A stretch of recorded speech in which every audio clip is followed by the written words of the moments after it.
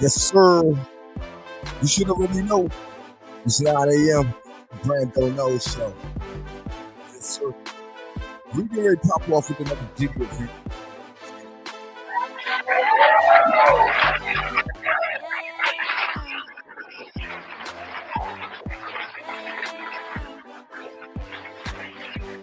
It's not love, Diddy. So we're gonna give you more Diddy. And more Diddy. And more.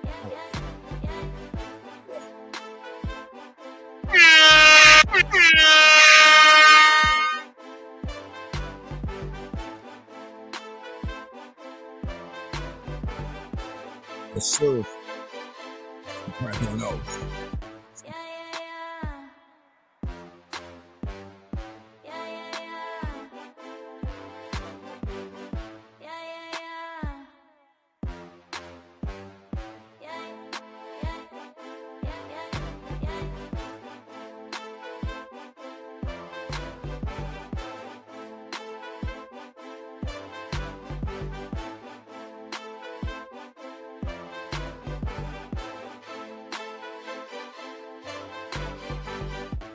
Yeah. Oh.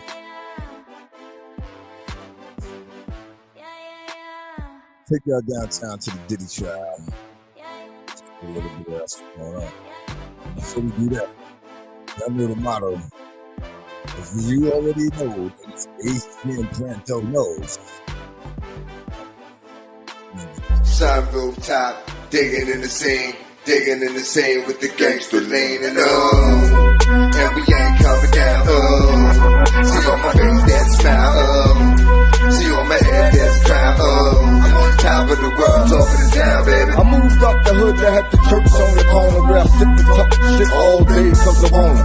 And on top of that, wasn't none of y'all gonna do nothing but keep running your mouth and keep frontin'. Go ahead and say something, I'll wait. I ain't gonna wait for ladies in a minute, I'm escape, cause there is no debate. No, it's not an option, you gotta keep the clock watch. Sun rooftop, digging in the scene with the gangster leaning up. And we ain't coming down, see on my face that smile, see on my...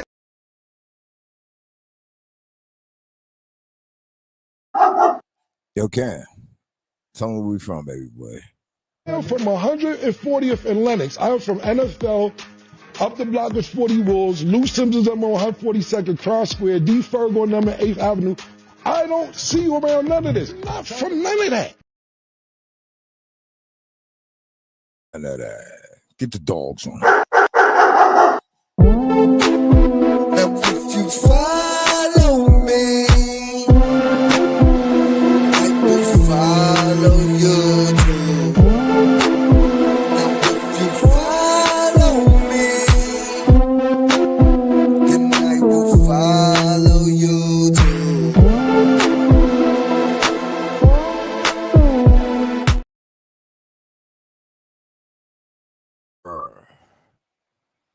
Follow me, I follow you.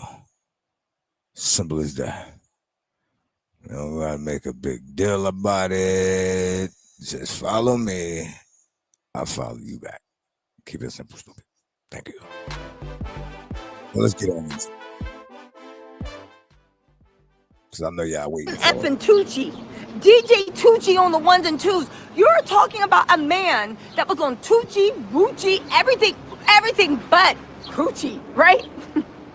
You are talking to a man that was all that, and you have the nerve to try to shame someone and saying that their credibility. I literally said, how are you doing that when your own client said that he has a rug problem? Come on now. Anyway, right? So you mean to tell me that you don't know the name? Who remembers their drug dealer's name from 20 years ago? Now, I don't do drugs, but I would assume 20 years ago. I don't even remember the names of the people I dated 20 years ago. Can you be serious, right? Can you know, this and that, Tucci, ba, right? So then they're like, she was like, so you don't remember whether his name was Ray J? That's what you're trying to tell us? And she was like, and mind you, she didn't say your main, she said one of the people you got drugs from. Okay, but we all drug addicts. Me, Cassie, Diddy. The only thing is, me and Cassie are clean, and we've been clean for years. What you got to say about your client, right? I wish Bonnet clapped that back, but she did good. She did good, right? And she was like, no. She said, I don't remember. You don't remember? I don't remember. So then she was like, and she's like, you don't know anyone named Ray J? And she was like, I mean, I know a singer named Ray J, but that's not the same. It couldn't be him. So no, I don't know what you're talking about. And Westmoreland was like, okay. And she moved on. And I said, and the fact that people thought that was so powerful, I was like, what was that? That's like me screaming, you don't know anybody named Sergeant Pepper and the Lonely Heart Band? No. You don't remember? I do not. I don't remember their name, but I don't think that was their name. So you're telling me? Yes, that's exactly what I'm telling you. And also, what did the name of the drug dealer have to do with anything? What is... Who's this? What did the name... Hold on really quick. What did the name of the... Hold on.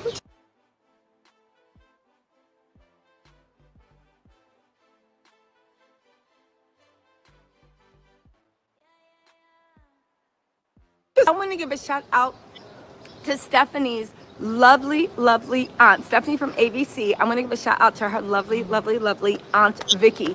Don't worry about the super chat. Don't worry about your donation. Your niece, Stephanie, is the gift that keeps on giving. Y'all, shout out to Aunt Vicky, Stephanie at ABC's Aunt Vicky. Your niece is the gift that keeps on giving. You don't ever have to give a super chat, ever, ever, ever in life. Okay, but get into this. After she can't remember the name, she just let it go. To let me know you guys are wasting our time. Because why would you even bring up with the name of a drug, and if they can't remember, you just let it go? What does the name of the drug have? Do you see what I'm saying? What does the name of the drug dealer have to do with anything? Was the drug dealer involved? Did she lie and say she didn't get drugs?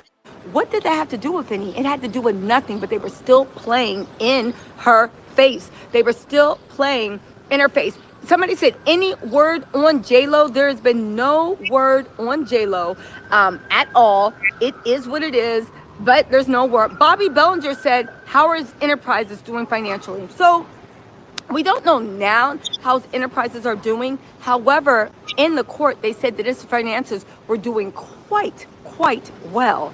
Again, I do want to say one thing. They proved that Diddy was nothing but a glorified influencer, right? Diddy was a glorified influencer. Most of the money he got in wasn't from actually selling anything. It was from product placement and endorsement. Again, I do believe that most of what Diddy did was, I'm just going to sit over here. I do believe that what most of Diddy did was honestly product placement, which isn't to knock it, because you can become a millionaire getting ad deals and sponsorships. But I don't think that Diddy was who he actually ever prepared to do. Bobby Bellinger, how is the enterprise doing financially now? Well, of course, most of that income is slowed down. Any of the income he makes is for federal forfeiture outside of living expenses. But I do want to say one thing that's actually really, really important about how Diddy actually is doing. He's making his money by renting out his private plane. People are, there's something called NetJet. And it's like Uber Black for jets, where you can literally rent private seats on private planes to go back and forth. Now, don't get me wrong, it's not the price of Uber, it's pretty expensive, but it's cheaper than having to rent out a whole jet.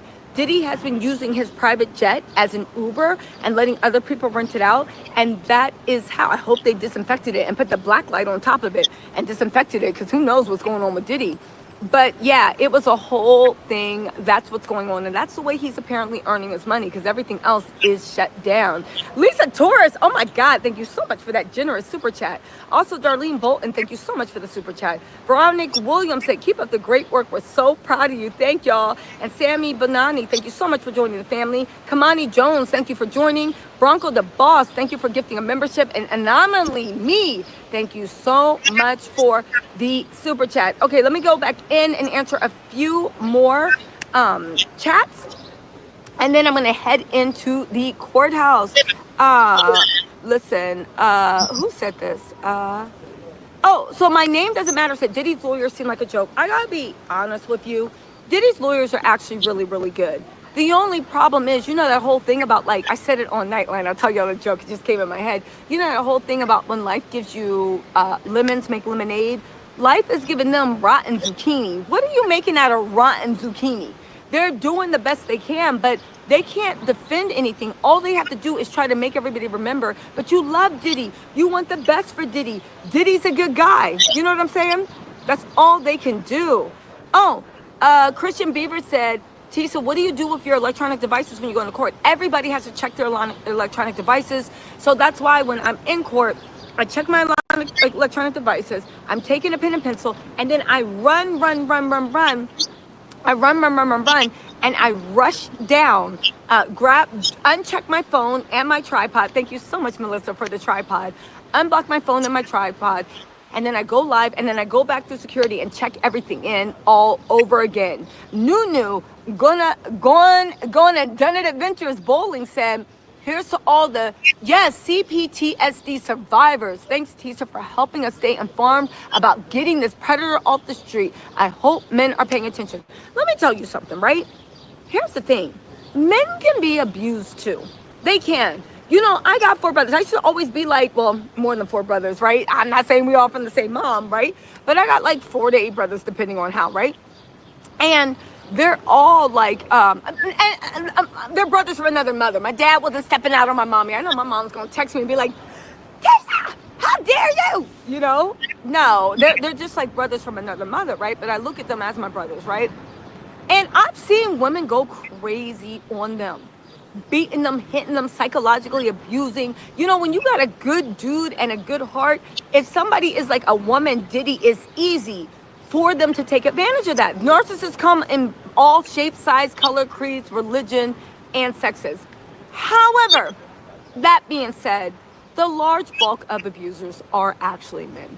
And that's why when we talk about domestic violence, we talk about it because it is a scourge that women go through. Men, I do not think, are scared to walk down the street at 3 a.m. because there's going to be a crazy girl that beats them up and rapes them. A woman, and you know how it is, every woman knows you like, oh, I got to go get something from like Rite Aid, the 24-hour Rite Aid at 3 a.m. And all the men in the house is like, no, don't. I'll go. You stay in the house. You see what I'm saying? So I don't think that men just have to deal with the same thing women. Not to say that y'all don't go through stuff, but I don't think any man that's ever worried about being beat up and raped when they walk on the street at 3 a.m., I don't think that that's not a common fear that men have to have. You know what I'm saying? Kiona said, but thank you. I do always go up for all survivors, okay? Kiona said, I feel he has ties with Revolt and Drink Champs. No, Revolt, well, here's the thing. He might get a little bit of income from Revolt, but they pretty much cut him out. And don't forget, that's all stock and stuff. And I think with the federal forfeiture, I don't think he can sell any of that. Drink Champs, maybe, but I don't know. Florcy LaBelle said, Tisa, I just led out of sleep. Oh, you just woke up out of sleep to watch that interview on ABC. Thank you. Was not missing my girl. Big debut on the big stage. You did great. Thank you, Florcy LaBelle. I appreciate LaBelle. Thank you. Kiana, thank you so much for the super chat. And also Lindsay Allo said, how was your interview yesterday? It was amazing. The ABC team took such good care of me. They loved me. I loved them. It was just really good energy. And it's nice when you're around people that just have really good energy. Everybody was so supportive. I'm not going to lie. I was so nervous. I was like going to sit there and be like, yes, I think they think they're imagined. But they was like, listen, we brought you here for you to be yourself. Please go. We brought you here to be yourself. Please go be yourself, okay? Don't do anything that's going to get us sued. But otherwise than that, be yourself. So I really, really loved it. Lindsay said, you missed it. Don't worry, there's a link right now that you can go watch it. There's a link to both, okay? Is there any way I could see it somewhere? So there's a link pinned in the chat. There's a link in the description box. And there's going to be a link all month on all my videos. And I'm going to make a community post. It's on ABC Live on YouTube, but on all their major platforms. And make sure you hit that like button. Make sure you hit that like button. When you're there, or at least be like, yo, I love Tisa. Tisa sent me this and that. Run my numbers up. The interview was amazing. Okay, so that's the way you can actually view it, Lindsay. Thank you so much for asking, and thank you for the generous super chat. Y'all buying me lunch and dinner. Moni, thank you so much for the super chat. I really appreciate you. Also, Christine, Fantasia, Cardi. What is going on with Cardi, Steph, and Offset? You know, I will say one thing. I'm going to have to talk about this later. Did Cardi just let us know that she's buying her own stuff? Because how is Offset asking for spousal support? How's Offset trying to run her pockets? And on top of that, Offset wants everything he gave her back. And Offset literally, Cardi used to tell us to shut up and say that Offset gave her everything and we just jealous because her man got money and da. Even though I hope she moves on from Steph, whatever his name is, because he is a capital D-O-double-G. If you thought you had problems with Offset, I hope she's just having fun. But even then, it's a bad look that Offset is trying to get. And listen, live your life.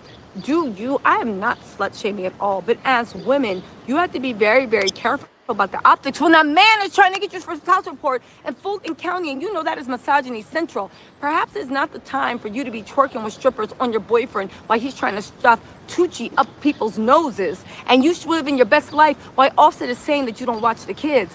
I'm not saying you can't have fun, but you need to be aware of optics. This man is trying to ruin you. Stop posting that mess. Live your life, but stop posting it. It's just weird. Cindy Bell Morris, thank you so much for the super chat. I am melting out here. As y'all can see, it is getting hot. Also, NL2Q said, thanks for all your hard work and updates. Watching from Memphis, Tennessee. Thank y'all so much. Monique People said, fellow creator and artist, so proud of you. Thank you so much, Monique. And also, Lindsay Alo said, I'm so proud of you, girl. You're doing that thing. Oh, thank you. Proud of you, girl. You're doing, oh, thank you so much. I appreciate you. And thank you for the generous super chats. Now you've given me lunch and I can buy dessert. Chris has said, Tisa, do you take court notes in shorthand? You're so detailed. Love you, toodles. Well, I'll be honest with you, right? Y'all know my memory. I remember what I remember, right? I am melting. I got to go inside soon. I remember what I remember, but I will say that I also go out of my way to, I take it in longhand, all right? Nothing is shorthand. I always take it in longhand, you know? So it is what it is. I'm melting out here. The humidity is just kicked in. The beat has just dropped. I got to get out of here soon. Also, Kenyana said, must you talk about Barty and Haley and DDG? Sorry, I had to. It's really, I'm melting. I was following their case and it's really been whatever. Shanak 105 said, Tisa, you did so well on ABC. Oh, sorry, do you need to get in here to search for something? Okay. Somebody said, you did so well on ABC, Tisa. The best is yet to come. Question, do you think that the Club New York shooting will come up at all? I don't think so. I don't think so. The way they're working, they're trying to cinch in on the crimes that they know they have them. So I don't think that Club New York stuff is going to come up. You guys, I am melting out here. This gust of humidity just came out the blue. Woo! Anyway, Miss Sherry SWS said, you go, girl. Your debut was well deserved. I'm so proud of you. Keep up the great coverage. Oh, thank you. I appreciate y'all. Oh, thank God there is a breeze coming by. Even today, I didn't wear no foundation. I didn't wear any powder because I knew that when the heat came, I was going to be sweating it off. So I literally had to just do bare face. Vernisha W said, love you, T. Go buy you a neck fan. You know what? I'm going to order that from Amazon. That's a good idea. Thank y'all. I'm going to order the neck fan from Amazon. Also, you know what I really hate about humidity? Whenever I put lotion on, it makes me overheat. Am I the only one who does that? You know I love the Nivea, the blue bottle Nivea, but it makes me overheat so bad. It makes me overheat so bad. So, literally, like, it just it makes me feel so hot.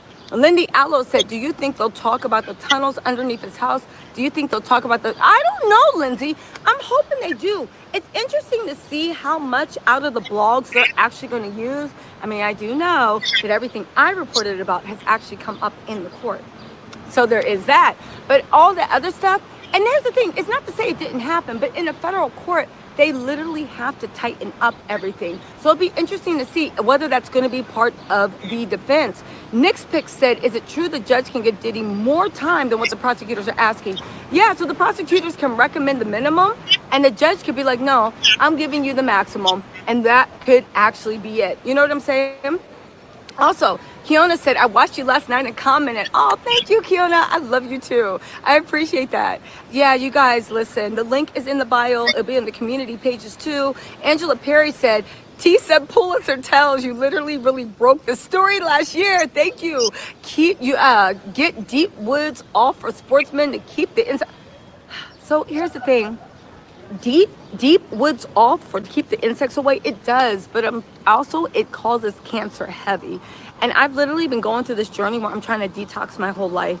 Too many people are getting cancer, and a lot of it comes from our lotions, from the Glade plugins, from even the expensive scented candles, from even DEET, like all that stuff. It's super cancerous, and it goes right into your endocrine system, and as a woman it disrupts all your hormones. And as now they're trying to see that these styles and chemicals, as you get older, it can cause almost everything, right? So I'm trying to detox my life right now, and I really am. Potent Pondering, thank you so much. You said you look amazing, bare face. That's the guy. Oh, thank you, Potent Pondering. Well, listen, I got mascara, eyebrows, and lipstick on. Dennis Dennison said, good morning from Florida, listening in my mail truck. Keep it up. Thank you so much. Shout out to Dennis Dennison delivering that mail. Also, thank you. Wait, no, it's Dennis Denson. Sorry about that. Thank you so much. You know, this dyslexia be kicking my butt.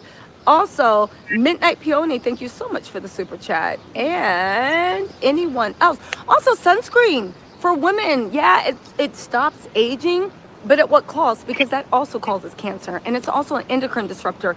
And it's also, sorry, there was a bug on me that I just touched and flew away. It was also, and I got stung by a wasp last week. It's also a endocrine disruptor, and it messes up your hormones. And your hormones as a woman is your key and fountain of life, not just for like to keep your beauty, but to also keep you healthy, to keep your mood, to keep your sleep, to do everything. So there's a lot of things that they give to us as women that it just completely wrecks up our gut microbiome, everything. So I've been going on deep dives. I'm trying to get all that stuff out of my life. And then also, I know eventually I'm going to put down the cupcakes and actually get back in the gym. Shay B said, Carpi sweat absorbing face lotion from Amazon. Carpi, thank you for that. I'm going to get that. Thank you, Shabi. I really appreciate it.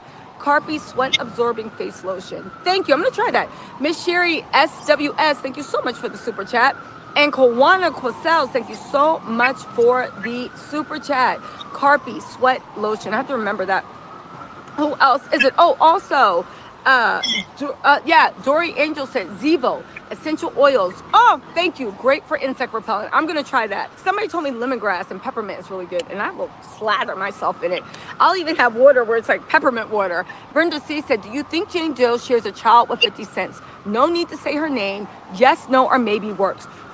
Honestly, I don't know. I know who we're all thinking it might be. I honestly have doubts that it would be her. However, if she did, 50 is like you going to jail, and I can see 50 paying her to do it. But you know what I'm saying, not paying her, but whatever. But yeah, she actually, we got to see.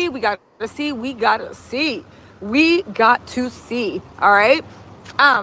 Somebody says honey dust stops you from sweating. I have to try that too. Somebody said stem natural insect repellent. I'm going to come back after this live and read all the chats to get your recommendations, because I'm serious. When you realize, I used to be one of those people that's just like, oh my God, please, can you stop it with that and just pass me the Nivea? But now that you realize that with women's products, they don't give a damn what they put in there. They will put in anything in our lotion, in our powder, in our makeup, in our food, in our hairstyle. They don't care. You really have to guard yourself. And when you see how these things, again, even with sunscreen, I don't wear sunscreen. I know it says, oh, it's going to stop you from wrinkles, but I don't want to look like I'm 40 years old when I'm 80, and I have to have cancer and all, like Alzheimer's and all this like stuff that came from all the chemicals I was slathering on my skin just because I wanted to look young forever. I don't care if I look like Wrinkle City, a dry prune. I just want to be a healthy one with like my joint mobility and moving. I want to be one of those young people that's ripping and running just all over the place, you know? You know what I'm saying? Yes. It's scary when you see how much they allow, you know?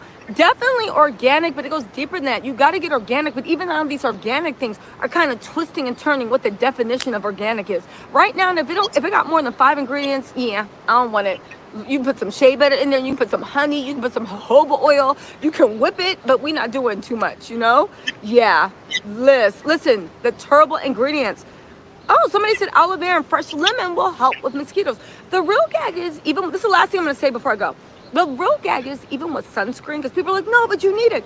Do you know that anything with lysine or lycosine has natural sunscreen? So kiwi, berries, watermelon, tomatoes, Google fruits with natural sunscreen.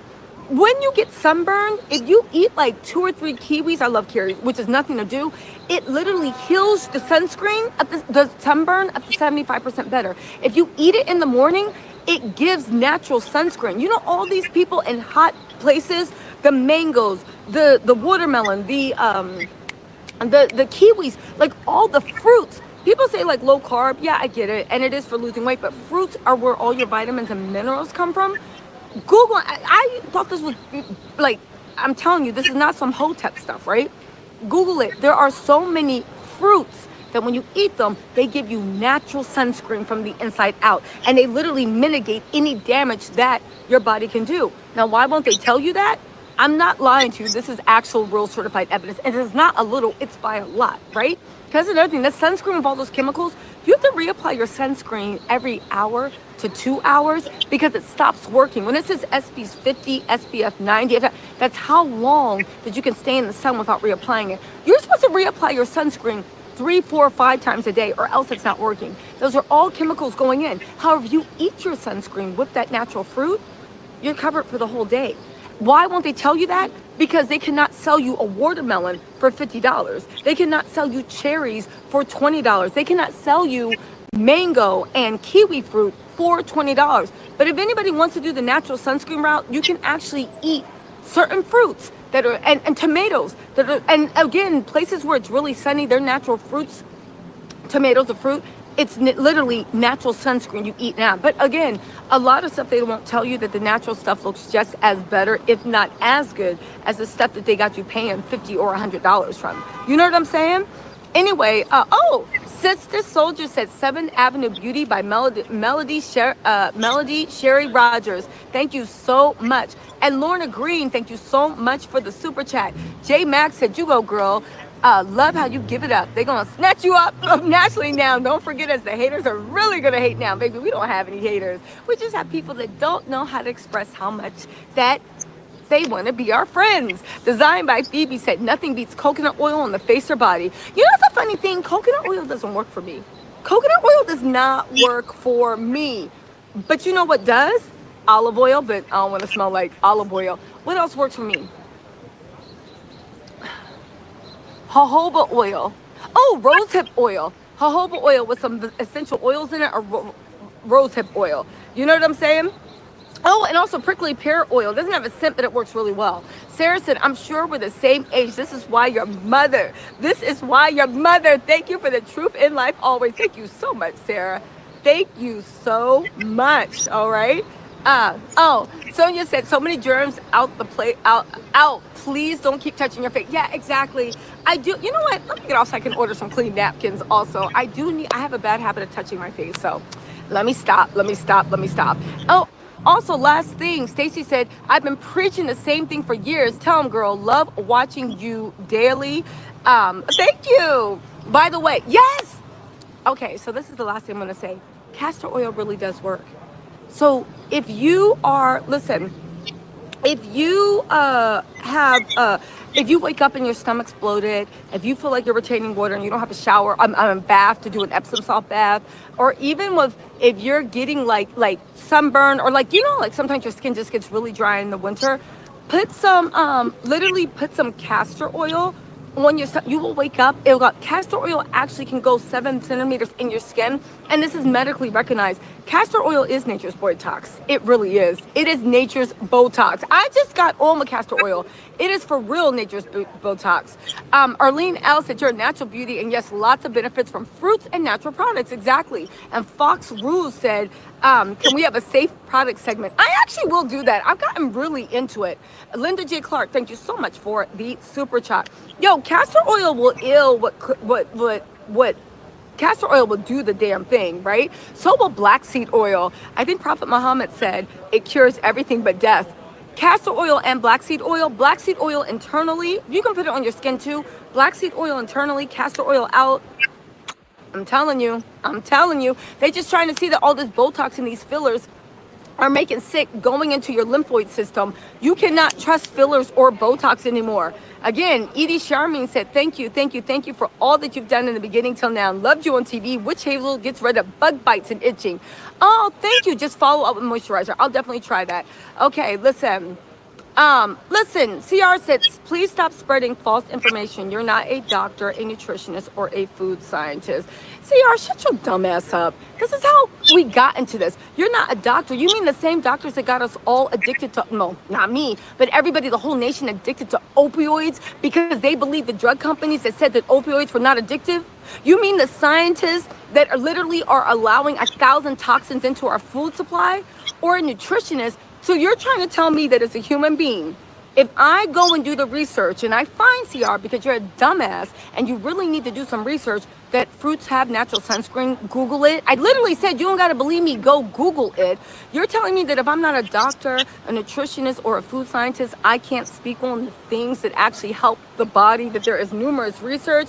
Shut your dumb ass up, baby. We are free thinkers on here. But again, the doctors that got us addicted to opioids, I'm not saying doctors don't know what they're doing, they do. But to literally sit there and say that you cannot do your own research unless you have a medical degree, you sound stupid. Because the same research that the doctors have, the same medical books that doctors have, the same information that doctors, the scientists, and the nutritionists have, we have it too. The only thing is, if you don't want to do the research, find a doctor, a scientist, or a nutritionist you trust. But you can also stop being a goddamn follower and also stop being stupid and talking shit in my chat, right? But you can also just go and do the research yourself and actually find out there is no knowledge that they put behind a paywall saying only doctors can have this. Read an MF book, because I've read plenty. But you know, that's my TED Talk. That is my TED Talk. Monica, I'm just saying, listen, you can't, listen. The funny thing is you cannot say that somebody is spreading misinformation when you yourself didn't even do the thing. One thing I will do is I will never spread misinformation. I do my research, even about the fruits and sunscreen. I know that you'll never believe it because when you say, oh, a doctor hasn't told me this. No, the actual sunscreen industry. Y'all remember 15 years ago, sunscreen wasn't even a big deal. The only thing you would see is like Neutrogena and Banana Boat. Now you walk into anything, Sephora, and there are walls of sunscreen. Why do you think that is? Because it is $1 billion business. And will they tell you that, like, listen, sunscreen can cause cancer? Sunscreen can do this. It does, right? You need, if you're going to, don't use chemical, use there's a chemical and there's a mechanical sunscreen, right? Zinc oxide is a healthier one, right? Half of these sunscreens have things that are known carcinogens if they are taken in high doses. And they cause it in animals, but they say they don't. Anyway, I'm not even getting into this. Here's my point on my matter. It's your body and your health. Go to the New England Journal of Medicine, the Harvard Health Journal, all these health places, colleges, medical, they all put out their research. You can also read what the doctors are reading, and you can look at the studies, and you can make up your own mind. Don't sit there and ever let somebody tell you that you got to put your health in someone else's hands when you can read the same stuff they are. Anyway, right? Spurns Ann said LARQ water pitchers and bottle filters and zaps bacteria. It can fill everywhere. Thank you so much, Spurns Ann. Arlene S said medicines don't cure, they only reduce the symptoms. Holistic approach and remedies are best for healing. That's another thing. If you go into traditional Chinese medicine, there's so much that they've led us to believe, oh, the nuts and berries don't work. They do. The other whole half of the world actually use that for their medicine. And guess what? Their mortality rates are way lower than ours. We have one of the highest mortality rates, and we have the doctors and the sciences. Meanwhile, the people that are using nuts and berries to heal, their mortality rate is incredibly low. CC Sense said he knows his stuff. Mrs. C said, here's to the old school gangster again. Also, the hood realist said Diddy lawyer Nicole Westmoreland got exposed. She got exposed. Okay, I got to get out of here. CC2 Sid said, Yanni awaken on YouTube, Tisa. I will do it. Andrea Collier, thank you. And for your information, my mom is an MF nutritionist. Don't play with me. For your information, and my mom was a nutritionist back then when people didn't even know what a nutritionist was. My mom knew the teachings of Dr. Sebi before anybody did. Act like my mom is a nutritionist, so stop effing playing with me. People always want to say that people don't know what they're talking about because they didn't do the research. Keep your ignorance to yourself. Do the research, then come and talk trash. Monica Northington, thank you so much for the super short. Yolanda Barr said, great job reporting, Tisa. Pray God's favor on your life. Thank you.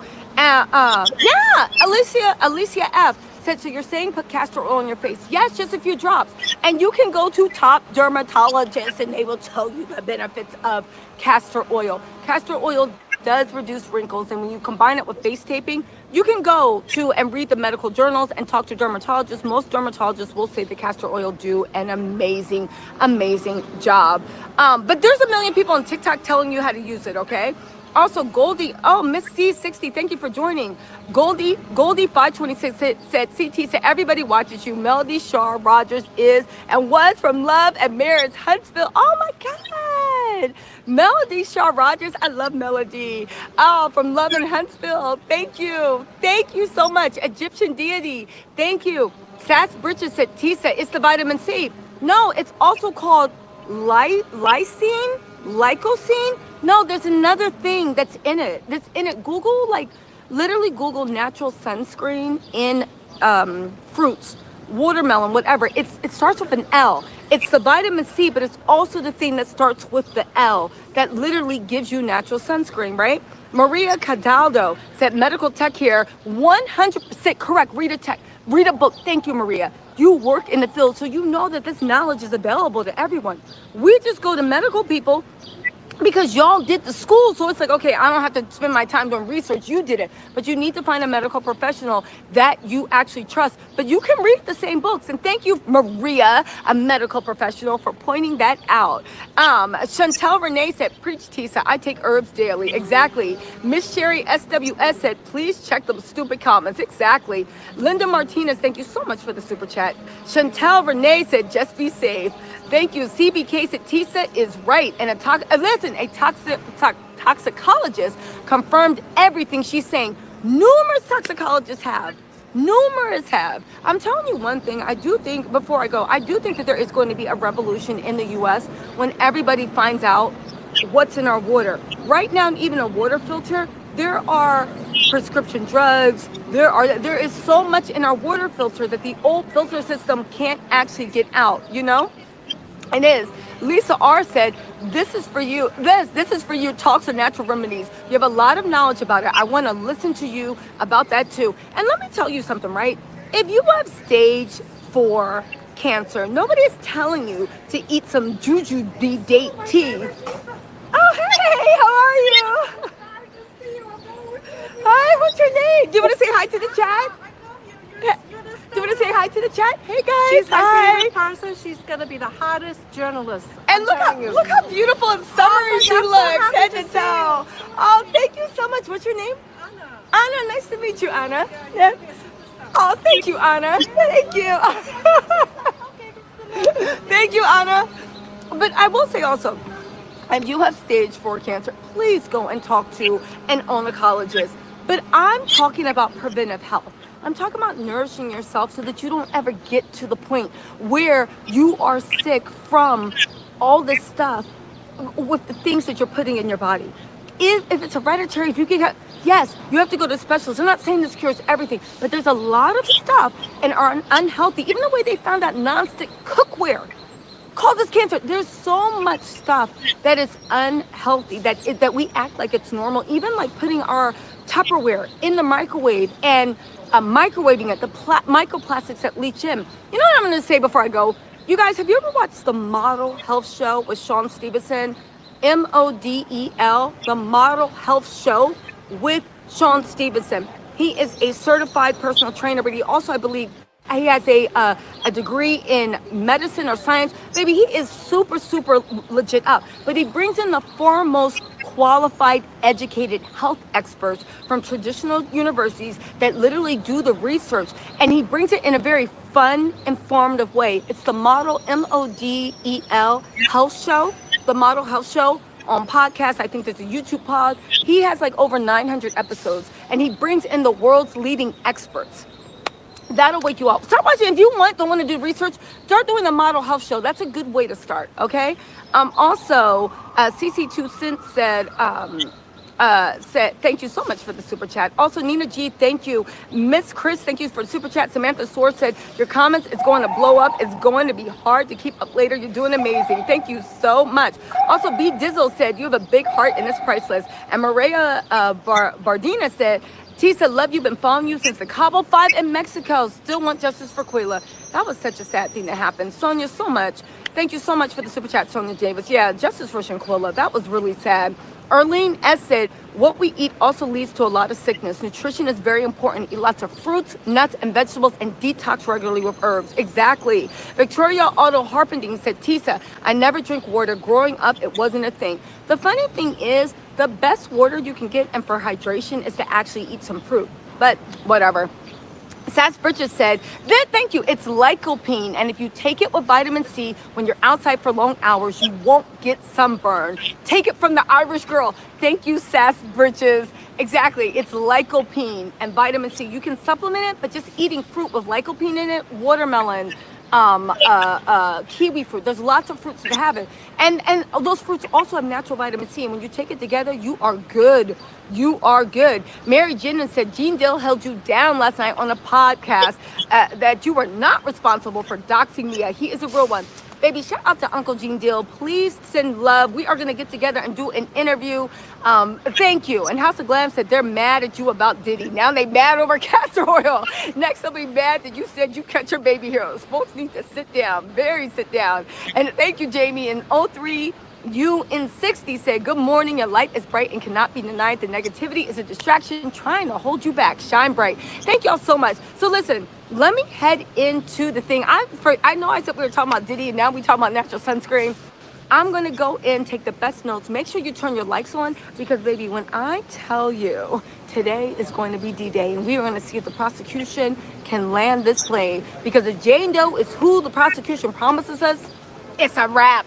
Robin Rockin said, yes, Rockin' Robin said chlorophyll, sea moss, and soursop are excellent. Exactly. For those that know, they know.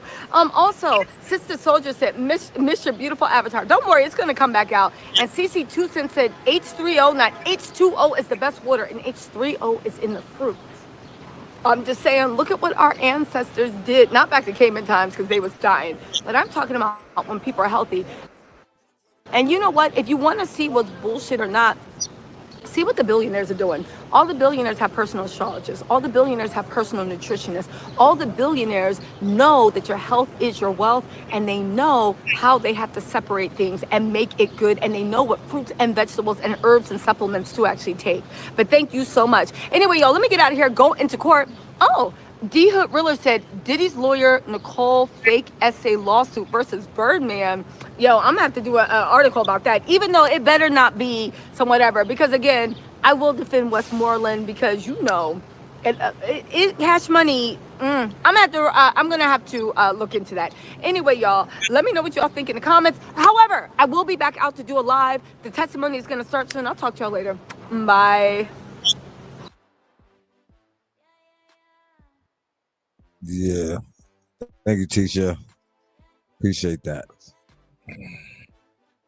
All right, well, guess we're going to get down there and see what's really good. Check it out.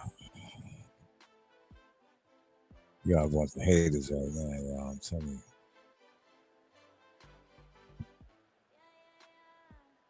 you. Yep. Got a bunch of haters, y'all. So we get down. Bring the jokes. I don't mind the jokes. I accept it all. Just bring it.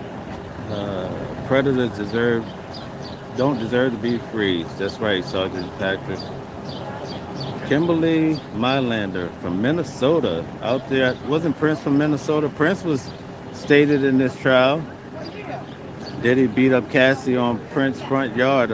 That's what they're saying, but they weren't able to show any proof of that. So people are making things up. Free Diddy to the electric chair, 100. All right. Are you allowed to go? Okay, Diddy's plane flew the evidence to the Caribbean without Diddy. Mike Oxon. They did say Diddy's airplane is making tons of money right now. I guess he has it out on rental. Let's see. Nobody cares, says Antonio. Callie's Clark says, I know his calm is coming back on his ass real bad. Yep, life is that way. Rittenhouse says, I hate the internet. David says, respect. Shout out to you, David. Respect back at you. Thelma, press the like button, everybody. Shout out to you, Thelma. I need some supporters like you, Thelma, to give to kick people out and welcome people in. No, it's all good.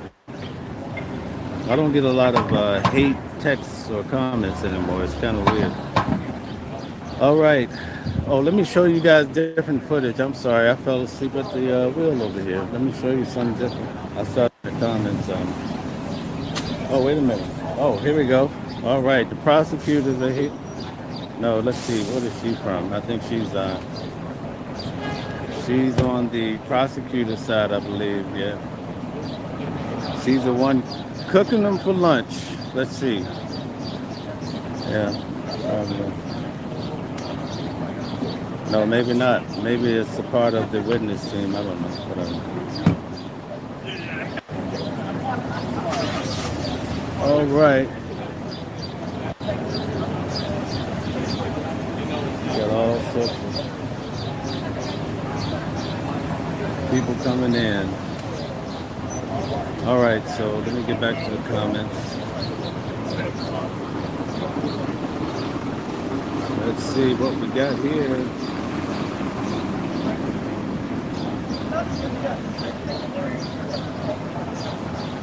All right. All right, so Rittenhouse, I hate the internet, so said that before. Press the like button, everybody. Thelma. Rittenhouse, yeah, I went. Where did you go to, Rittenhouse? Tell us all about it, what you saw. Tell us what you saw. Miss Tammy says, not on planet Earth. Paul, I could do this all day, man. You guys are tripping out.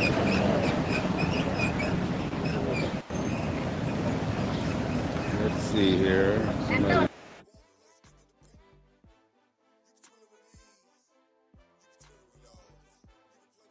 Oh no, here we go.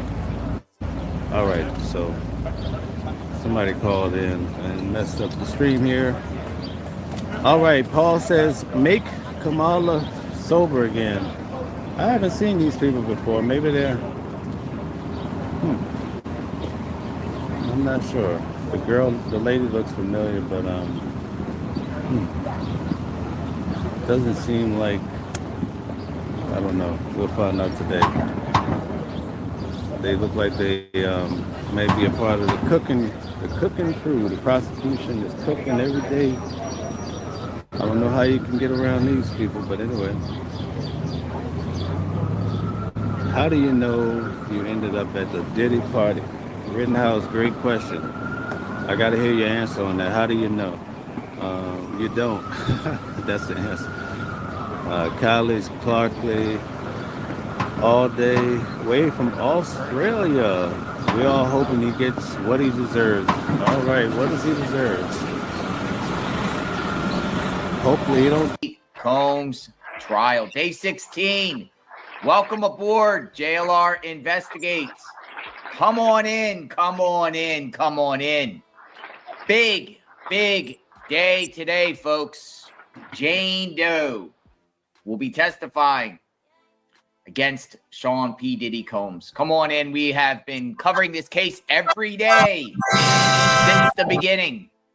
This is the go-to channel when it comes to Sean P. Diddy Combs. Throughout the day, we'll be tweeting, reading tweets, reading reports, tweeting some of myself on JLR Investigates, and sharing with all of you what is going on in real time in New York City. This is the federal courthouse, 500 Pearl Street, Midtown Manhattan, well, Lower Manhattan. And Diddy is on trial for RICO sex trafficking and other egregious crimes. And wow, so much testimony so far. 22 witnesses have spoken. And today it appears a few more will be testifying, not just Jane Doe, Now, who's arriving here? We're seeing who's arriving as this is live. Who's arriving? Who's arriving? We want to see who's arriving. I think this could be one of his attorneys. This is about the time when the attorneys start coming in. Looks like an FBI agent. Had a little pin on him. Could this be one of the witnesses? We don't know who Jane Doe is. But there's also others that are supposed to testify today, including Brianna Bungolin, a.k.a. Banna, who is the one that is suing Diddy for $10 million, claiming Diddy hung her outside of a balcony, Cassie's balcony. She's going to be testifying today, apparently. Now, what's going on here? Who is this? Who's this? What is going on? What's going on here? Hello, sir. How are you? Good morning. What do we got? I don't know if there's any VIPs there. They didn't look like familiar faces. But we got a few people. Oh, yep, that's Westmoreland. That's Westmoreland, isn't it? That's one of Diddy's attorneys. Westmoreland. She arrives, right? She likes to get out of a vehicle and arrive. Other attorneys like to walk down the sidewalk and enter the federal courthouse. Haven't seen Mark yet. Haven't seen Brian Steele yet. I haven't seen Xavier Donaldson. And there's a bunch of others. Miss Garagos, he has a combination of male and female attorneys, 10 attorneys. They all make their way into the federal courthouse around this time between 8 and 8:30 a.m., followed by eventually somebody within Diddy's family arrives, though lately not a lot of people, except it seems Janice Combs and one of his sons yesterday. Less sons have arrived, less family members have arrived. Sometimes more come, and then the next day less. It's hit or miss.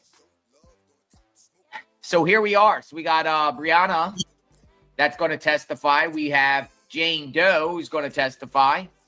I believe that there's an individual named Frank Piazza, a forensic video expert coming in from Florida that appears to be testifying, and possibly a radio personality named Enrique Santos, though in the last 24 hours or since yesterday's conclusion of testimony by Derek Ferguson, the former CFO, I haven't heard much about Enrique Santos.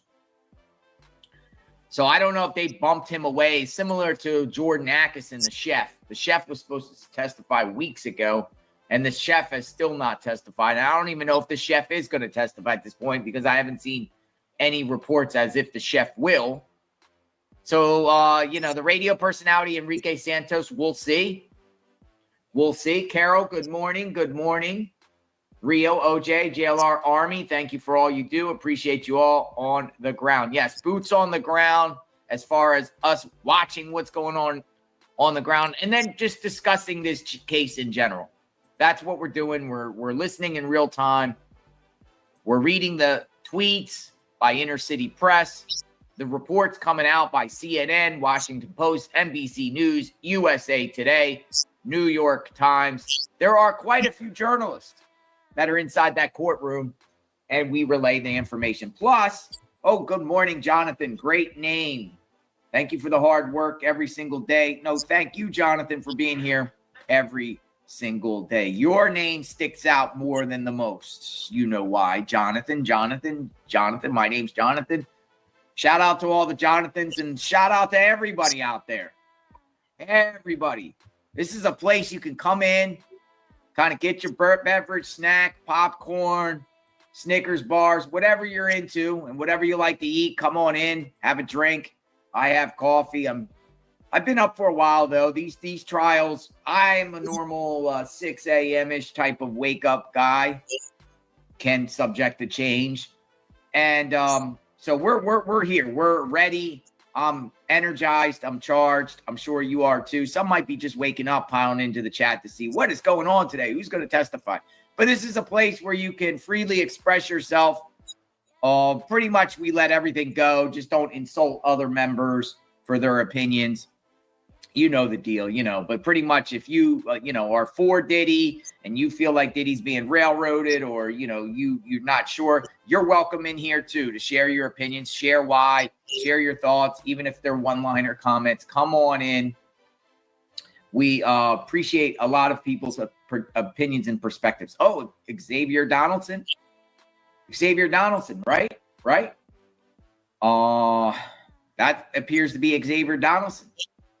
Coming in with suits, different suits. Some of these lawyers, fashion show, coming in and out of the courthouse. They have to look pretty spiffy. They have to look reputable. And a lot of them do. These are top-notch attorneys, however you think about them. It seems like he does have a dream team, but is it effective? Has it been working in his favor? Have they been stopping the bleed? The case of Sean P. Diddy Combs, United States of America. Well, I could say, my opinion thus far, the defense does some cross on some of these individuals. I believe, in my opinion, Mia got the most of the cross as far as the most significant cross that the defense has done, I feel, in this trial on anyone was on Mia. Had her maybe on the ropes, maybe not. But here we are. We're continuing to go through each and every witness. The star witness here today, Jane, possibly coming on as early as early afternoon after lunch. Oh, we got the publicist. Yeah, we got publicist, right? Holly. That's Sean P. Diddy Combs' publicist arriving. Believe her last name is Baird, right? Baird. She has been a figure that we've been seeing outside the courthouse regularly. She comes out, checks her phone, comes in and out of the courthouse in the morning, in the evening, the breaks she's seen outside the doors there, checking her phone, maybe getting something to eat for the breaks. I don't know. And it seems like she is Team Diddy, the publicist. This one face that we've seen that you could say that is in support of Diddy Combs. Another individual that sometimes joins her or the family, the gentleman with the puffy hat, free puff shirt. Believe his last name is Finney, Mr. Finney. He seems like he's out there in support of Diddy regularly. Diddy has his family coming in and out of court. Sometimes there's quite a few of them. Sometimes there's nobody, or one or two. Janice Combs, will she arrive today? Probably. We'll see. We shall see. There's reports that inside this courtroom or the overflow room, there are some supporters of Diddy Combs. There's reports that some people could be in some trouble. We don't know what's going to happen out of that. Apparently, there might be some motions filed within, maybe now they've been filed already. Nothing that I've seen posted in reference to sanctioning individuals that went in there and were in the courtroom and came out and revealed the identity of Mia. There could be apparently some repercussions on that. I don't know what would happen. Banned from court for life. Maybe contempt of court for violating the court's order. I don't know.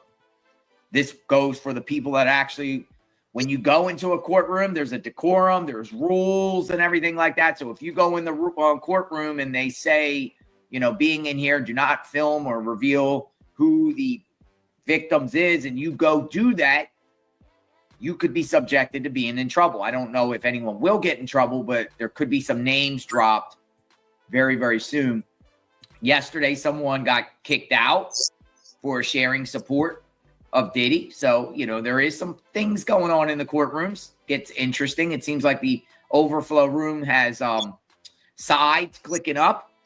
Pro-Diddy, anti-Diddy in this overflow room. And they're all sitting there in different corners, different teams, different areas of the overflow room, watching this trial in real time, just like we are watching and listening on what's going on. We'll see what comes out of that. Welcome aboard. So today, it appears the way the media is putting out that the next witness could be Brianna Bungolin, aka Banna. And she's filed a lawsuit. She's filed a lawsuit against Diddy, claiming that she was dangled off of a 17-story high balcony, and then Diddy slammed her onto patio furniture in Cassie Ventura's apartment. She might be next, or it could be the digital forensic video expert, Mr. Piazza. We don't know either or, but both of them are expected to testify before Jane Doe. Jane Doe is a big, big mystery. Everyone wants to know who is Jane Doe. Do you know who Jane Doe is? Because I sure don't. I sat around last night, honestly, just thinking, is Jane Doe KK? And give me reasons why. I said to myself, why I think KK and Jane Doe are the same. Oh, Brian Steele. Here he is, Brian Steele. Brian Steele has a smile to him. One thing I notice about Brian Steele is each day he comes with a smile. Like he doesn't look like he's a arrogant guy in a sense of a mean guy and stuff. It seems like he does walk. I've seen some clips of him interacting with some YouTubers and streamers out there, that ask him questions while he's walking, but he seems like he keeps a smile. He appears to be polite. Some lawyers are very arrogant. Some are very, won't say nothing, looking mean, tough, whatever, or we have no comment. But he seems like he's very a likable guy, right? Steele, smiling. I don't know if it's fake or he's just putting on an image, but it appears he's a nice guy on the surface. I'll say that with Mark, too, another lead attorney, the head attorney. A lot of people have been interacting with him outside the courthouse, and he's kind of talked with people a little bit, smiling and talk. He doesn't reveal much. None of them really reveal much. Everyone expected them to come out and give press conferences every day. That it doesn't appear to happen, but they seem like they do talk and interact a little bit. Not the lawyers like, get away from me. We have nothing to say. No comment. And just storm off. But yeah, she's going to be testifying most likely, Jane Doe. And I've been saying overnight, who is Jane Doe? Is Jane Doe KK? The times just seem like it's so very, very close. She's the closest to Diddy. The way she left the company apparently in 2023 kind of jives with me about, Jane Doe's time of events in 2020 on, about things that were happening to Jane Doe. Makes me wonder, could it be not KK? Considering KK has been name dropped all over the place as doing things for Diddy. Now, is this Garagos? A lot of people say if this is Garagos, one of his other attorneys, Tenny Garagos, it appears. One thing interesting, a lot of people have been saying that Garagos and KK look alike. They have this similar look. Jane Doe apparently is coming from overseas. Now, I went on KK's. I'm not going to lie. I started digging in on KK last night. Finding out where she's from, what's her bio, a little bit. Because reason being is we're going to know pretty quickly. I assume we're going to know, all of you and listening to some of this stuff that comes out. I feel that we're going to identify Jane ourselves, and we have that right to do that. We're not bound under any court order ourselves. We're not in that courthouse. It doesn't apply to us. If we find out who these people are, we have every right to share. I just want to make that clear. But all of you are probably going to be sleuthing and trying to figure out, who Jane is. Now, I went on to her bio. Apparently, there's not much information on her. It talks about her job projects in the past with Diddy. But I wanted to know, where she was born, where she grew up, and everything like that. And the only thing I've really seen was Los Angeles on KK. Where is she from? Like, where's she from? Now, one thing I noticed is one thing they said she could be in Albuquerque, New Mexico. And she's got a degree from a university in North Carolina. Don't know where she would be, but, you know, whoever Jane Doe is, she's most likely going to share on the stand where she's from.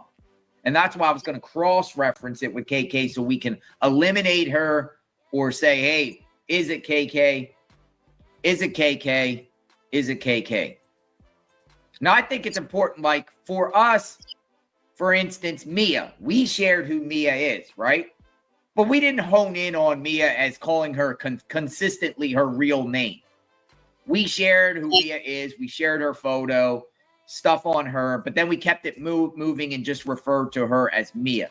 Because to me, Mia is Mia, not... And, you know, if KK is Jane Doe, I think we're still going to kind of just say Jane Doe, Jane Doe, Jane Doe, Jane Doe. We don't really want to hone in and start calling them by their real names, if you get what I mean. But who is Jane Doe? Like, literally, who is Jane Doe? Who could it be? Because if it's not KK, what's going on? Like, who was in this inner circle? Because I haven't heard any other female names on any of these testimony from any of these other victims. I heard maybe some of these human resource people, but I don't think the human resource people names, the female names, some of them are Jane. People have opinion. You can share in the chat. You're more than welcome. So good morning. Good morning. So Diddy's team, legal team, just like clockwork, they are coming in. They're coming in.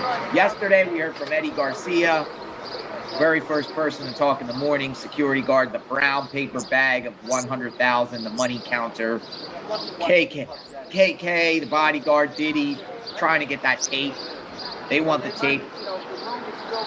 Eddie, under immunity, testifies that he had to consult with his boss. Boss said, go ahead, we want $50K. Then the arrangement to get the tape. A lot of that, a lot of criminal element to that. Diddy's even telling Eddie, watch what you spend on the money, not to trigger the IRS, more or less my speculation, IRS or law enforcement, about big purchases. Then we heard from Ferguson, Derek Ferguson, former CFO. I think one of the most important things and only reasons why Ferguson got on there is to corroborate the $20,000 Cassie Ventura's parents' transaction made to Diddy in that blackmail. You know, you're going to pay or I'm going to release these sex tapes type of deal. That whole craziness. He was more like the finance guy that was responsible for the inflows and outflows of all the money in Bad Boy Enterprises, all the business ventures. And, you know, he testified about the wire transfer that came in from Cassie's dad. So two key people, I think, is important for the whole piece of the, you know, the whole putting the pieces of the puzzle together for the RICO. And that was their role. I think they established, and I think they both did well. I don't think none of them got stumped. The defense, I think, wanted with Ferguson just to point a picture that Diddy is not necessarily solely responsible for all the financial aspects. There's others, and also a lot of business and good things over the years, and got him to admit. Plus, he also got him to admit that he has not personally seen any workplace violence, essays, freak-offs, and that sort of deal, while Ferguson worked for the company. And Ferguson worked there for 2 decades. 2 decades. Come on in. More and more people are piling in. The United States of America versus Sean P. Diddy Combs outside the federal courthouse, 500 Pearl Street. It looks like it is a sunny day there. Weather right now, oh, it's cloudy, partly cloudy, 69 degrees. Oh my gosh, it's beautiful. Look, somebody walking there without even a jacket. Do you know that today in New York City, the temperature is going up to 82? Oh my goodness, it's almost like picture perfect weather. Sunshine, 82, humidity 55%, light winds. Oh, that's a great day to walk around New York City, for sure. Now, outside that courthouse, some days it's a circus, some days it's not. There are people that come out. I think the days that it wasn't maybe had a lot to do with the weather, as for the last few weeks, it at least rained a few days per week.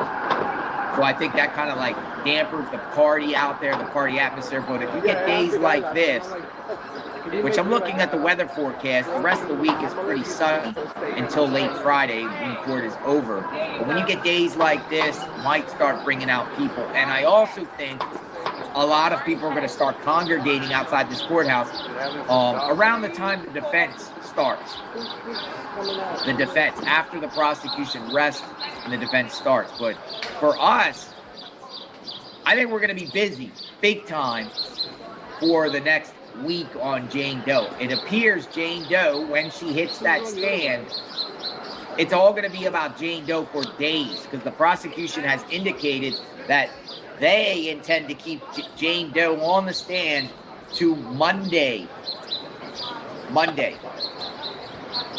So if that's the case, we got 2 more days to talk about Jane Doe all day, every day, at the edge of our seats, listening to what she has to say.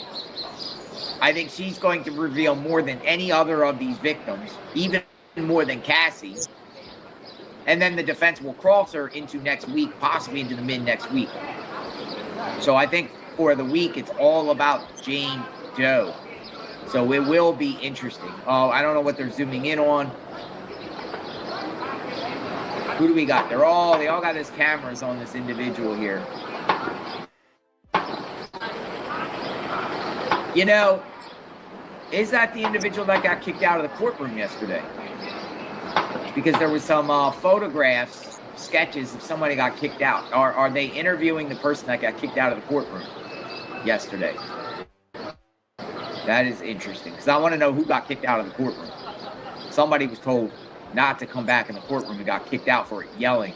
Some people in the chat are saying, yes, it looks like the person that got kicked out, because you see all the cameras there. Somebody did something. Somebody hears something centered around this case. How's it going? And it could be possibly they're interviewing someone. This lady? Okay, I was wondering. My people. People are saying, yeah, it could be her. I don't know. She made a big deal. That's interesting, because we want to know who got kicked out. Reason for that, too. And I was just like, we don't shoot crazy. AUSA said at her opening, you will see text messages by Jane saying she did not want to do freak-offs. We're going to be seeing a lot of text messages, apparently, from Jane. And also nudity is going to be talked about. So what is she saying? Yeah, but they didn't. From AUSA opening statement, you will see photos of damage to 4 doors in Jane's home. Not even a year ago. So right before or after Diddy's home got raided, around that raid time, before the indictment. 10 crazy people are dead. Now, who is this individual? What's going on here? Because they are all interviewing this individual. Or unless she's like a commentator. I don't recognize this individual here. Does anyone know who this is and why they're all surrounding her? AUSA opening. You will see text messages by Jane saying she did not want to do the freak-off. We're also going to see text messages, and also the jurors, not us, I don't believe the public, is going to be seeing nudity photos. Photos of nudity in these text messages. It has been discussed yesterday. Also, folks, Diddy is complaining, and his attorneys are complaining they're not getting enough time to access him as trial goes on, and they're asking the judge for more time. Apparently, the judge allowed Diddy to stay in the courtroom yesterday to 6 p.m. with U.S. Marshals watching while he speaks to his attorney and goes over the text between him, apparently him, and Jane Doe. So lawyers want access. They want more time.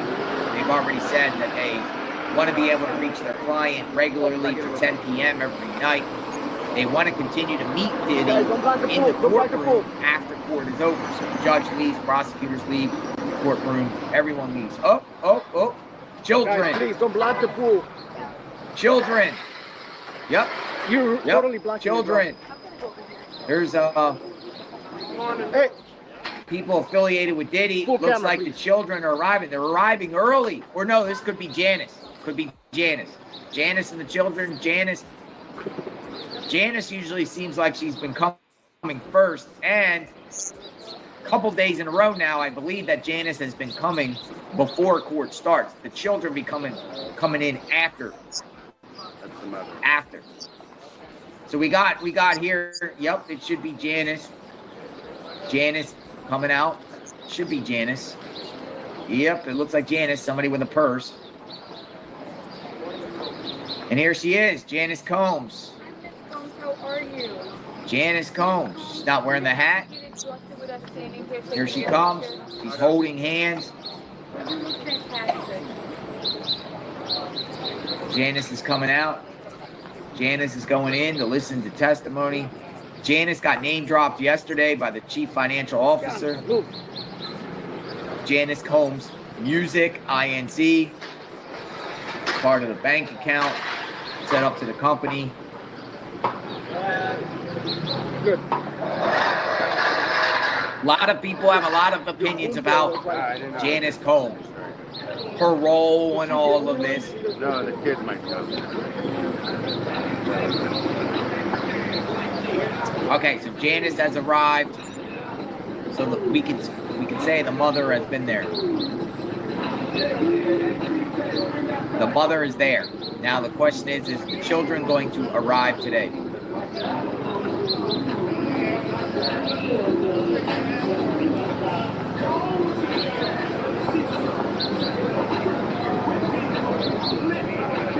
So here we are. Good morning, everyone. Pile in.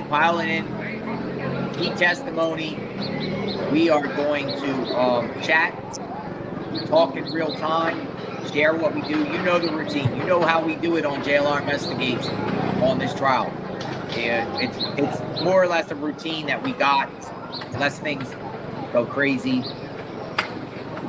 It was crazy for me yesterday because as we were ending yesterday, some thunderstorms were coming through my area in Florida. We got a lot of storms coming through Florida for the next couple of days, like these crazy storms that come in for a couple minutes and then it's sunny and then it rains heavy for about 10 minutes, thunder, and then it goes away. Sometimes hail. But I had a storm come in yesterday right when we were ending. And I'm like, oh my gosh, goodness, I hope it doesn't take my electric out or take the heat out. I hope we don't lose power. But we're good. God works good for us. Judge is on the bench right now. CNN is reporting already. Judge is on the bench. Tony! We got another report. It says, Good morning. Judge rules that exhibits used during Jane's testimony won't be shown on video to protect her identity. He's not with us. The exhibits admitted into evidence during Jane's testimony will not be shown on the video feeds for the public.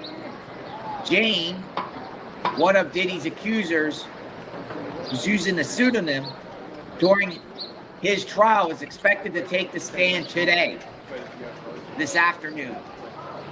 The judge granted the request yesterday from prosecutor Comey, who said it would help avoid the risk of Jane's identity being revealed. The wonderful Caesar. Comey said there's going to be a significant amount of exhibits, including text messages, threads, shown to the jury for Jane Doe's testimony. Darling.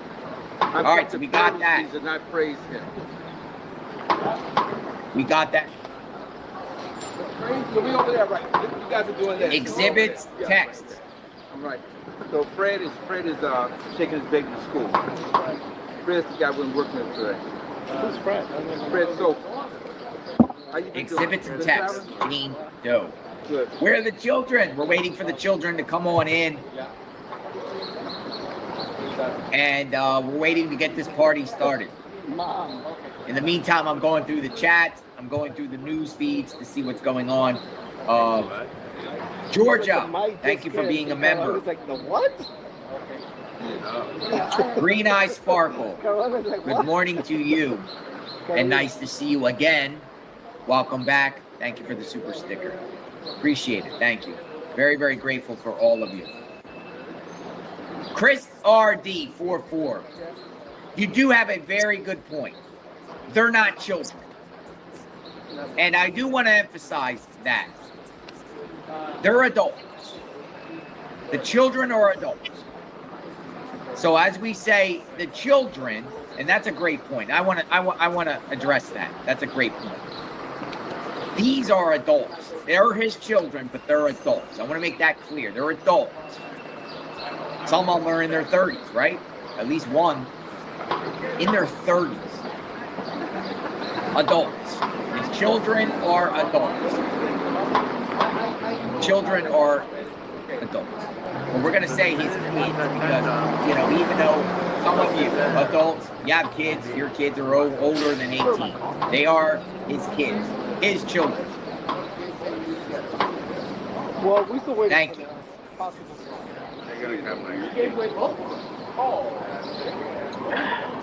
JLR said Jane graduated college in North Carolina. I'm reading the comments. I would say the kids. Lisa says, I would say the kids. I mean, we could call them by first name basis if you want to do that. I'll go by his kids. His kids. His kids. His kids. I see a lot of people starting to come in. Thank you. Welcome. Grateful for all of you to be here today. Trial testimony continues today. Day 16. Brianna. Now, I want to know about that before Jane Doe. I want to know about this balcony incident in Cassie. I want to know about what's going on with the balcony inside Cassie's apartment. What's all that about? We're going to get more details.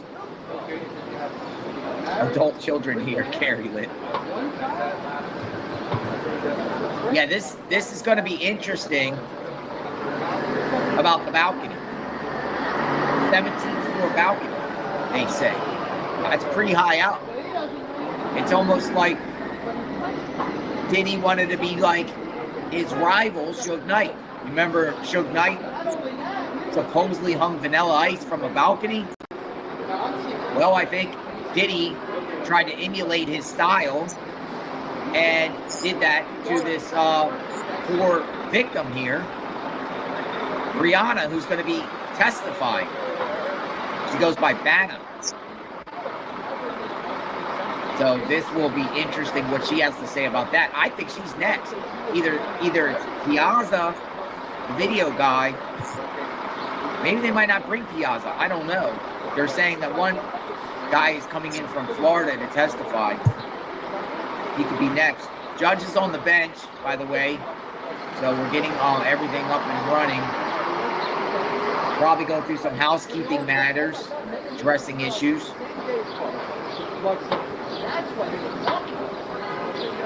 Before the jury comes in, Judge, what about the witnesses' conflicts with other romantic partners? What about the witnesses' conflicts with other romantic partners, the judge asked? What does that mean? AUSA.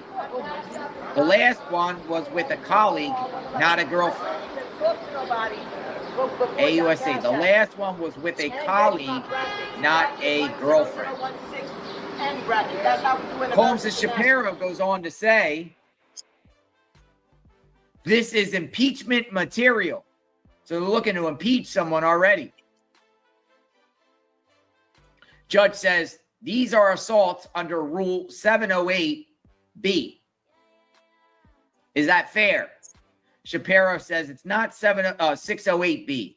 We're happy to provide the proffer ex parte. It's difficult to explain the fact.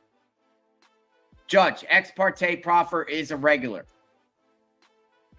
So Shapiro has already said there's some sort of impeachment material on a witness. Who? Who are they talking about? Who are we talking about here? So they're already going on right off the rip discussing these matters. So I'll try to find out a little bit more. She's the one that they were talking to today. I don't know what's going on with her. She's the one that they were all surrounding her. JLR investigates. Yeah, apparently she is the one, I believe, that got kicked out, because I'm showing another photo. I'm seeing another photo. So we kind of identified, in a sense, the one that apparently got kicked out. 2 minutes ago, spectators and reporters are filling into the courthouse for the 16th. Oh, look at that limo. Whoa. Look at that limo. You see that limo? I just looked up. I saw this long stretched limo. Spectators and reporters are filing into the courthouse for the 16th day of the Sean P. Diddy Combs trial. It says we are approaching the halfway mark in a trial expected to last 2 months. And local public interest remains strong. It goes on to say, drivers slow down when passing the courthouse, craning their necks out the windows of the car to catch a glimpse at what's going on, and maybe try to see if they can find a celebrity. So it's interesting. I read that report as cars were going by, very, very slow. So it's kind of just showing the atmosphere out there of what's going on. Drivers go past the courthouse very, very slowly. They want to see what's up.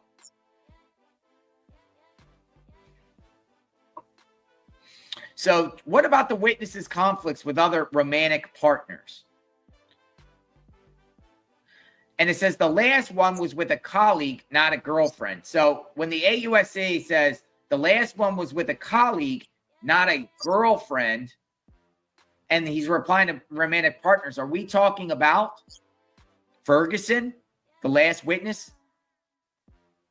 Because are we talking about a male witness here with romantic partners with a female? And Combs is like, this is impeachment material. So I don't know if they're going to be trying to impeach possibly Derek Ferguson. Oh, there's Aaron Kontersky. Justice reporter, ABC News. He just walked out. That's one guy I always recognize. All right, so court is in session. They're talking about different matters before the jury comes in already. Combs and Shapiro is talking about impeachment. Combs and Shapiro says, we want to put in album art for Miss Ventura's Love a Loser video. It shows she is engaged in business independent of Mr. Combs. You're going to ask, why do you need photos? The judge says, I was going to ask that. Shapiro, AUSAs have done it too. So Shapiro wants to omit into the record album art for Miss Ventura's Love a Loser video. And they want to prove that it shows she is engaged independently of Mr. Combs with this work. I might be to show that, you know, she's not in full control, under full control of Diddy. That has been debated by the defense, saying that she had opportunities and worked with other artists at the time, wasn't in that full control of Diddy. I think the defense wants to present this album art as an exhibit.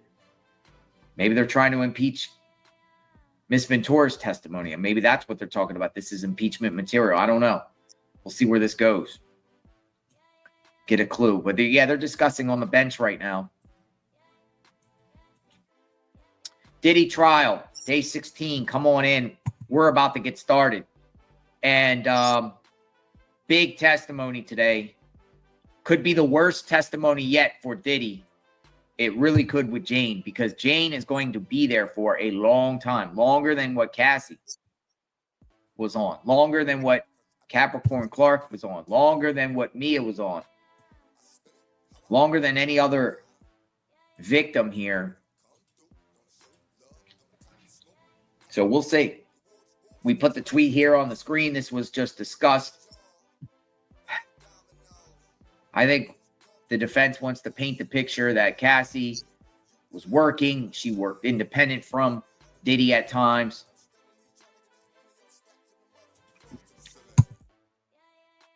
We'll see what that is about. During the course of the trial in the morning time, also the defense and prosecution have been submitting exhibits and records and different things. Sometimes both parties complain they haven't received it in time, or they're just receiving it for the first time, or they need more time.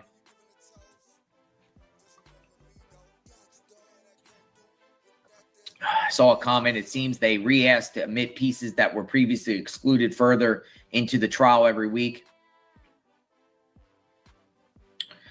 Kind of agree with that assessment there. Yeah, here we are, folks.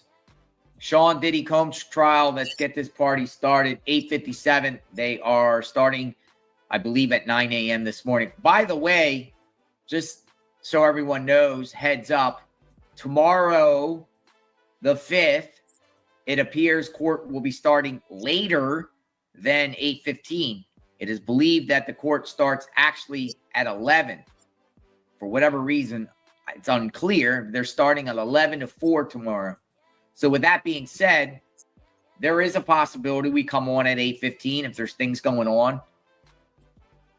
But it probably seems more logical for us to come on maybe about 10-ish, so we can see the people coming in and see what's going on. So we'll be flexible on that. We don't know what time we'll come on, but we'll definitely come on before court starts at 11, so we can do recaps and share what's going on. So I figure at the latest 10 a.m.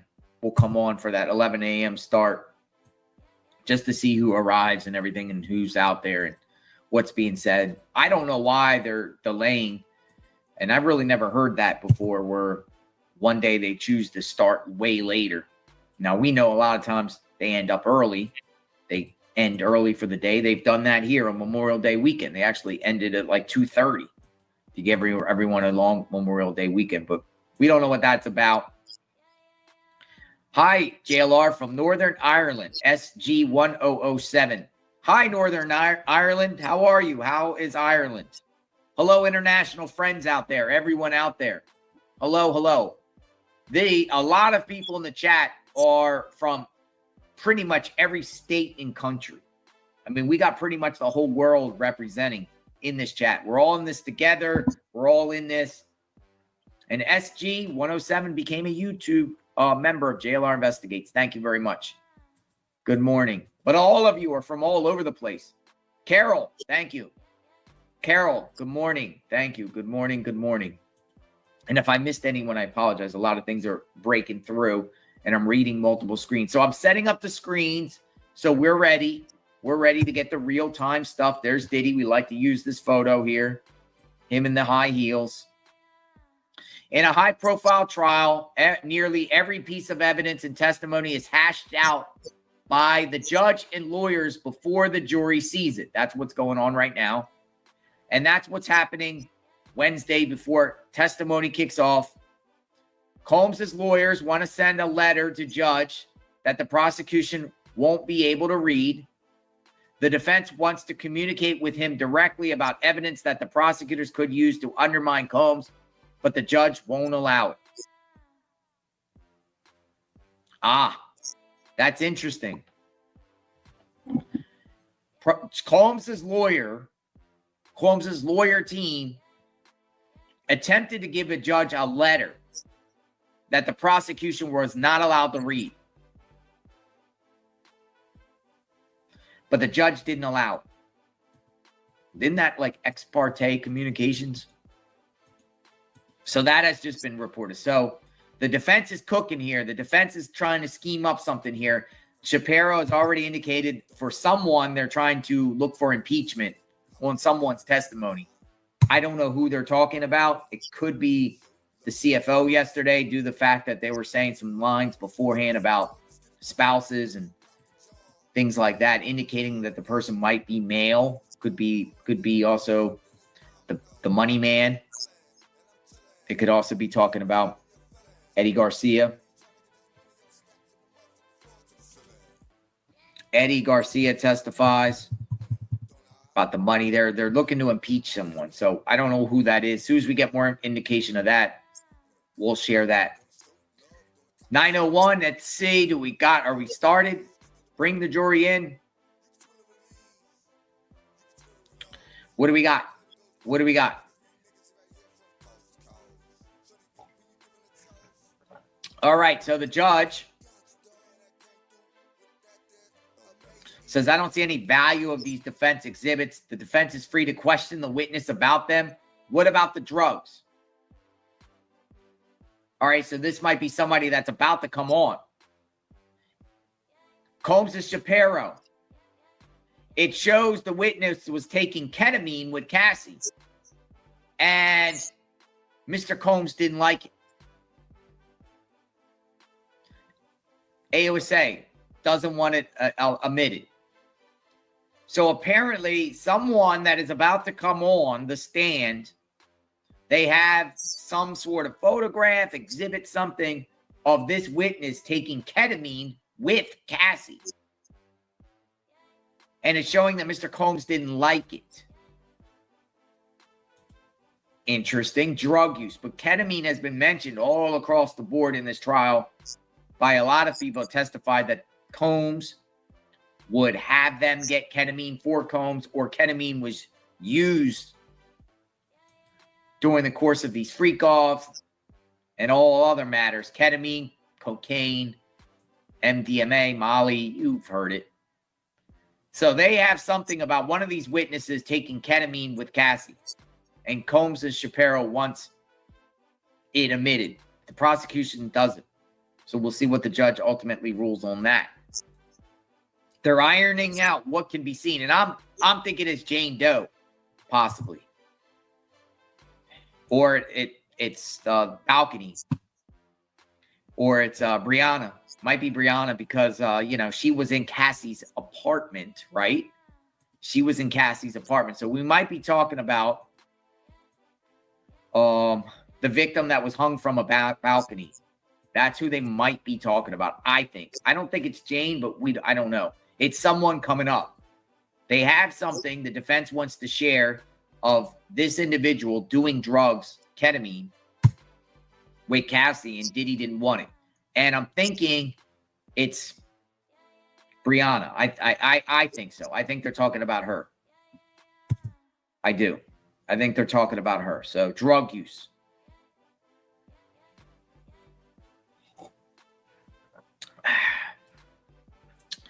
Good morning, good afternoon, good evening. We got a lot of people piling in.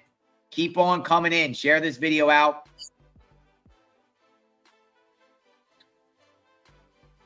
Oh, they're going to allow it. They're going to allow this. It might be a video or something because the judge is saying, Mr. Combs is saying it's whack or whack. It goes through state of mind. It is admissible. Anything more. So whatever this is, whether it's I think it might be an auto recording or some sort of exhibit. It appears okay. So what's happening here is someone's going to be testifying today. It's either going to be the victim that was hung from a balcony or Jane Doe, where this witness was taking ketamine with Cassie. Must be a video because the judge is saying, Combs is saying it's whack, talking about them doing drugs. And the prosecution doesn't want this exhibit shared, but the judge is going to allow it. So, I'm thinking it might be over the balcony incident. We'll see. We'll see. Like, maybe I'm thinking here, Diddy trips and goes crazy because they're doing drugs and takes it out on him or something like that. We'll see what happens here with that. But whatever this clip is, whatever this tape is of Diddy getting mad at this witness and or Cassie there, I don't know if Cassie's there, but apparently Diddy does not like this witness taking ketamine with Cassie. It's going to be admitted. It's whack. Diddy's like, it's whack. It's whack. Whack means, yo, this is whack. Now they're addressing Dr. Hughes's letter. Sarah says Diddy had ketamine on him when he was arrested. Dude, he had a lot of drugs in that hotel, the Parkide Hotel. He had a lot of drugs in there. Prescription stuff. Give me a break. He was mad because he didn't get any of it. That's what his problem was, Tanya said. Diddy's tripping because you didn't give me some of the ketamine. I wanted the ketamine. Not because y'all were doing ketamine, because Diddy does ketamine. So how's Diddy going to be the moral man to say, oh, no, you can't do drugs? Who's he to say that you can't do drugs when he does drugs all the time? He didn't want them doing drugs on their own without him ordering it. How convenient. Well, whatever this tape is, the defense is going to use it against the victim that's going to testify today. I'm thinking it's not Jane Doe. It's Brianna. That's what I'm thinking, because it's due to the fact that if this person was doing drugs with Cassie, we might be talking about the apartment, Cassie's apartment. So we'll see where this comes from. I'm just speculating here, but we'll see. And then we'll see. All right, so the defense has, they're still going over issues with Dr. Hughes's testimony. The defense does not want Dr. Hughes's testimony. They want it struck from the record. Judge has not ruled on that yet, and is giving parties time to respond by Monday on that issue. The judge says defense has Monday to respond and says, is Dr. Hughes's second testimony about coercive control, given what the Second Circuit said in U.S. versus Larry Ray? AUSA, yes, under the recent decision, U.S. versus Larry Ray trial. So they're still addressing Dr. Hughes stuff. Defense wants everything that she says stricken off the record, I believe, because they feel like she's biased and she's done some training on telling victims how to testify in the past. That's her. She already has like a biased perspective. And we're talking about that one of 40 certified psychologists that are in the state of New York that the prosecution used. The defense wants her stuff off the record. Judge has not ruled on that yet, but the judge is telling both parties to apparently respond by Monday on that matter. So we might know next week whether that gets stricken from the record or not on that, Dr. Hughes. What else are they addressing? We're just waiting to see, ironing things out. In the meantime, keep your comments coming. We are here in real time. Court has not started yet, and the children have not arrived. Now, yesterday, one son came to court, and he came 9:40 a.m. And the day before, he came about 9:35, 9:40 in the morning. It is now 9:10. We'll see if any of the children arrive once court gets started. We are here, but yeah, this is fascinating. I'm ready. I'm just refreshing my screen. I'm ready. Let's do this. Let's get this over with. Let's get this party started. We want to know who is next coming on the stand, who's going to share the beans, who's going to spill the beans, who's going to say what. Unclear what Diddy's wearing today, but if I could guess, Diddy is wearing his traditional sweater and slacks. He has not worn a suit at all during the course of his trial. It has been sweaters for Diddy. Also Diddy, as some of you know, salt and pepper hair, looking older, right? He's 55 years old, on the hot seat wearing a sweater. We believe that the reason why he's wearing a sweater is to make himself kind of look like the grandpa kind of guy. Like there's no way that this guy here could have participated in freak-offs. It's kind of like the Mr. Rogers of the neighborhood. I was almost going to refer him to as like Dr. Huxtable with Bill Cosby, but no. I don't think the defense wants Diddy to look like Bill Cosby or that Dr. Huxtable type of look. But who knows? There's a reason why he's wearing sweaters. Will that strategy work, or can it help him in any way? A lot of people have different opinions about attire and what type of attire people should wear when they go to court. No suits, though. No suits. Testimony continues today. 14 minutes ago, the Independent, it says Combs and his defense allowed to confer in court for hours after yesterday's hearing. The judge allowed Sean Combs and his defense to use the courtroom. Now, that's special treatment, by the way. I've never really ever heard of that, where they allow the defendant to, stay in court after court is done. AUSA, we are working on a different instruction before the testimony of Jane. Different instruction before the testimony on Jane. So they're all prepping everything before Jane talks today. But going back to yesterday, under the supervision of the U.S. Marshals, Combs and his lead attorney, Mark, used the courtroom for several hours after court adjourned for the day. It came after attorney Mark complained that the Brooklyn jail housing Combs is not fit for trial preparation. He argued it violates Combs' constitutional right to a quick and fair trial.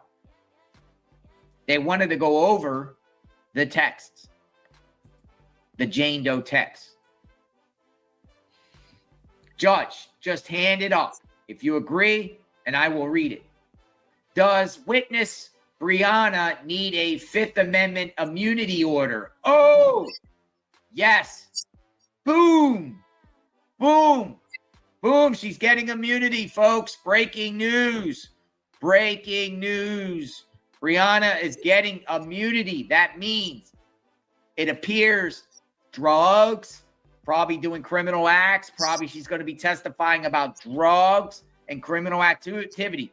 You know, I know, when someone is seeking immunity, they are prepared to testify that they themselves have done criminal acts. And that's what's happening right now. The judge is going to sign this immunity order. She's going to plead the fifth, or she pled the fifth, or implies that she's pleading the fifth.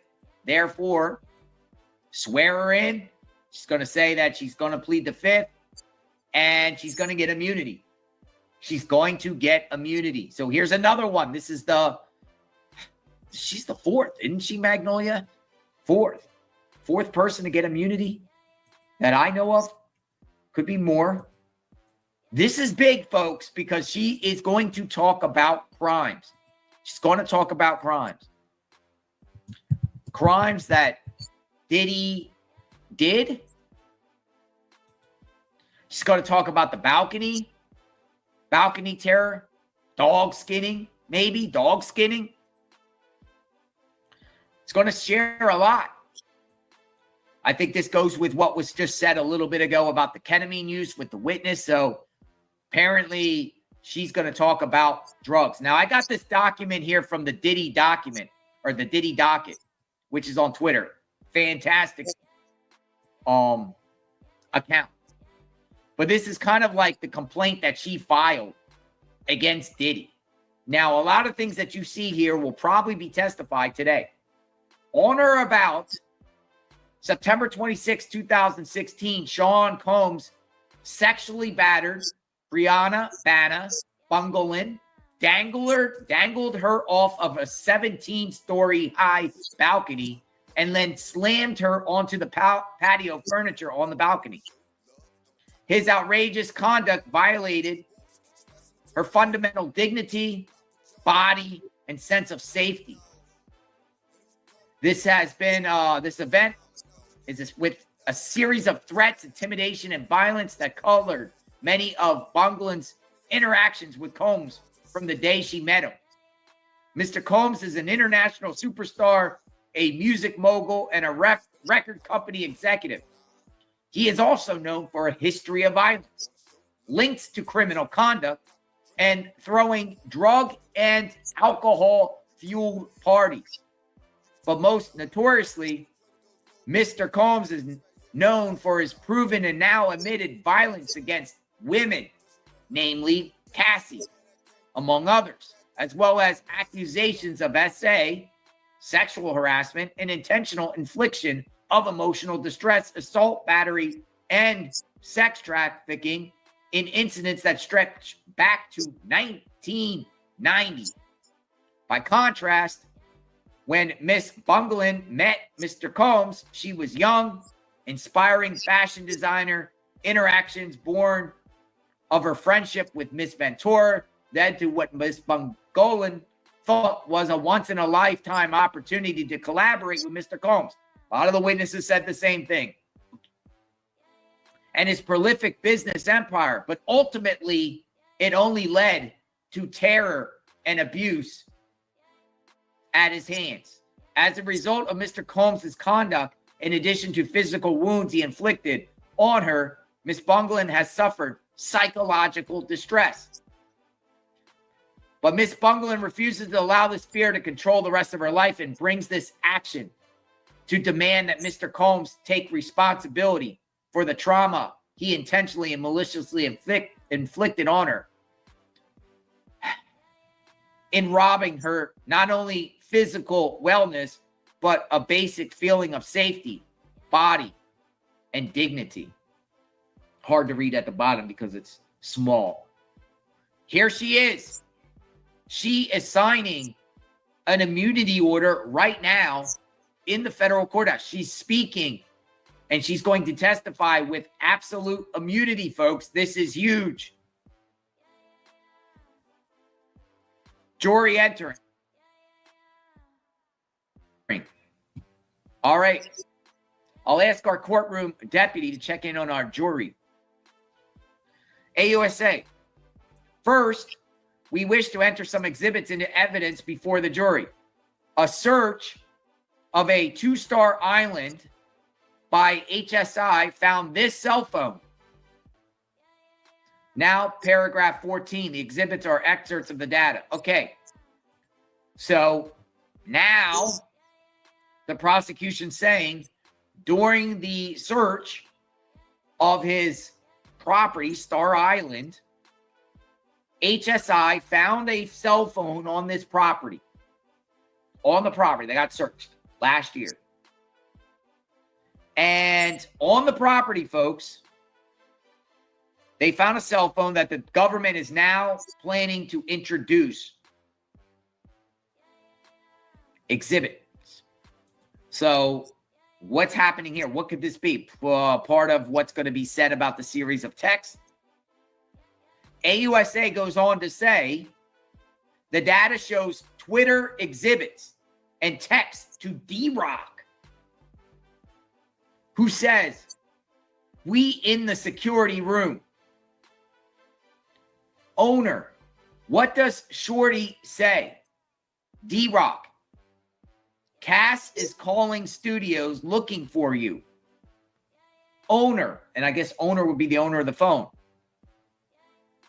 What did she say on the other thing? Act like I said I'm not effing with her. D-Rock, okay. Okay, so they're sharing right now some texts where Diddy and D-Rock are communicating in this text about Cass. And Diddy's telling, apparently, D-Rock what to tell her. Now, we'll learn more about this, but the prosecution wants this into evidence. Where's D-Rock, by the way? And how come D-Rock is not listed as a defendant in this case? I say that, like, what in the heck is going on? D-Rock keeps getting mentioned over and over and over, and it's clear that we all know that D-Rock is in this up to his eyeballs. Yet he's not a defendant. Has he flipped and he's working with the government? That remains to be seen. I haven't seen any indications of that. So we got some things going on right now, and also some Twitter exhibits. So this phone, there's some damaging stuff against Diddy in this phone that was seized from his Star Island property by HSI, human smuggling investigators. Human smuggling investigators, right? HSI.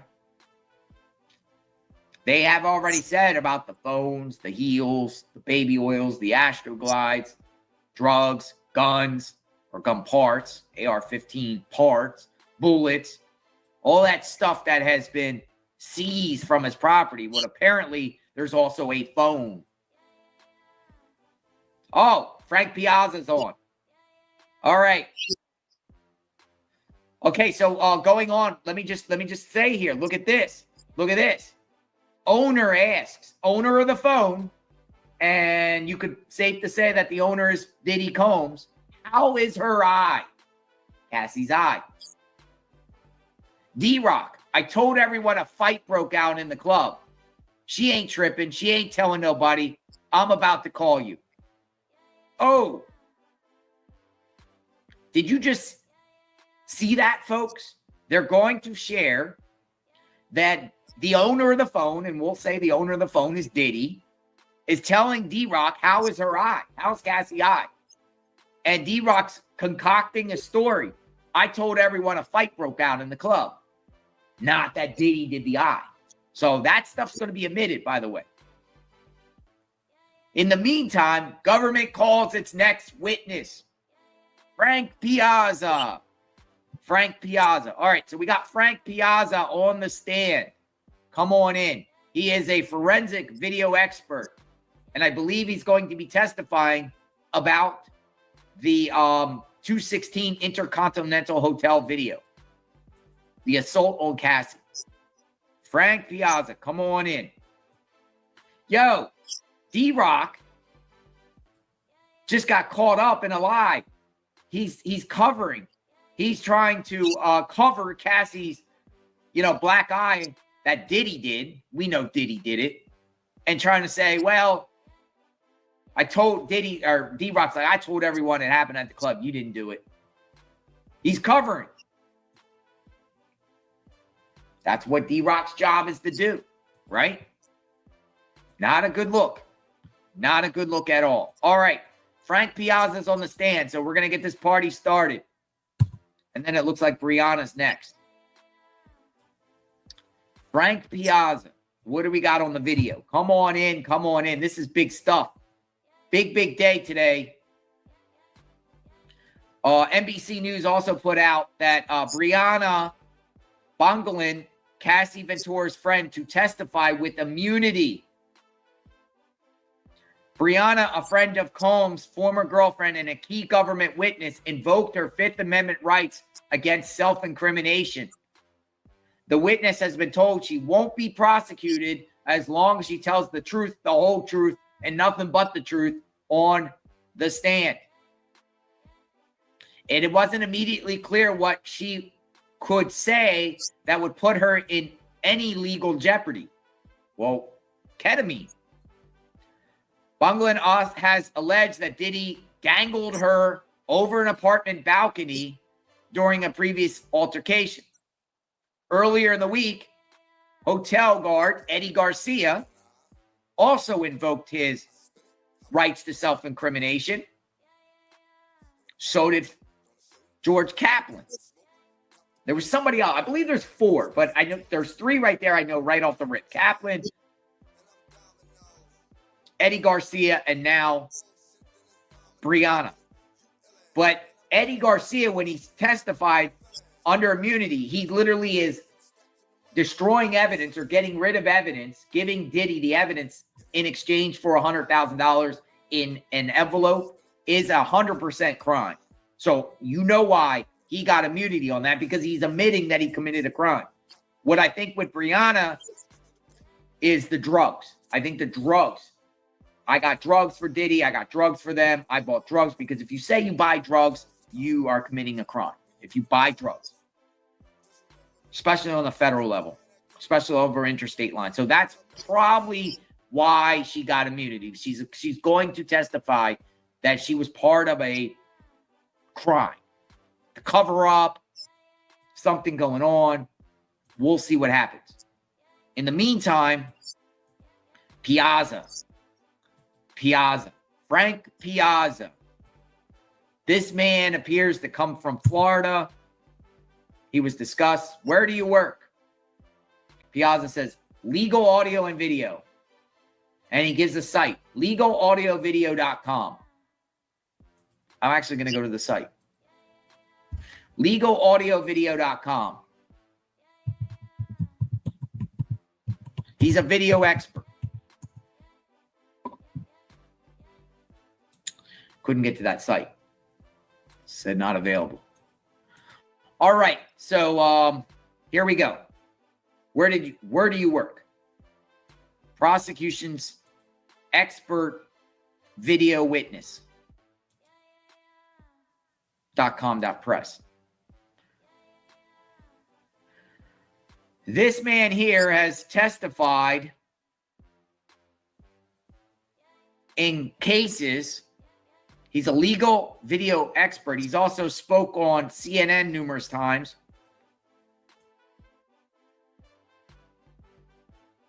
He gives his expertise on video work. So he's on the stand right now. He's going to be talking about this video that you see. This photo here speaks for itself yesterday, by the way. This is Diddy watching yesterday in court, watching the video that was played again of him kicking Cassie. And he had to watch it in court. So did the jurors. Again. And it might be played again today, which is not good for Diddy. I think it's a brilliant move by the prosecutors to start playing this video over and over again for witnesses and let the jurors see it at the same time, right?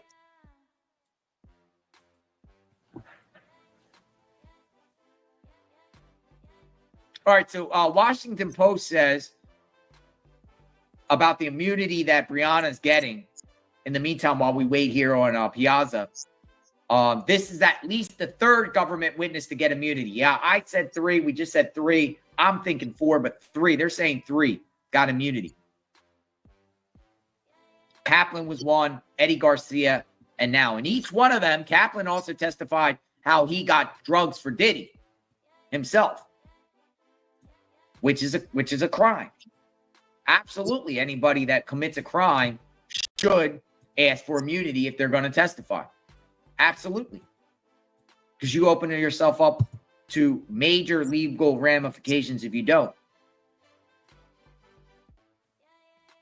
All right, so this individual right here, Frank, on the stand.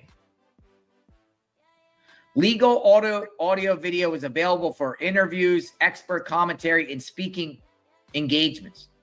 Frank Piazza has appeared on Fox News, MSNBC, CNN, WPIX, and CBS News, and has been interviewed by Anderson Cooper, Dan Abrams, Katie Couric, and Rita Cosby, and others. In recent years, he has made presentations to the U.S. Attorney's Office, FBI, Legal Aid Society, private law firms, New Jersey Bar Association, and other private investigative firms. So this is a legal expert right here. He is on the stand. Frank Piazza. All right, what are you going to say, Mr. Piazza? Frank Piazza. So we got a photograph of Piazza. We'll keep Piazza's photo up here. What's he going to say about the 216 video? That's what I believe that he's going to be talking about, the 216 Intercontinental Hotel video. I think he's going to be just talking about like it's legit. The authenticity is real. Maybe something about it being sped up that the defense is complaining about, that they think it's been altered. He's sworn in. He took the stand wearing a dark suit. Dark suit. All right, Frank Piazza.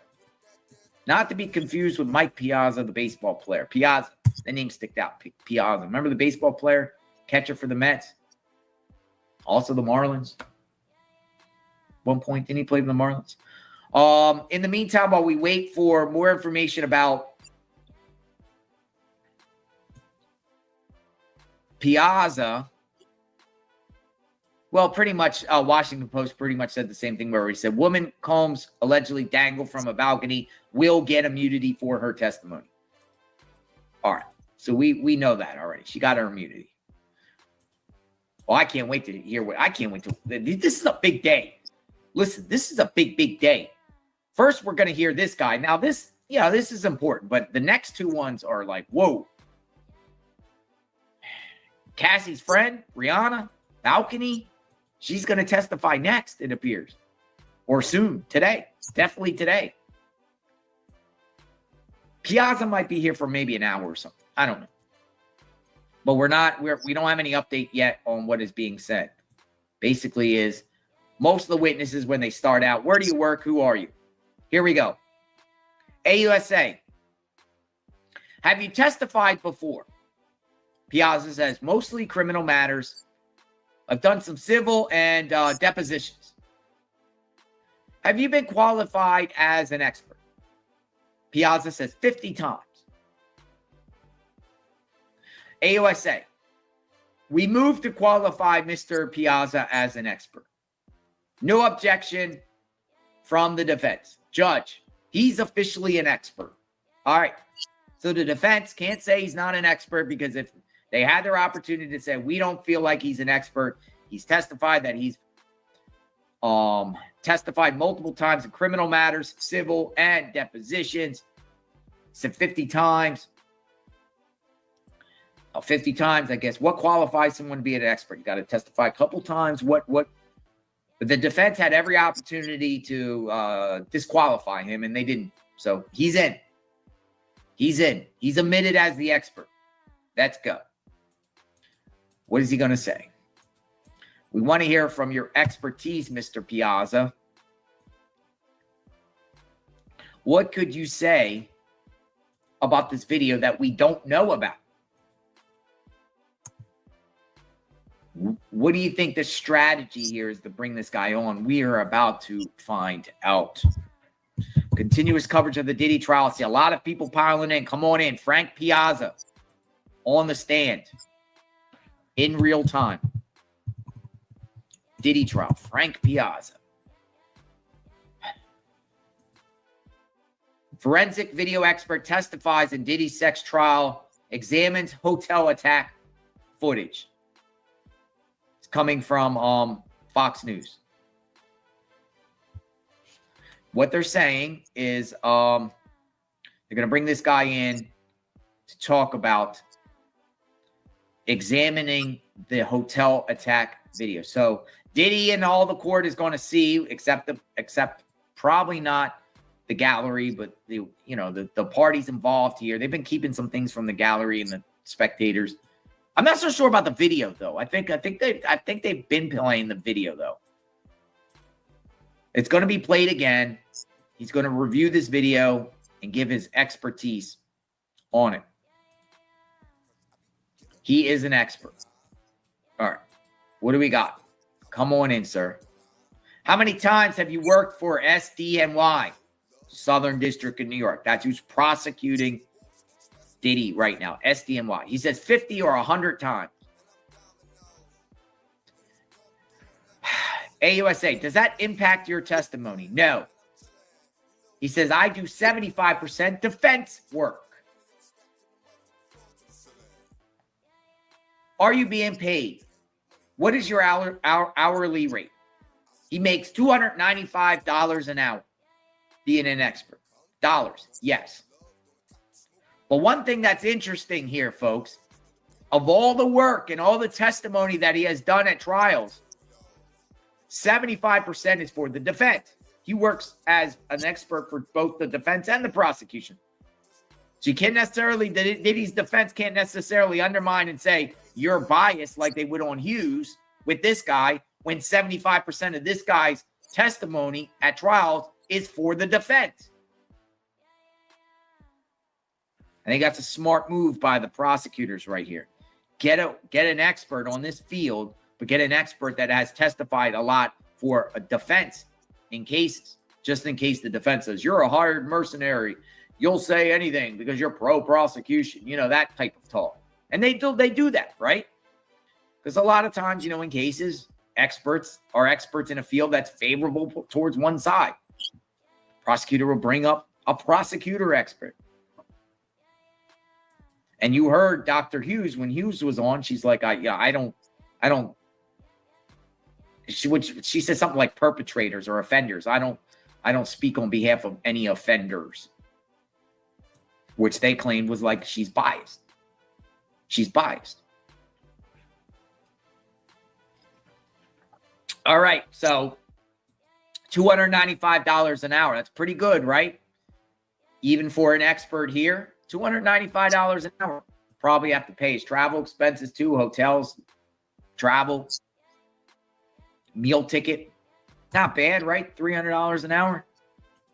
It's not bad. How many hours has he worked on this case? Anyone the prosecution hires, taxpayers. Anyone the defense hires is really the defense. Well, that's the public defender, but the defense, I believe that they have to foot all the bills on their people. Prosecution calls forensic video expert in Diddy's sex trafficking trial.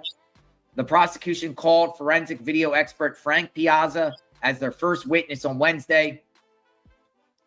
Piazza told the court he works as a forensic audio and video editor for legal auditing video. He has said he has been doing this since 1995 and is a certified video technician. Piazza explained he also does video enhancements and has spent thousands of hours analyzing videos for edits. He has testified in both criminal and civil cases. The jury in Diddy's trial has been shown the surveillance video of the rapper attacking Cassie on March 5th, 2016. That video, March 5th, 2016. That is a Fox News report.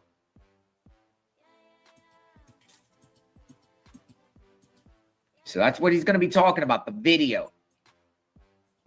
But can you say, can the defense, is the defense going to try to tell the jury or try to say the jury, like, this isn't true or this video is not true? I mean, how are you going to go and deny? I mean, it's on video here. How are you going to deny that happened? Or are they trying to say that the way the video makes it look like it's much worse than it is? They've said something about speeding up the video to make it more faster than it is, maybe to make Diddy look like he's hitting her faster and more viciously.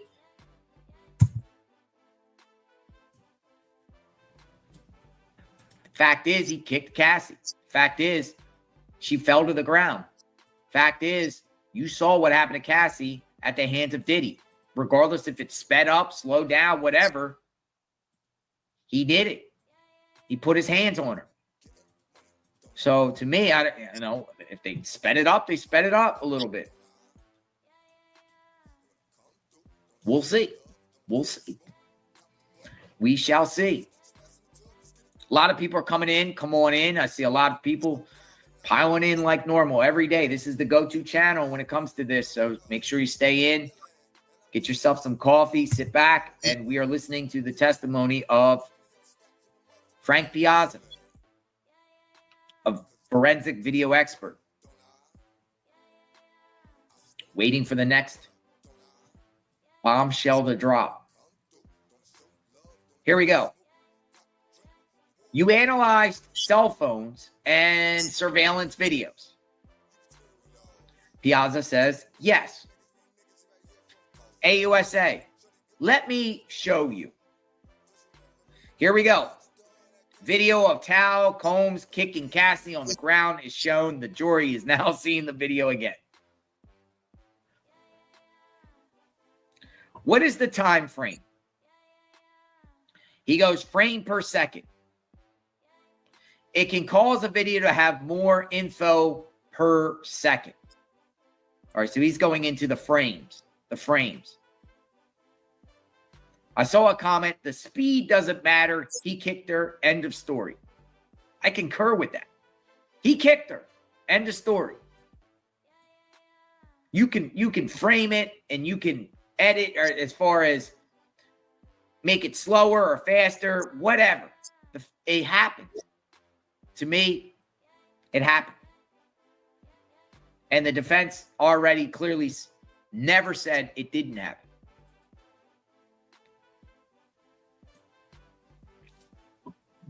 Never said that this is fake.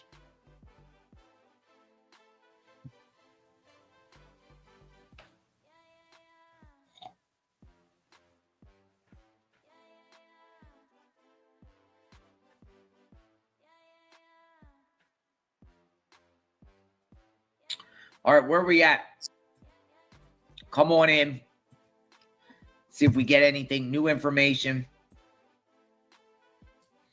14 minutes ago, Washington Post talking about Brianna. Piazza's on the stand. We're going to get an understanding of what he's saying. Analyzing frames, speeds of this video. Jory seeing the assault video yet again focuses their mind back to hating Combs. 100% spot on. Whether you feel like this guy's relevant or not, the point is they were able to bring someone in just to talk about this video, but the jury sees this video again. So there's multiple days now that the jury has seen this video, and I think it's a very, very bad look for Diddy. When you have people that they keep honing in on this video, because this is all the jury's seeing. The jury's seeing this. The jury's seeing this. And it's hard to stomach it. It's hard for anyone, whether you're male, female, anyone, to see this video and be like, this is okay. Or this, this is bad. And they're reminding the jurors that. I think it's a brilliant move by the prosecution. This cell phone video of a video, was shot on an iPhone 6, 30 frames a second. It was not edited or tampered with, I found. Okay. So Piazza just dropped the nuke. He's saying the video was not edited or tampered with. And he's saying it was shot on 30 frames a second. AUSA, did you reach a conclusion? Piazza says they are accurate. Boom. And the surveillance videos, he goes, they were issues. I don't know what that means. They were issues. Issues. People are like, what are issues? What are issues? What does he mean by issues? All right, so video expert talking about it being taped on an iPhone 6, 30 frames a second. He's saying it was not edited or tampered with. Not edited or tampered with. All right, we have a comment here. Don't get caught up in the hourly rate. I'm $295 an hour, but it's not like I get $295 an hour. There are so many costs involved. Not saying Diddy's any other than a POS. He's trash, and I never rep him. They love Charlie. Thank you. Congratulations on your $295 an hour. Wow. Whew. I wish I made that much. Thank you for the comment. And nice to see you every day here. They love Charlie. Every day you've been here. Awesome. Thanks for spending the time. You could be anywhere else in the world, and some of you are here every day. Appreciate that. I really do. I really appreciate that. All right, so the conclusion is the iPhone 6 video at 60 frames a second was not edited or tampered. So the edited and tampering narrative has just been shot down by the expert. Let's move on. But in the meantime, the jury sees the video again. They might be showing it over and over right now. The jury might be seeing this video because Diddy has to see it there when he's sitting in a chair. And you know, how does Diddy feel now? He thought $100,000 was going to make this all go away with the video. He thought that he could cozy up to Eddie Garcia and his crew. Hey, Eddie, my love, you got something I want. You look like a nice guy. Here. Money and accounting machine. Here's for you and your friends. But you got to sign an NDA. But Diddy thought this tape would be gone. He thought this incident would never come to light. And now he's sitting in a chair as a defendant, most likely going to get the rest of his life in prison. If convicted, most certainly, probably. And he has to watch it while it's being played. The tape he thought was gone, that no one would ever see. And here he is, watching it. He thought he was free, home free, and then ghosted Eddie My Angel. Yeah, by the way, Eddie My Angel reached out to him a little bit later and was like, hey, I'm looking for some work. And Diddy just no rap for Diddy. Diddy didn't even respond. Diddy ghosted him.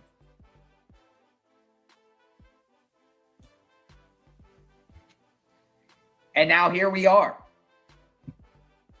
Diddy's watching it on the screen in the court. An expert just testified that the video that was taken on the iPhone 6 was not edited. And it is legit. Diddy thought he was smart. He's stupid. Drop the mic. Mic drop. Mic drop. He probably thought he would never get caught. The feds. The feds will come in there and swoop you up. And when the feds got you, they got you. He paid $100,000 just to get exposed. How cool was that? He paid $100,000 just to get exposed. Frank Piazza analyzed the intercontinental assault video for the government, as well as videos of Sean Combs' freak offs. Obtained by federal investigators. He said in his testimony Wednesday morning. So Washington Post is also reporting that he's analyzed some of the freak off videos, the authenticity of the freak off videos. Piazza is an expert in video forensics and is being paid $2.95 an hour for his testimony. That's much less than the $600 an hour. Another expert, forensic psychologist Dawn Hughes, was paid for her time on the stand. Hughes is getting double than him.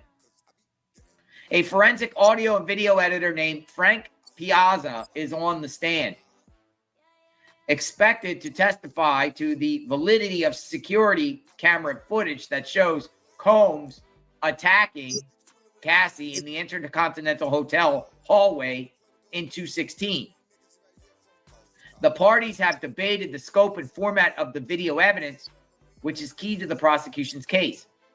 See, the defense is trying to say it was altered or that it was sped up to make him look worse than it was. That's what the defense was claiming. He just debunked that.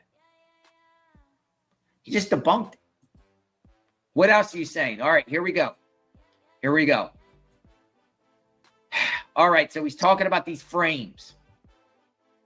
The clock was sent to play 30 frames a second, but this was 22 frames, so it played faster. We had to account for that. How? We counted the frames and used software to correct the timing. Were the surveillance videos altered? No. Expert has now just testified that the surveillance videos were not altered. So now the iPhone 6, because remember, there was two different recordings here. One from an iPhone 6 and the surveillance videos, right? There was that. He's just testified the iPhone 6 version was not edited or tampered with, and now he just testified the surveillance videos were not altered. Prosecution just got what they wanted. That's it. I think that's it. I think in a second, he's going to be done talking. He's the video expert. He analyzed the videos. He's saying that they're legit, pretty much. In a nutshell, they're legit. And this is a guy that has testified 75% of the time for the defense on video stuff. So what are you going to get him on? Who's going to cross him? I think we're going to get crossed any second. I think that's it, pretty much. Soon.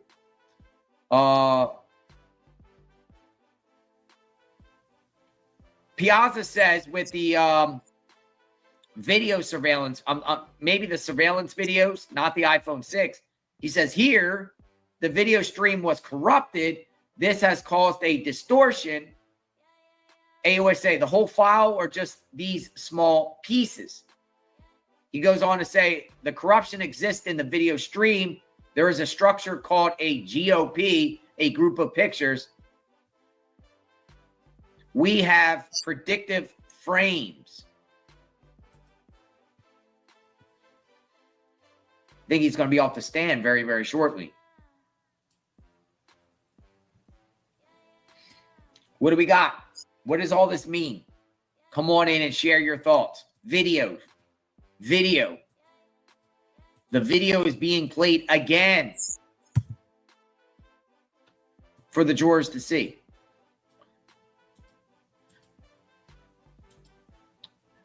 Day 16 of the P. Diddy Combs trial.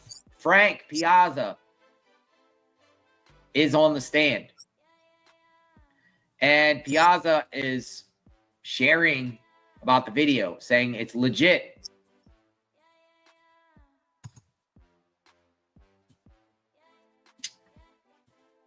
Yeah, Piazza. Diddy has, we like to use this photo here because Diddy is more or less watching it to himself. It's playing on the screen.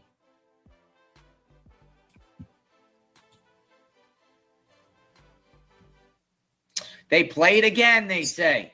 Goes on to say, Piazza, you don't know this, but a static camera does not record a wall that doesn't move each second. It is repeated. Only what move is recorded. Thank you. Hey, USA, play 55 seconds. Video shown. Combs throws Cassie to the ground and kicks her. Oh, my God. They're literally like trolling Diddy. I get what they're doing here. He's just explaining about the video and the different frames and whatnot, the stream of it and the movements of it. But at the same time, the AUSA is playing it again. And I think this is really strategically being done right now to rub this in Combs' face. So the jury continues to see it. They're playing it again. They played this video multiple. Think about this. The video's bad. You know Diddy's people know that that it's legit. But the prosecution is bringing in this expert to doing like a play-by-play analysis of this video and describe the technicalities and the different sets in it. But at the same time, they keep playing it over and over and over again for someone to analyze this while the jury is watching the replay over and over. It's almost like a reason to keep it on the screen for the jury, you know, to keep seeing it and seeing it and seeing it. Brilliant move by the prosecutor there. Brilliant. Brilliant. Plus, to undercut just in case the defense tries to challenge it in any of these shades or different frames, not right. We don't know we don't know if this thing has been doctored or altered. That's what he's also there for, to shoot that down. Unbelievable. This is bad for Diddy. Video shown. Play 55 seconds. Video. Combs throws Cassie to the ground and kicks her. That's what the jury's seeing right now. The video again of Diddy kicking her. And he's going through the analysis. Plus, he's already Washington Post also said that apparently he's looked at some of the freak off videos too, and has challenged the authenticity of them too.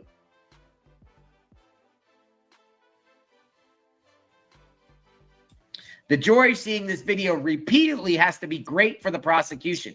Absolutely. Absolutely. Yes. This is a win for the man. This is going to be a brutal day for Diddy. Brutal. Brutal. Reason being is you have this being played to the jury, the tape. Then you're going to have Brianna testify about being hung out on a balcony in Cassie's apartment and some sort of criminal activity where she got immunity. Then you're going to have Jane Doe talk about the egregious things that was done to her. That's like bam, bam, bam on Diddy in one day.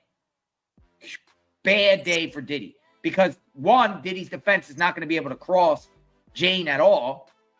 They'll cross Brianna, but Brianna also got this lawsuit against Diddy for $10 million. This is a bad day for Diddy. Bad day. Just optic-wise, the way they're seeing these things. Bad, bad day. Oh, man. All right, so let's see what's happening here and see if he's sharing the video again. If they're sharing the video, what does he have to say? All right, we're still on the video. They're showing the video.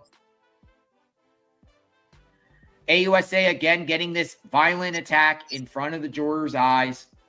Jurors see this. They're seeing the video. They're seeing him in a towel. He's already testified. That has not been altered. Hasn't been edited. Hasn't been tampered with.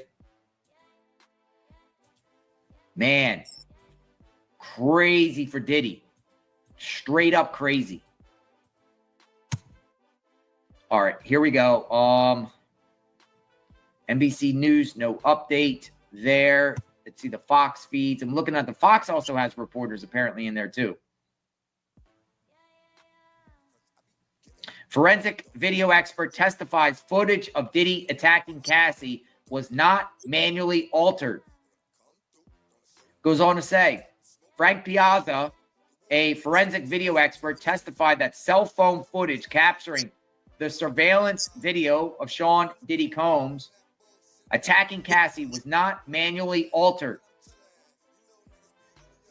Piazza analyzed a total of 5 phone videos for the prosecution, 2 cell phone videos, and 3 surveillance videos. According to the expert, the cell phone videos are videos cell phone recorded off a computer screen or a video of a video. The surveillance videos he analyzed were videos taken by a security system with 3 different digital camera angles. Piazza claimed the cell phone that did the recording was an iPhone 6. He said there could be distortion issues, shaking issues, color lighting, and reflection issues. He explained they can be common with cell phone videos. Piazza said the cell phone videos were recorded on March 5th, 2015. That day, Diddy was seen on surveillance footage. Why did I say March 5th, 2015? I think they mean 16. That's a typo.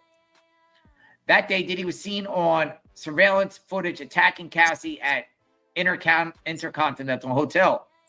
The jury was shown a cell phone recording of the surveillance video. In the video, Diddy is seen kicking Cassie. Piazza said he determined the cell phone videos were not manually altered. Goes on to say, according to the forensic video expert, the cell phone recorded the surveillance off the system and captured a clean version. So there's your updates there on that aspect. It lays it out.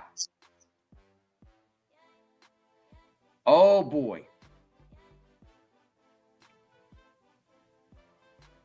So again, they were showing him a video of Combs who threw Cassie to the ground and starts kicking her.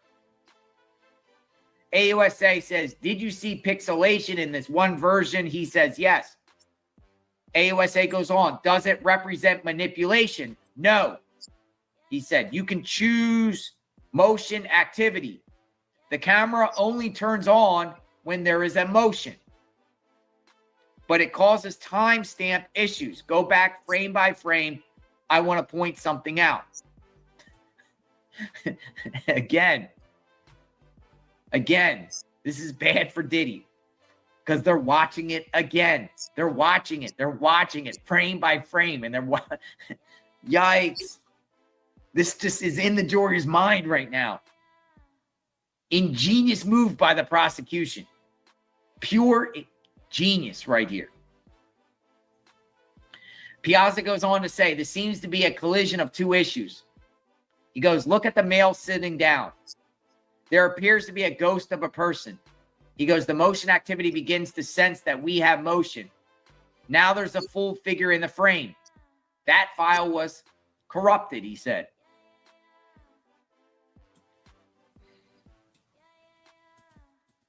Oh, man, Diddy. Diddy, you're caught. You got an expert that's sticking it to you right now. An expert that normally testifies for the defense in criminal trials around the country, civil, criminal, and deposition. 75% of his cases is for defense. Video shown of Combs beating Ventura not altered, witness says. The primary task of this video expert appears to be authenticity about the video footage of Combs beating Ventura in a Los Angeles hotel room, and that it has not been altered. The authenticity of the video, and also that it has not been altered.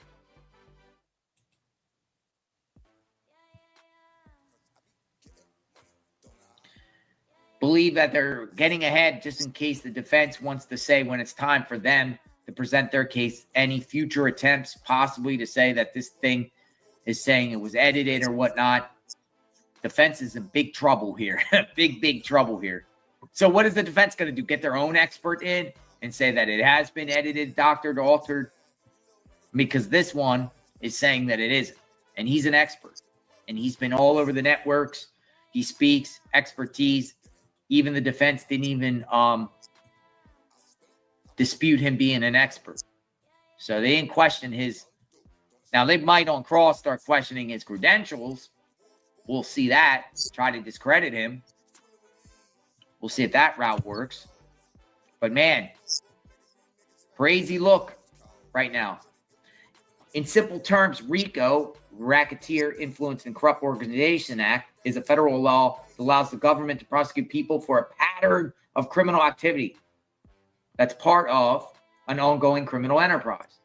It's like a tool to break up organized crime groups by targeting their leadership, heads of the snake, and the overall structure of their illegal activities.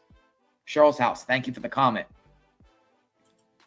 And we point out a lot about the RICO over and over and over, just to get people to understand what RICO is. It's a continuing criminal enterprise. You need a head of the organization. Government says that is Sean P. Diddy Combs. Government is saying Bad Boy Enterprises is a front, and criminal activity comes from Bad Boy Enterprises, Combs and his inner circle, listing a rack of crimes. We've already shared so many crimes I can't even remember. Forced labor, sex trafficking, extortion, arson, bribery, just to name a few offhand. Read the law, Mickey says. Mikey, sorry. Mikey? Mikey, yes, read the law. Diddy won't walk. I don't think he walks. I don't think he walks at all. I don't even think that he gets exonerated on any of the charges. I think he's going to be convicted all across the board here. But even if some of the smaller, like, he's facing decades on any conviction here. Did you make a compilation? Yes, Piazza says. Your office requested it. They are edited to track the movement of individuals inside the event. AUSA, does it have different camera angles on it? Piazza says yes. How did you show the changes? Black screen. So this is all like technical stuff he's going through right now. Just talking about the video, him and the prosecutor going back. Prosecutors asking questions about the videos and how he came up with his analysis. I just think the most important key here is he basically saying that these videos have not been edited or tampered with. And he's also saying that the surveillance videos have not been altered. I mean, he already pretty much laid it down that these videos are legit. Prosecutor now is just asking for specifics and things like that. I don't think he's going to be on much longer. We'll see. We shall see. He did his job, I think. But we'll see what the defense has to say on cross. We'll see if they trip him up, what angle the defense can do on this, if at all. I believe there has been like a witness or two that the defense either asked one question or cross or said no further questions or no questions at all.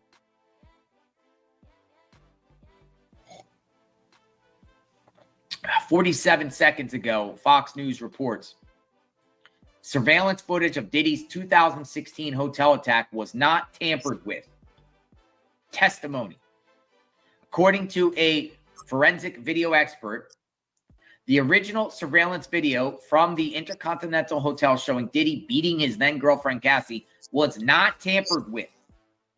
Frank Piazza, who analyzed 3 surveillance videos and 2 cell phone videos of the same footage, explained there was a speed playback issue and there were distortions throughout.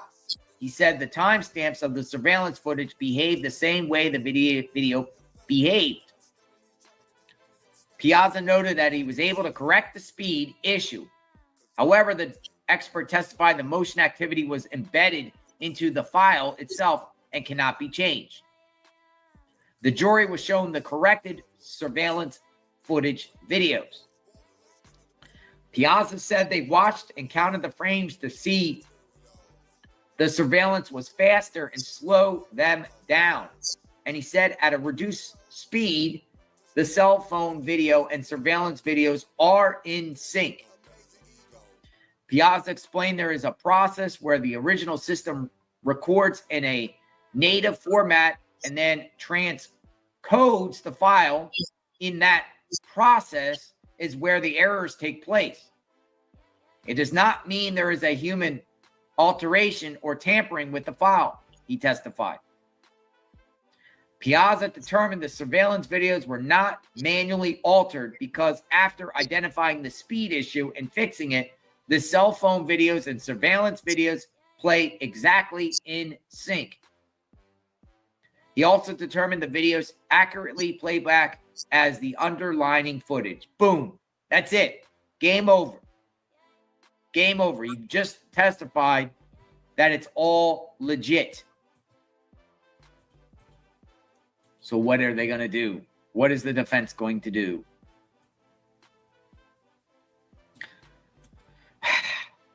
Not a good look for Diddy.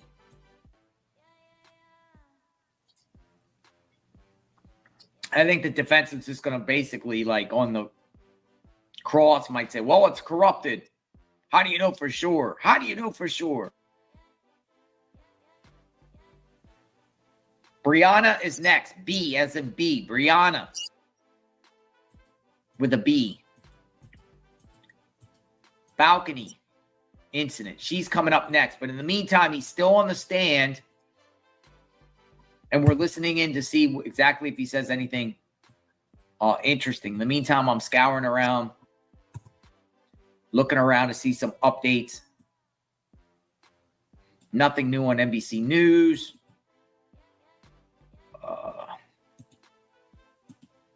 See if we got anything new on Fox News. Also have to look at the... Yeah, it was not tampered with. So there you go. I think they're still ironing out. He's not done yet.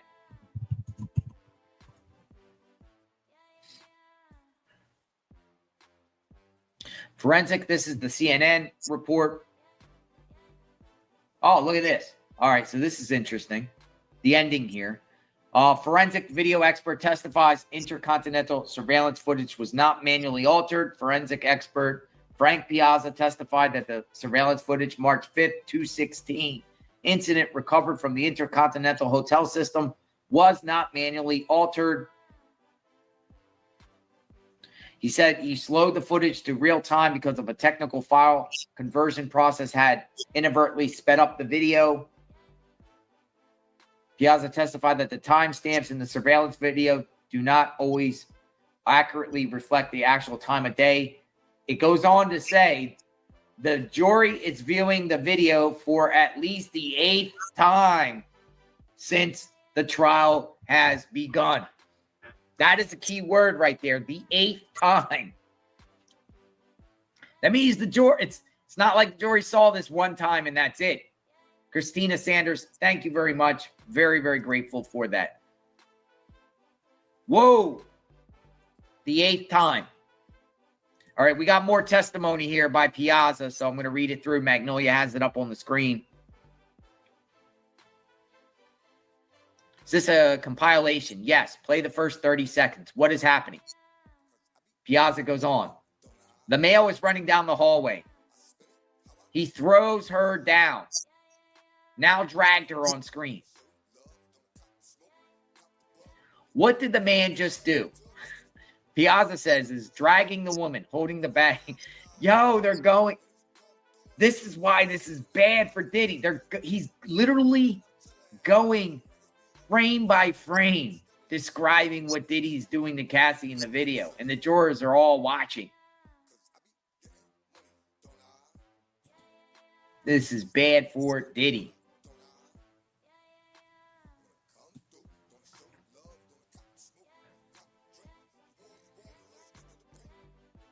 Now he describes what we all saw on the video and what the jurors are seeing. He's describing it, and they keep playing it. Repeat, repeat, repeat, repeat. It's almost the fact that by the jurors' leave time, the jurors leave today, they'll know every frame of this video. They'll know every little nook and cranny. They're watching it. It's bad.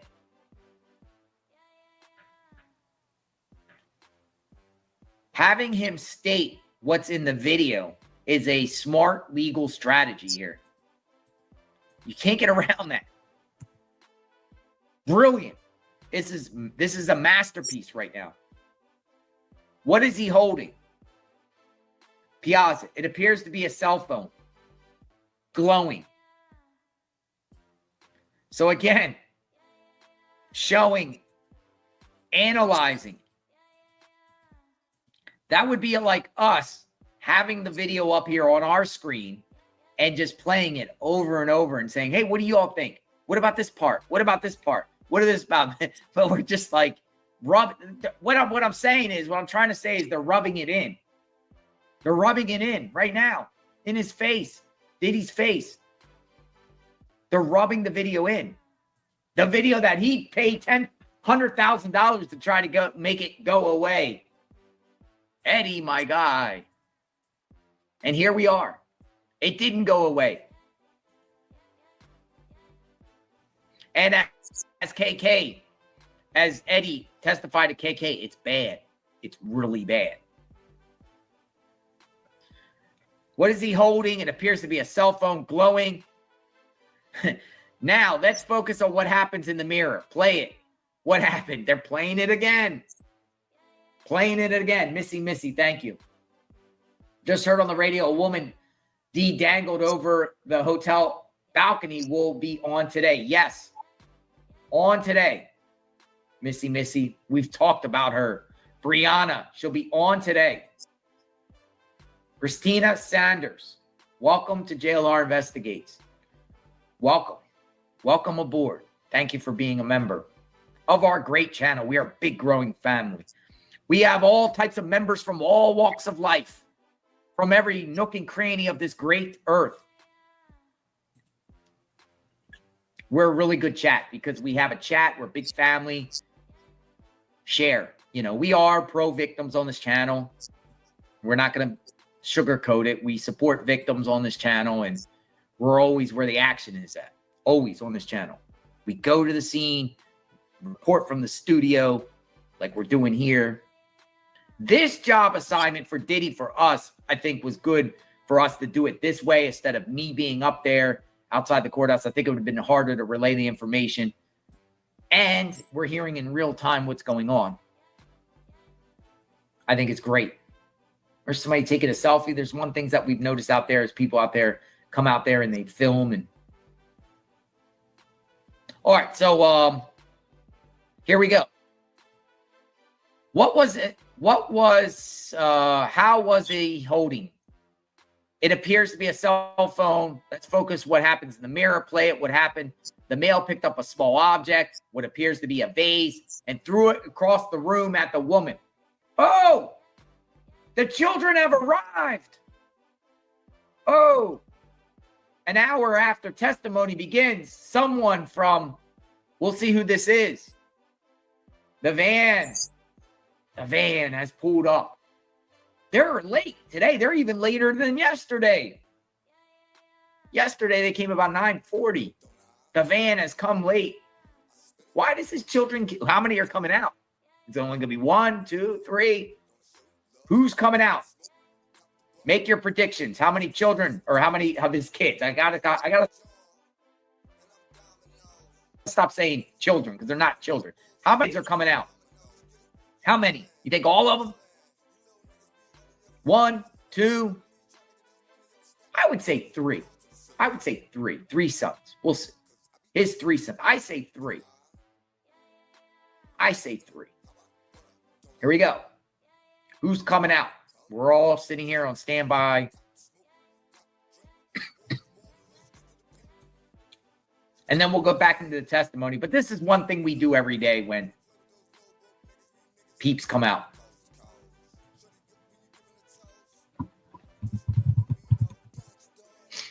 We'll listen in. Oh, here comes the doorman. The doorman, here it comes. Here we go. Boom. That's it. Where are the rest? Any more? Following one. What's going on here? Look, yesterday his shirt was untucked. Justin, do we got anybody else though? I haven't seen King Combs. I haven't seen Christian. Not where what's going on here? Somebody said Christian is in Spain on vacation. A vacation in the middle of someone going to trial? Vacation in the middle of their family going on trial? You know, the girls, they haven't came back since the first week. Ever since their graduation. They haven't been back. All right, so we're going to put this back up on the screen. Oh, they're doing a different angle here for the same feed. They're looping it again. That's it. Door closes. Look, he had a camera guy in the van. Did you see the camera? Where young nephew? I said happy birthday, bro. No, he's been smiling a little bit too. He's been smiling. All right. So maybe you could say that he's been the most loyal of all his kids coming in. All right, let's get back to what's going on. We'll continue to monitor to see if any other kids come as kids. Who else shows in support of him? Who gets in that van? Who gets out of the van? In the meantime, we have Frank Piazza still on the stand. He's talking about the video being played. And they're showing the part where Diddy gets a vase and throws it across the room at Cassie. This is probably about the 50th time now the jury has seen this video today, over and over and over. So media is emphasizing that the jury has seen this video today alone over and over and over. While Frank Piazza shares the frames,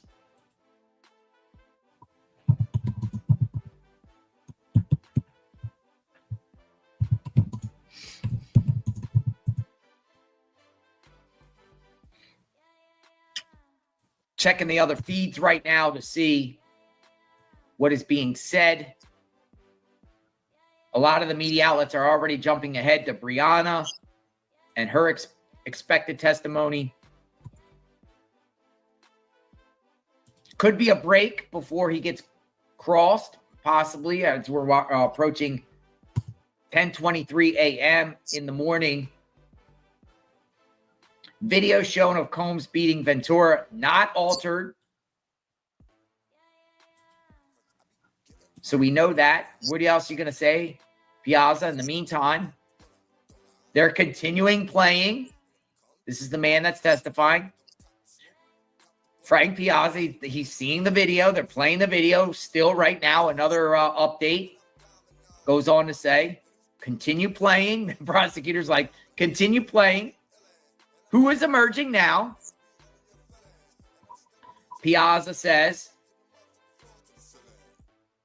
a female with a duffel, her luggage. AUSA, now who? Piazza says, the security person. AUSA, now the man, Combs, walks away. Holding what? Piazza says, it appears to be a cell phone. He puts it in his ear. Now, we saw the video. We saw what transpired and all that.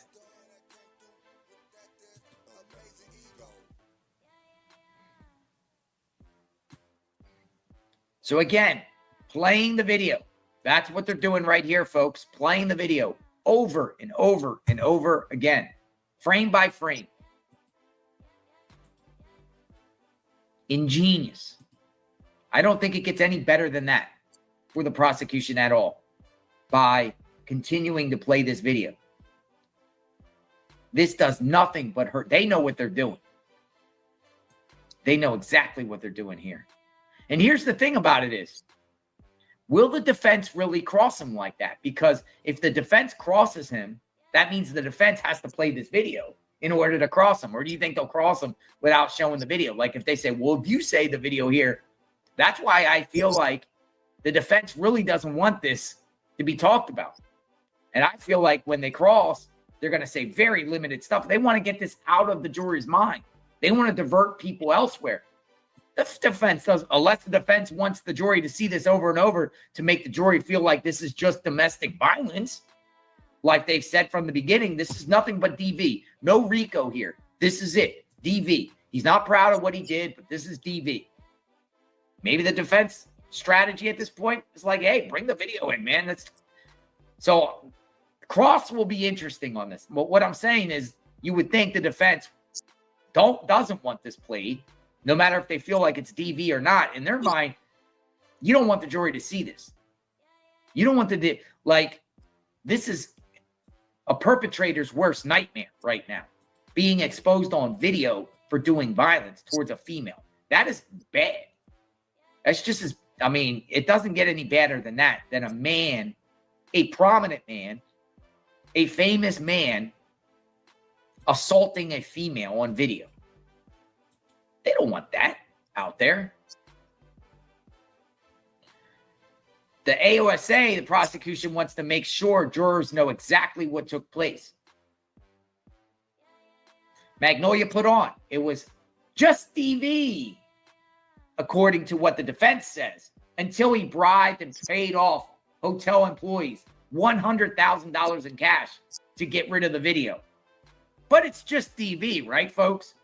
No crime was committed when he's bringing a hotel security to a warehouse where they called him on his personal number where he was nervous, he testified, went over there and got all this money, counted it up in a money maker machine, money counting machine, kind of like mafia style, package it all into an envelope. Here you go.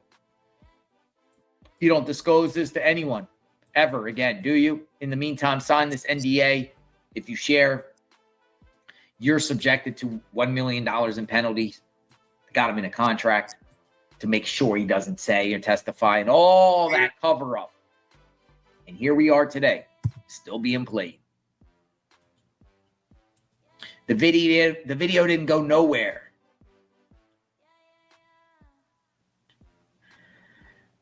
All right, AUSA, you find these accurate? Yes. And this was all the footage I had. Uh-oh. Uh-oh. All right. Here we go. Here we go, folks. AUSA. So this video is over. AUSA. Let's now turn to the sex videos. Oh, boy. PX 201 to 210. Let me clarify. These are under seal. They were recovered from the Frank Black user on a device provided by the U.S. by Miss Ventura. Oh, boy, folks. Oh, my goodness. Now they're playing sex tapes.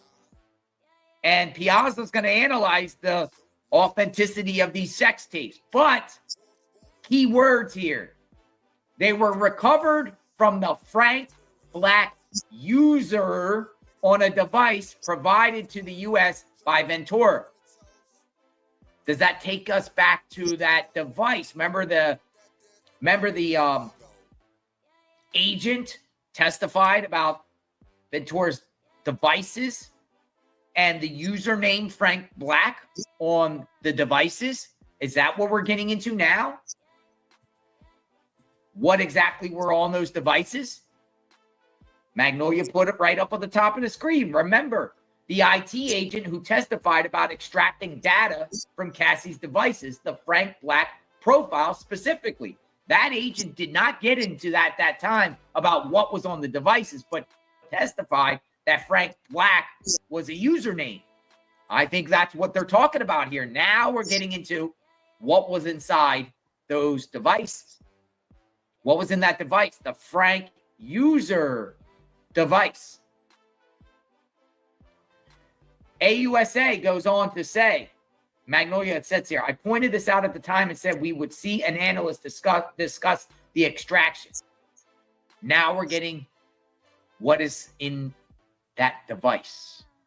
AUSA, these are enhanced versions of original videos created in 2012 to 2014. Mr. Piazza, what were you asked to do with the sexually explicit video? The prosecution asked him a question. Mr. Piazza, what were you asked to do with the sexually explicit video? Piazza, enhance the audio component. We emit these videos into evidence. No further questions. Boom. Boom. Sexually explicit videos that now have been emitted onto the right. We're not going to see them. But Piazza, what he did was enhance the audio component to those videos because that's his expertise. I could only imagine what are on those videos from 212 to 214 now that it has been emitted into evidence. Whoa. Break. Have you had yourself a break? We are on break, ladies and gentlemen. Little earlier. Usually the breaks are about 11 o'clock. We are on break. And you know what? Another brilliant move by the prosecutor. On these breaks, or have the jury remember that last thing that's said on the stand before they all usher out of the courtroom. The sexually explicit videos emitted into evidence that the jury's going to see from the Frank Black. We're not going to see because she said that they were under seal. Under seal. Under seal. We're not going to ever see them. We haven't seen the free calls. Personally, I don't even want to see them. It has already been established that they exist. They're legit. They're real. I don't want to see them. I don't want to see them. If they were there, I wouldn't watch. I wouldn't watch. I'd be like, this is gross. I wouldn't want to see it. I don't know if you would all want to see it. I don't want to see the video. I don't want to see the videos. I'm not into that. So this is bad. This is very, very bad for Sean P. Diddy Combs right now. Piazza just stuck that knife in him. He did. He did. Now, I don't know who's going to cross him. After the break is done, he gets crossed. They're done. They have no further questions. They left it at that. Frank user device provided to the U.S. by Miss Ventura. So Miss Ventura is giving evidence too. Not a good look for Diddy. Not at all. All right, so while we're on break, welcome aboard, folks. Come on in. Come on in. This is the channel to be. We're listening in real time. We're learning new stuff about what's going on.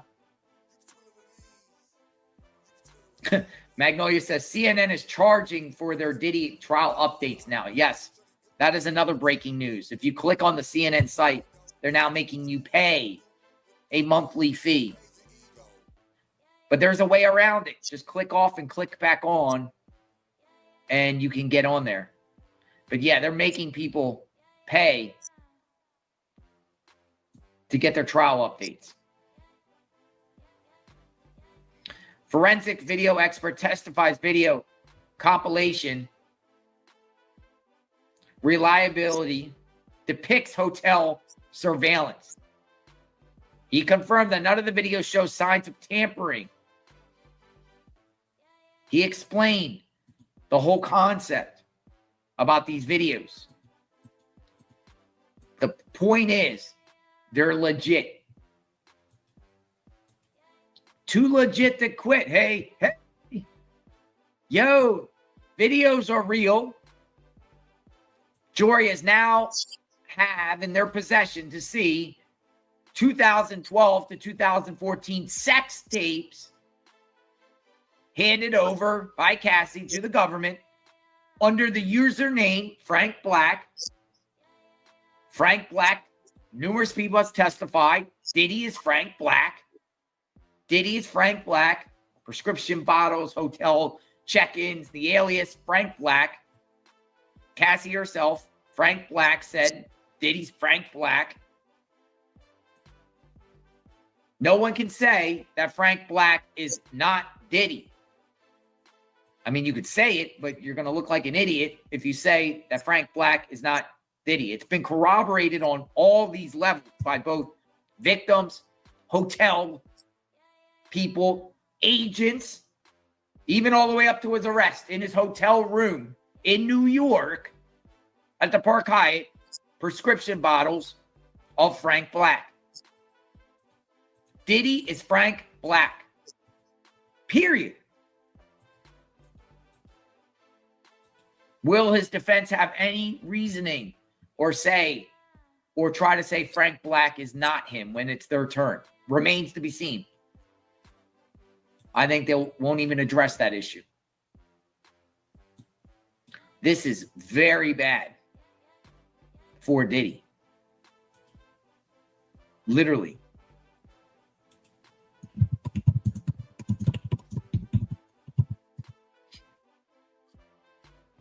All right, so let's see what's going on. NBC report.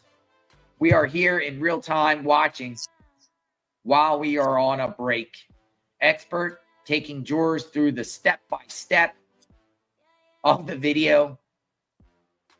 He was confirming the authenticity of the video and walking the court through versions of the video, showing events as they happened in chronological order. Frank Piazza confirmed that none of the videos showed signs of tampering and that they were all reliable.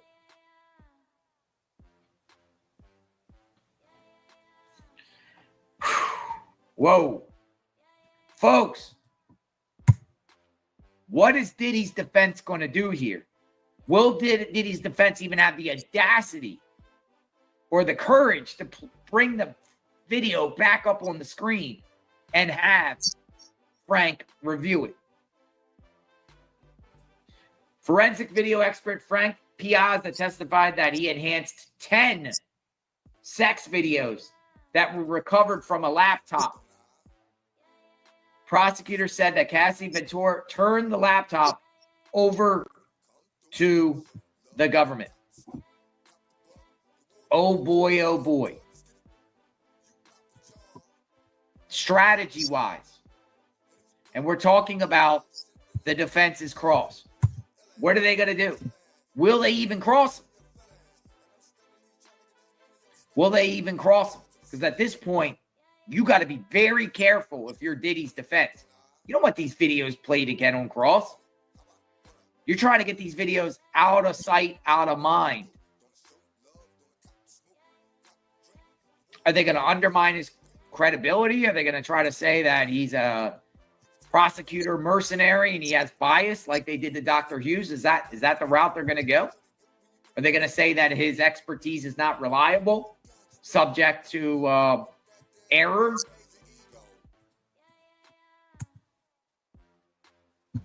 CNN goes on to say, forensic video testifies that he enhanced sexually explicit videos recovered from the laptop. 10 of them. 10 of them. The videos originally recorded in 2012 and 2014 were recovered from the Frank Black user profile on the laptop. Piazza also enhanced the audio and another sexually explicit video. Schmeizer's direct cross-examination of Piazza is complete. Oh, Garagos will cross. So Schmeizer's direct examination is complete. The cross will be by Garagos in about 5 minutes. So please stand by. 5 minutes. What do you think is going to be said? What can they do here?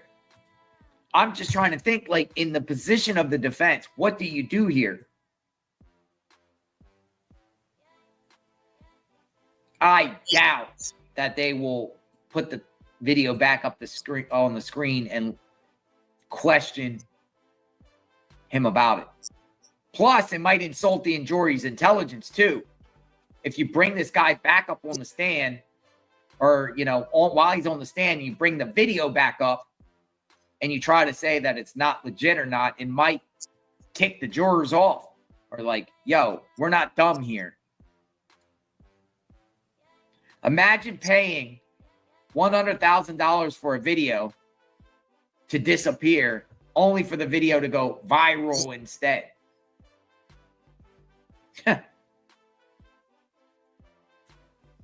Don't forget, folks, next after this is Brianna, the victim that claims that she got hung from Cassie's balcony by Diddy, 17th floor.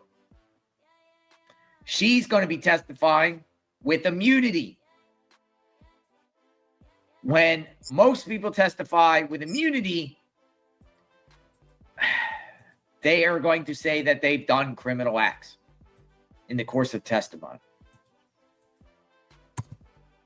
Drugs, violence, who knows what else remains to be seen. All right, come on in, come on in. Break is not done yet.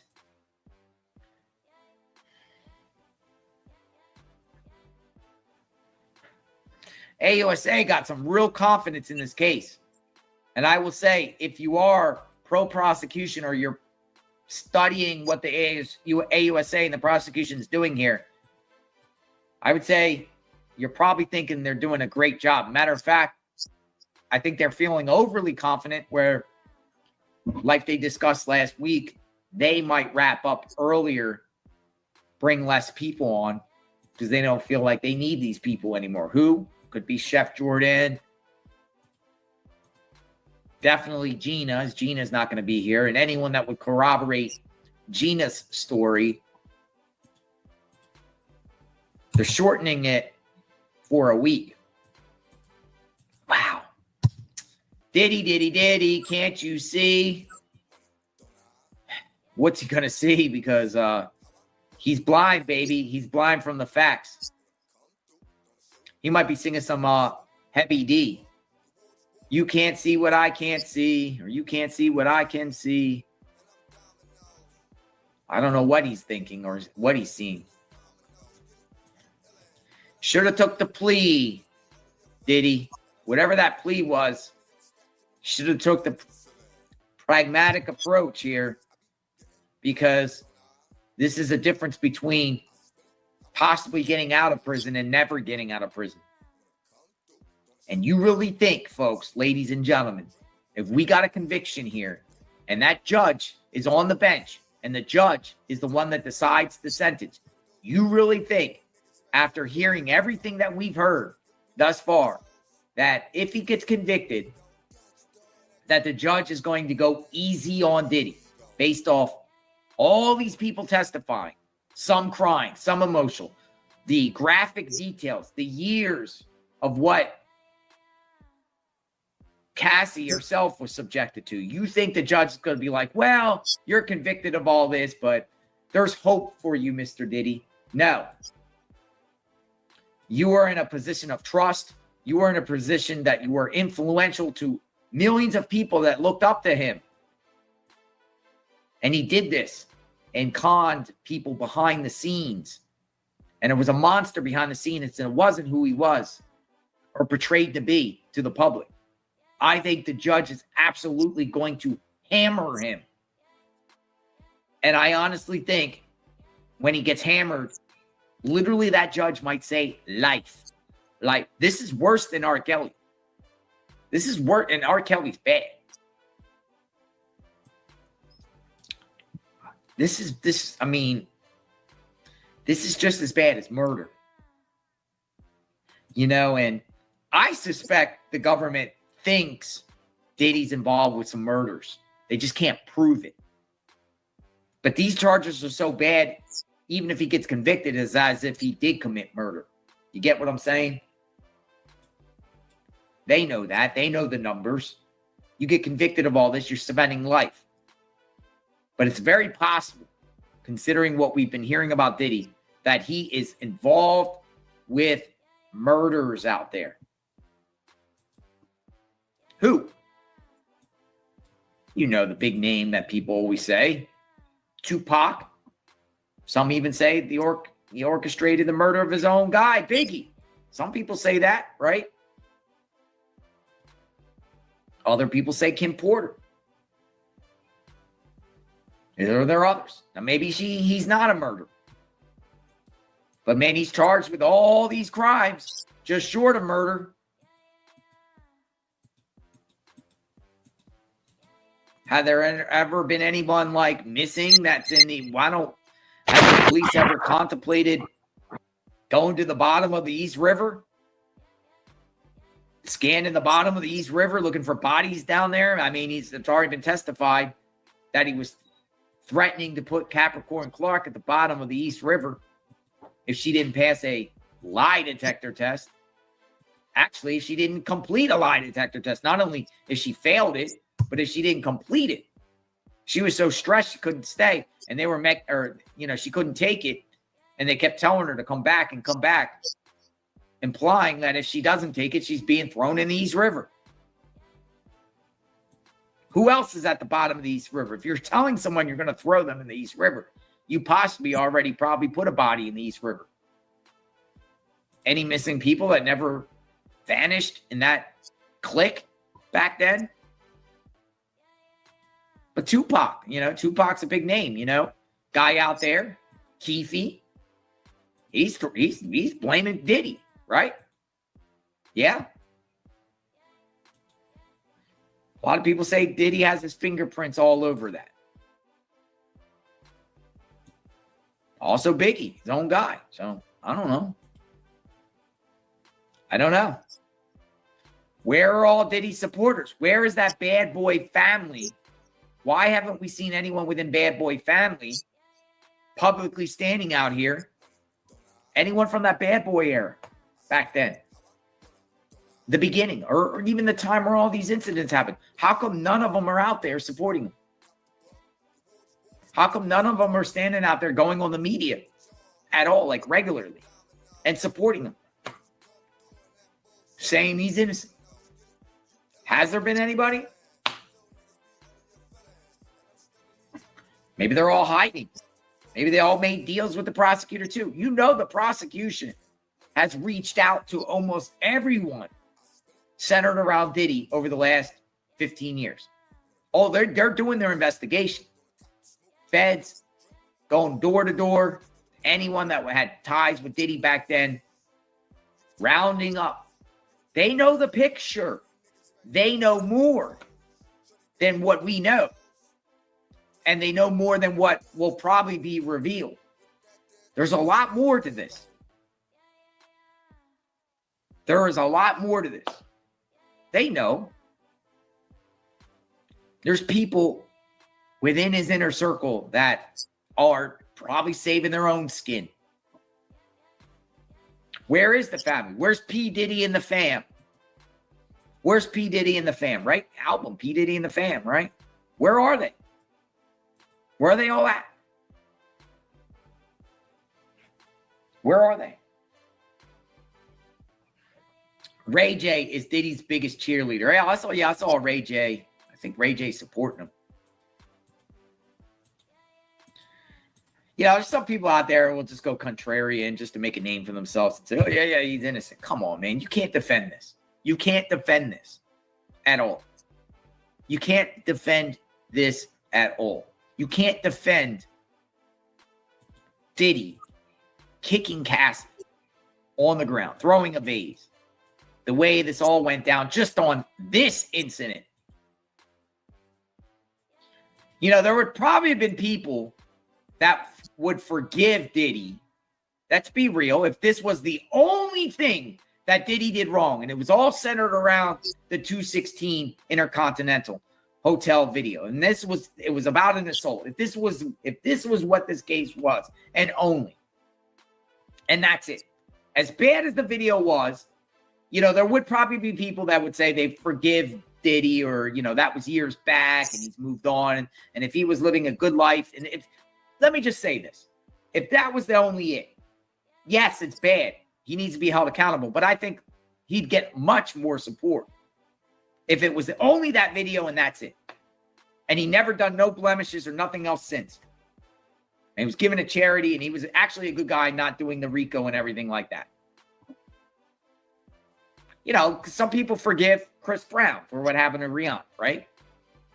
Over the years. But we're talking about the tip of the iceberg. That only scratches the surface of the evil that has happened here. Going back over a decade, incident after incident after incident after incident after incident after incident.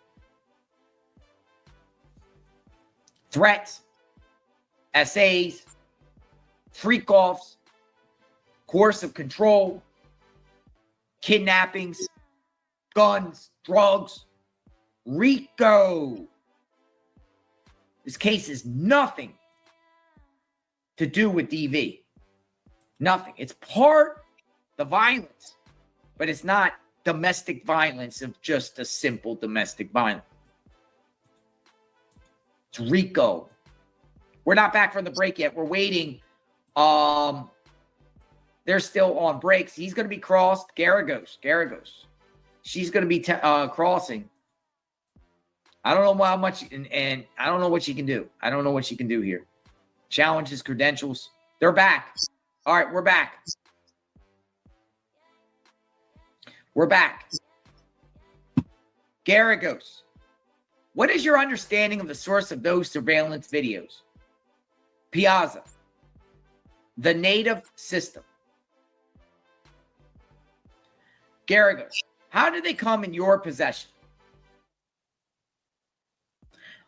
Piazza says they were exported and transcoded. All right. So is she going to be challenging chain of command? Is that the route she's going? Chain of command. Appears that she's going the chain of command. Well, how do you know? How did you obtain these videos? Here we go, though. We'll listen in here and see what we got here. The native system. How did you get these videos? They were exported and transcoded. Transcoded. All right, Combs says Garagos. Who gave the surveillance videos to you? The prosecution office, he said. Who gave it to them? Piazza was like, I don't know. Did you say it was from a cheap system? Piazza says, I don't think I said that. Garagos, let me show you some notes. 3,500. All right. So apparently Piazza said something somewhere. So Combs' attorney's like, who gave you the surveillance? The prosecution. Well, where did the prosecution get him from? I don't know. Remember, he's hired to analyze videos and to test the authenticity, everything about these videos. Prosecution has the evidence. They reach out to an expert. They tell the expert to review this stuff and come up with your analysis. I don't think it's the experts has to know where the prosecution obtained it. He's saying he don't know. I guess they could tell him. I don't think that's important. Let me show you some notes. AUSA. This is only for the witness. All right. So, yes. Judge says. All right. Only for the witness. I guess these notes. They're not going to show the gallery. What's on these notes? 3,500. Combs is Garagos. So you called it cheap. Piazza says, I don't know when this document was created. Garagos, but you thought the system was cheap. In a way. Garagos, let me play you 10C103. All right. Some sort of video. 10C103. I think they're trying to get this guy to admit that at one point, the system that was used for these videos was cheap, to get him to admit that it's cheap. A cheap system. Like a piece of junk system. Now they're going through some audio recordings that he said something at one point. 10C103. So we'll wait to see what happens there.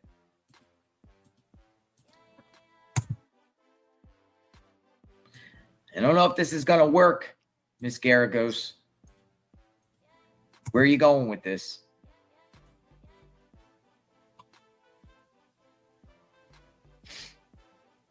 Washington Post 14 minutes ago. Sean Combs' mother, Janice Combs, is there today. We know that. They just put that out there. And one child.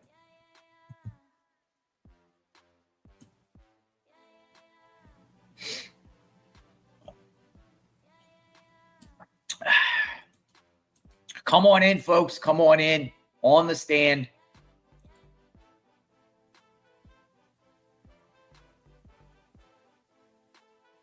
Does the cost of the source change the behavior in the video? Great point. I saw that comment come through. Does the cost of the source change the behavior in the video? Because no matter what, you can't change the behavior in that video.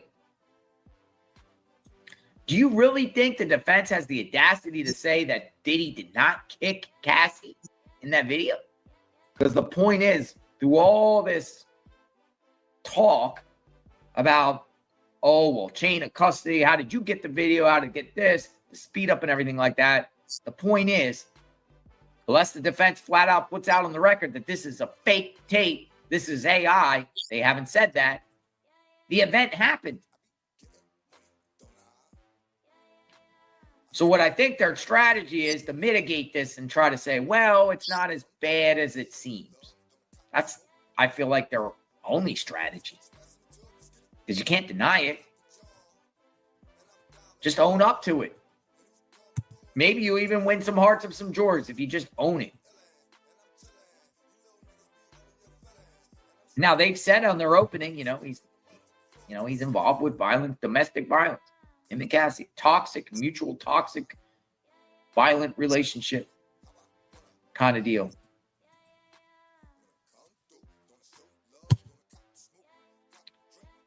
Frank Piazza being crossed. Now they're playing an audio recording of him talking about cheap equipment.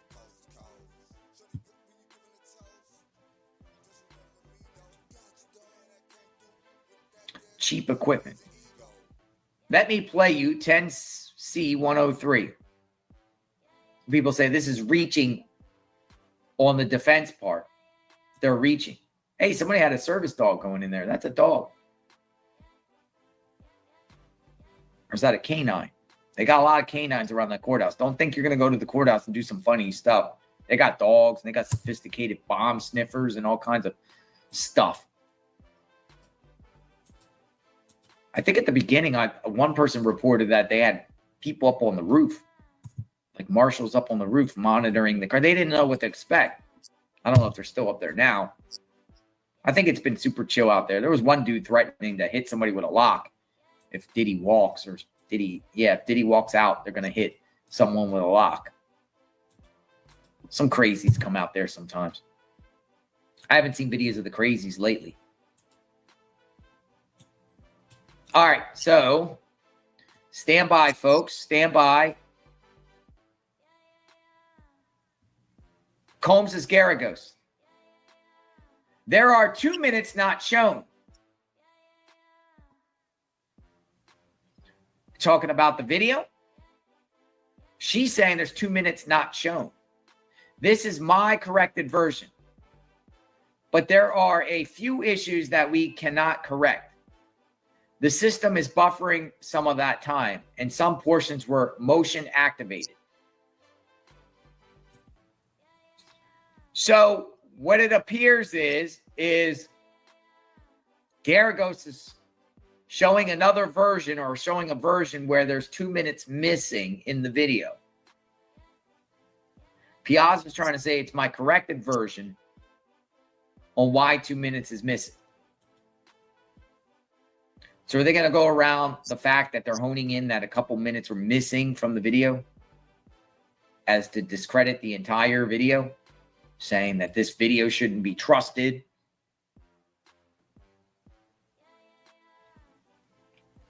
I don't know if this could be reaching, but you know how defense does things. Sometimes prosecutions reach crazy too. I haven't seen really any reaching by the prosecution, by the way.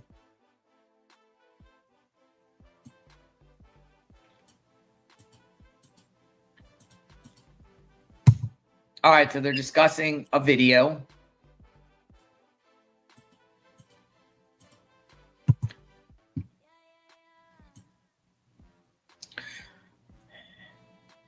4 minutes ago, Fox News said forensic video expert enhanced sexually explicit videos for Diddy trial. Goes on to say forensic expert Frank Piazza enhanced some sex videos for Sean Diddy Combs' trial. According to his testimony, the jury was shown a stipulation between the parties regarding the enhanced sex videos given to the government. Only the jury saw the sex video as it was entered into evidence under seal. Videos, plural. Video. Piazza confirmed he was asked to enhance the sound of one sexually explicit video. So we got some information about those sexually explicit videos. They have been shown to the jury under seal. Only the jury. Gallery could not see these.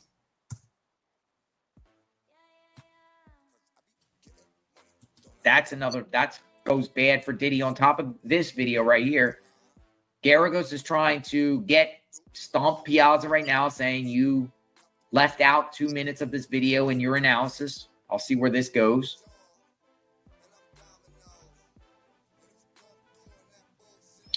It appears the tape has been the authenticity of it has been confirmed by the expert. So I don't know why the defense continues on this. Plus, don't forget about Diddy's apology video. So Diddy can't dispute that this is fake, or he can't just say that this is fake. He gave an apology video, right? He gave an apology video afterward. So, yeah.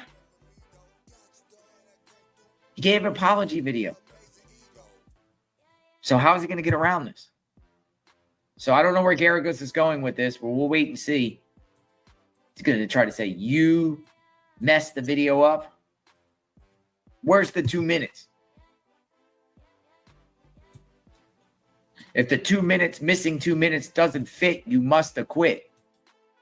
Is that the route we're going on? Because there's 2 minutes missing? That everything should be discredited? There are 2 minutes not shown. That's what Garagos says.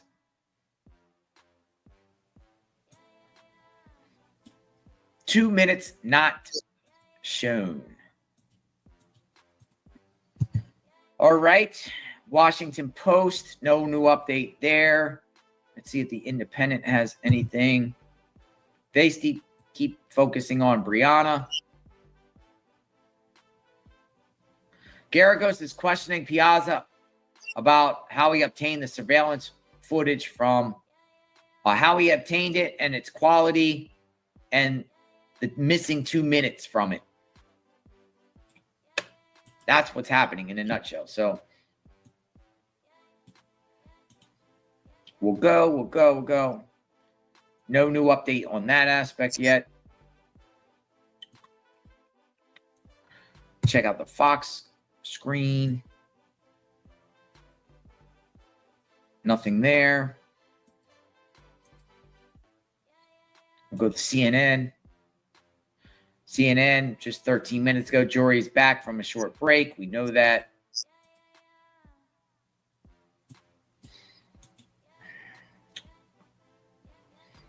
Let's go. Come on. Nothing yet. Still on the 2 minutes. Eddie Garcia, a former security officer at the Intercontinental Hotel, testified about how Combs allegedly tried to cover up the video, saying he accepted $100,000 from Combs in exchange for the footage. A lot of money, which Eddie Garcia said he got $30,000, $20,000 went to the other gentleman, and $50,000 went to the boss who gave the go-ahead to buy the video or sell the video. Buy it. Sell it. Sell it. Diddy buys, they sell. Now, will Garcia be name dropped by the defense here? I don't think so. We'll see.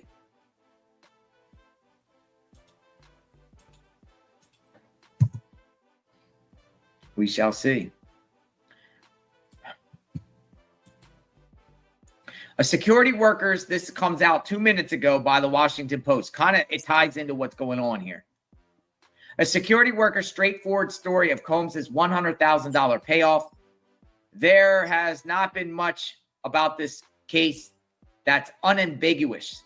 Witnesses have testified that they idolized Sean Combs even as he repeatedly abused them. Cassie, who accounts of being coerced to have sex with prostitutes are the central to the government's sex trafficking case against Combs, sent texts appearing to express enthusiasm for the freak-offs. That's why Eddie Garcia's straightforward and largely uncontested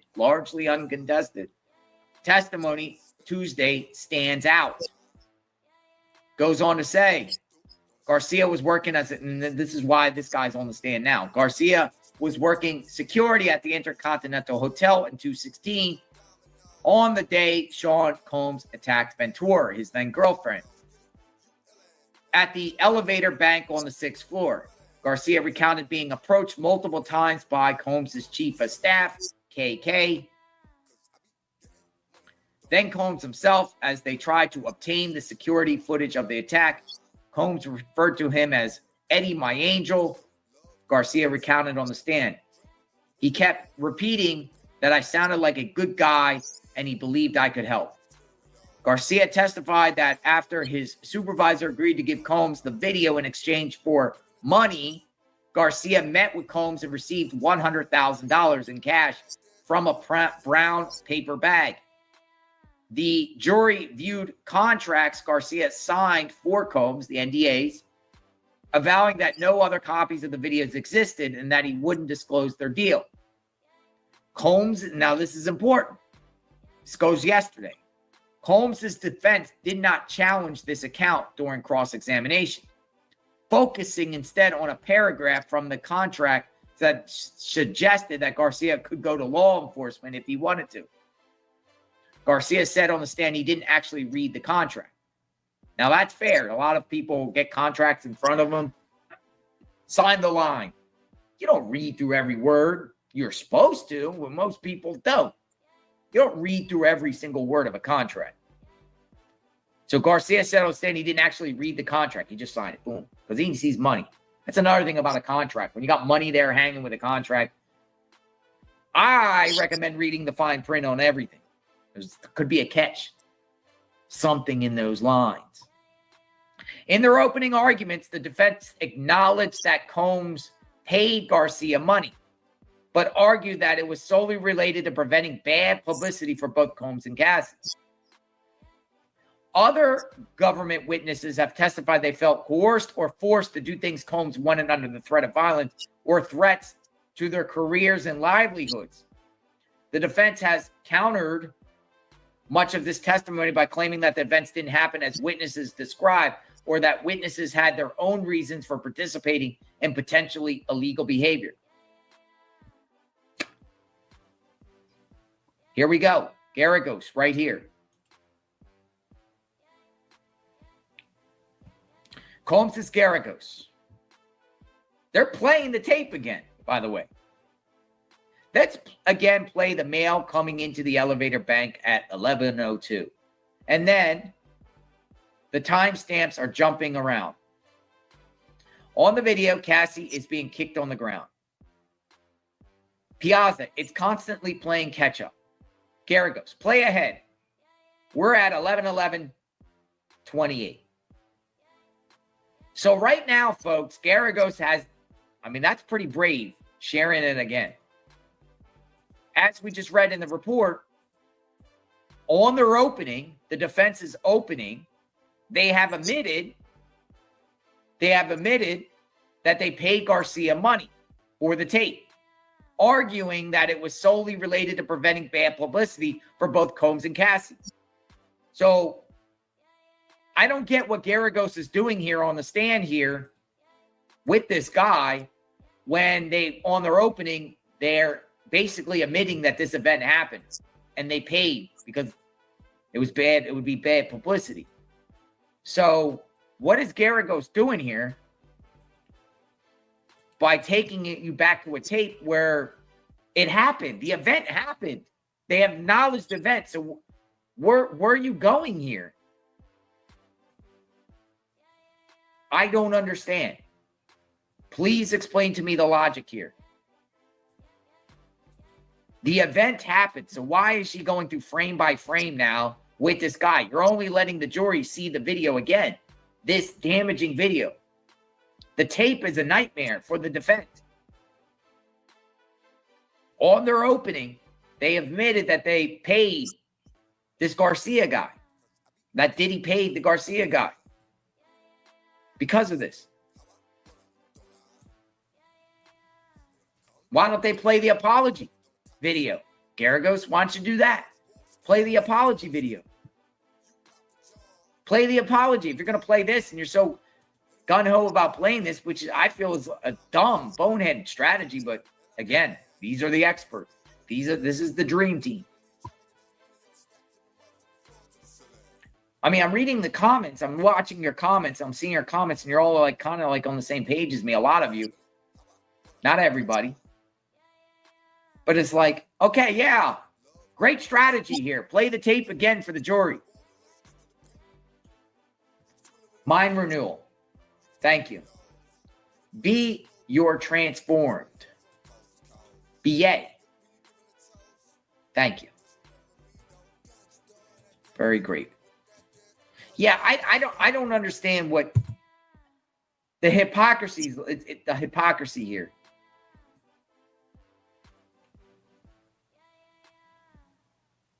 Video expert admits footage of Diddy hotel attack could have come from a cheap surveillance system. During cross-examination, a forensic video expert admitted the surveillance footage of Sean Diddy Combs attacking Cassie could have been recorded on a cheap system. Goes on to say, Diddy's lawyer, Garagos, asked Frank Piazza about the source of the surveillance videos. The expert claimed the source is a native system. He explained the videos were exported and transcoded at some point, according to Piazza. The cell phone video corroborates the surveillance video.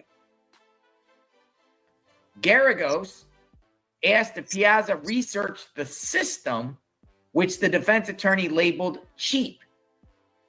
She showed the forensic video expert a document to refresh his memory, and he replied, possibly. Okay, the system's cheap. So?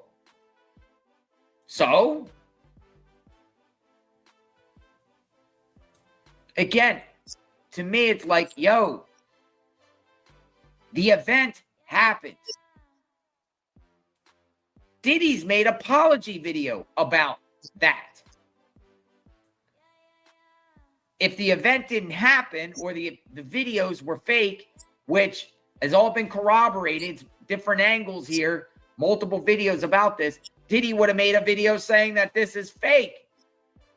Instead, he's admitting to this. The defense has admitted to this on their opening. That they paid. The defense that Diddy paid solely related to preventing bad publicity for both Combs and Cat. You'll pay someone for something that's fake, right? If that's the case, people could make fake AI videos or fake videos all over the place and blackmail celebrities. It happened. Yikes. All right, where's she going with this? Where are we at? Where are we at?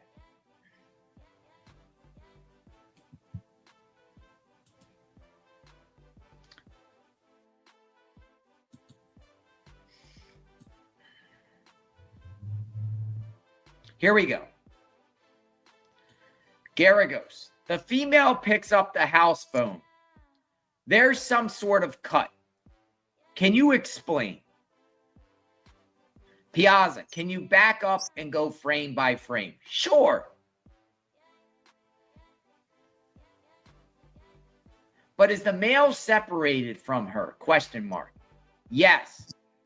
The bag drop triggered it. Gary goes, a 10-second difference?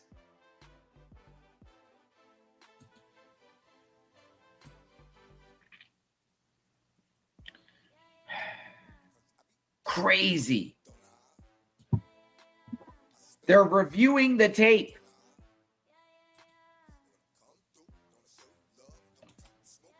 They're reviewing the tape. And he said, can you play that again? That should be a definite response, what he should do constantly. Hey, play that again. I didn't see that right. Play it again.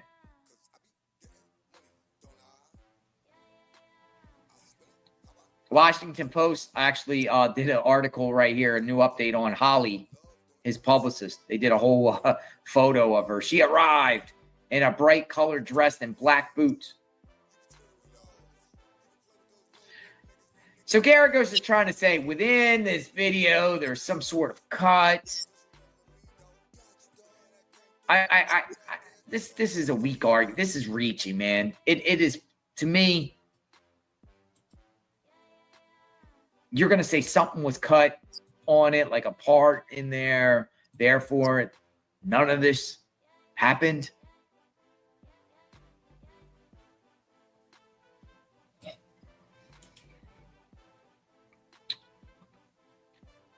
Inner City Press might have to start up a new feed because his tweets are going funny again. All right, CNN's update says, video expert says he got surveillance footage from prosecutors, but he didn't know where they got it. So what is that? So Garagos might try to say that the prosecution altered this because Piazza's like, I got it from the prosecutors. I don't know where they got it from.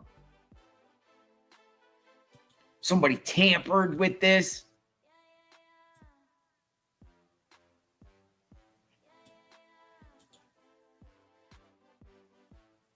Somebody altered this. Somebody tampered with it. Where are you going with this, Garagos?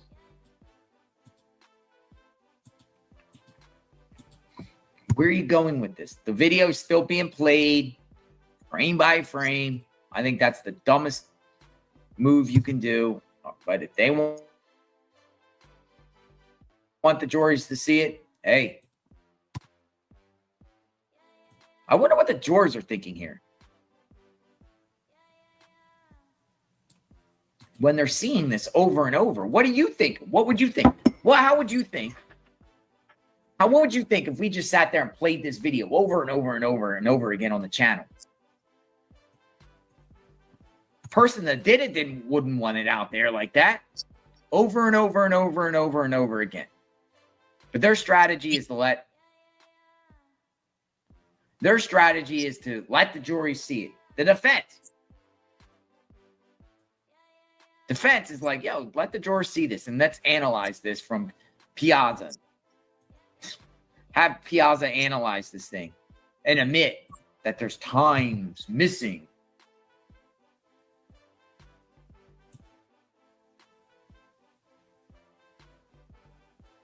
That there's parts missing just a second or two away. Welcome aboard, JLR Investigates. Piazza is still the video expert, is still on the stand this morning. We are 11:20 a.m. Eastern. How is everyone's day doing? Good afternoon, good morning. It is morning here. Or good evening, because a lot of people watch from around the world. Defense is crossing Frank Piazza right now as we speak. Prosecution, while Piazza was on the stand, got him to talk about some of the sex tapes from 2012 to 2014, where he says he enhanced audio.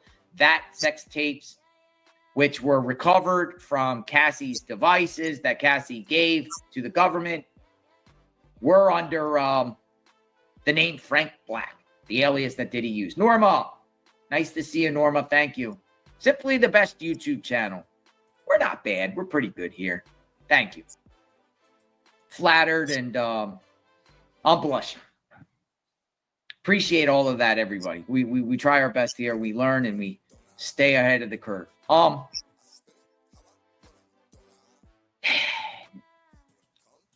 don't know the strategy that she's doing by going on Cross, but this is the strategy by saying certain parts of this video is cut out as if it's been tampered, but he's already said it hasn't been altered. The authenticity is legit. So I don't know. I don't know where we're going to go with this. We're continuing to wait. Is she just going to leave it the jury to use their imagination?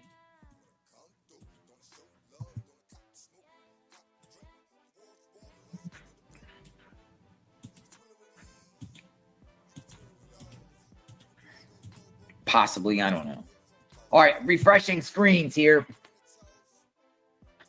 Trying to get some updates. Come on in. Footage of sex acts filed under seal. That is the last report by NBC News 14 minutes ago. The prosecution filed into evidence under seal 10 sex tape videos involving Ventura under seal.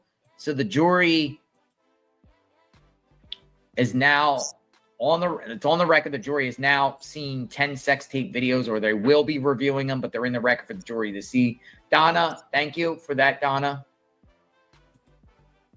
Taria, is that Taria? Lynn, thank you. Video killed the radio star. Video killed the radio star. Thank you for the comment. Video killed the radio star.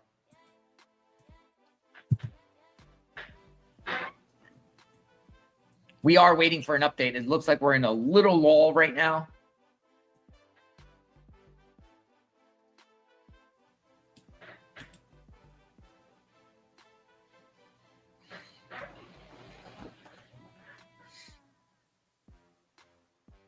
Ten-second difference.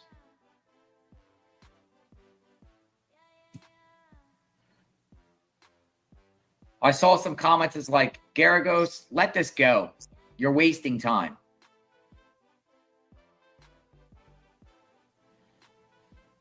Like, let this go. The defense is grasping at straws.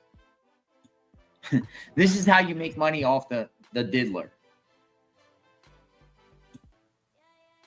Garagos is getting her money's worth right now, crossing somebody nothing of nothing, because they're trying to discredit the prosecution. Yeah, I think they're trying to put the onus on the prosecution here, because he's already acknowledged, I got the tape from the prosecution. So are they trying to imply that the prosecution tampered with this video or whatever, or cut certain pieces out? But if the prosecution was going to cut pieces out, it just makes no sense. What little 10 seconds or 2 seconds in between could change the fact that Diddy was seen on video kicking Cassie, throwing the vase and all that stuff? What happened to that whole, every single thing in the vet?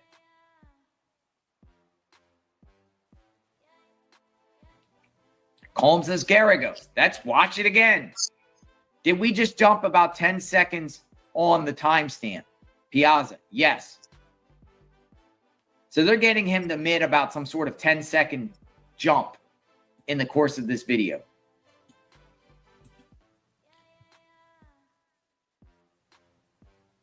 A 10-second time jump.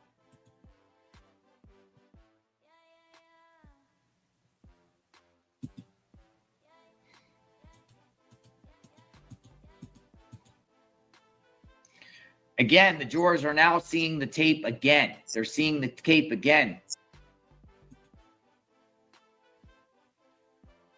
Kokomis.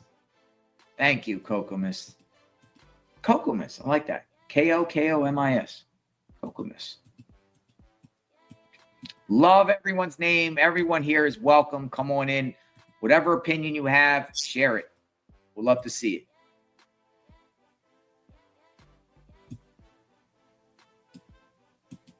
So what I think the reason why it's kind of a lull is they keep playing the tape. They keep playing the tape. Let's just keep watching the tape again, shall we, ladies and gentlemen, the jury? Let's watch the tape. A key piece of evidence in this whole trial, and it's just watch it over and over and over again. On cross, defense, cross. Brilliant move. Hey, Garagos, why don't you just put the tape in slow motion and slow the kicking and dragging frame by frame? Exactly. Just keep playing it, Garagos. You're doing a great job just letting the jury see this over and over. You really think the jurors are going to think that this is not real or it's fake tape?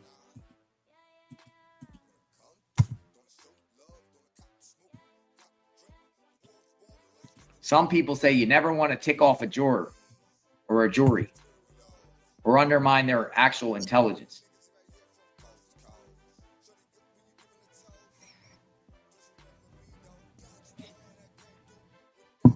Looking at all the updates here, we're still reviewing this video. I'm ready for Brianna, honestly.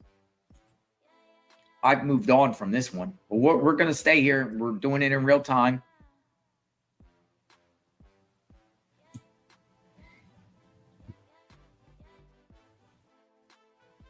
Y'all keep watching the video over and over and over again. It really saves to everyone's memory how horrific Diddy is. Exactly. Exactly. Just keep reminding everyone what Diddy did. Great move, Garagos. You're doing a great job. Great legal strategy here. Unless they have another trick up their sleeve. Just keep playing the video over and over. Let the jurors see. Come on. At one point, I think maybe the judge would be like, you're repeating yourself. You're repeating yourself here. In the meantime, I'm scouring around to try to get some more updates, but I think we are pretty updated right now. Go hit that like for JLR and Magnolia's great coverage. Nina. Hello, Nina. Good morning. Nice to see you again. Yes, Nina, you've been around for a long time. How much stuff have we covered, Nina, in the last 18 months? My goodness. We've covered a lot, Nina. 18 months. Been all across the United States the last 18 months. How many places have we been? We've been all the way across the country. Oh, man, I don't even mean to jump. Oh, let me just share what Magnolia said here. Reminder, Garagos' father, Mark Garagos, you know Mark Garagos, Menendez brothers, Scott Peterson, defense attorney, CNN legal commentator. He's on News Nation a lot. He got in trouble by the judge for referring to the prosecutors as a six-pack of white women on a podcast with the TMZ guy, Harvey Levin, on the eve of trial. I don't know if you all remember that, but Mark Garagos is also on the defense team. Now, I haven't seen him make any debut here yet, but apparently Garagos is on the defense team.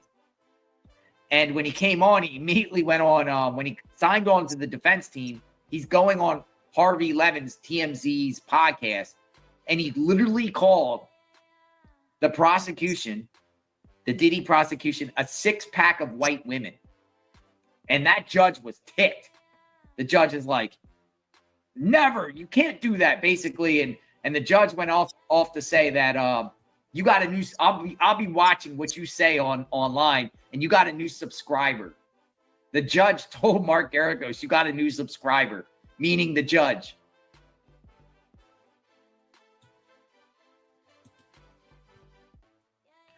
All right, here we go. Piazza, there is a 5-second offset between the two cameras. That's what you just showed. Combs is Garagos. Okay, the female picks up the phone and the male walks away. Starting the male.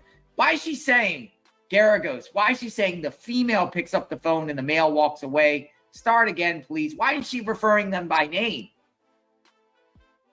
Is this him walking away? Yes. Play more.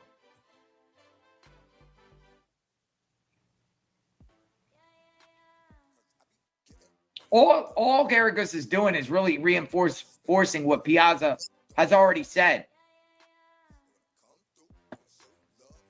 Like, I don't get this. I don't get what you're doing here, Garagos. They're playing the tape again. They keep playing the tape. All these different sets and frames. Notice Garagos says in the video, the female, and the male walks away. She don't want a name drop. Why?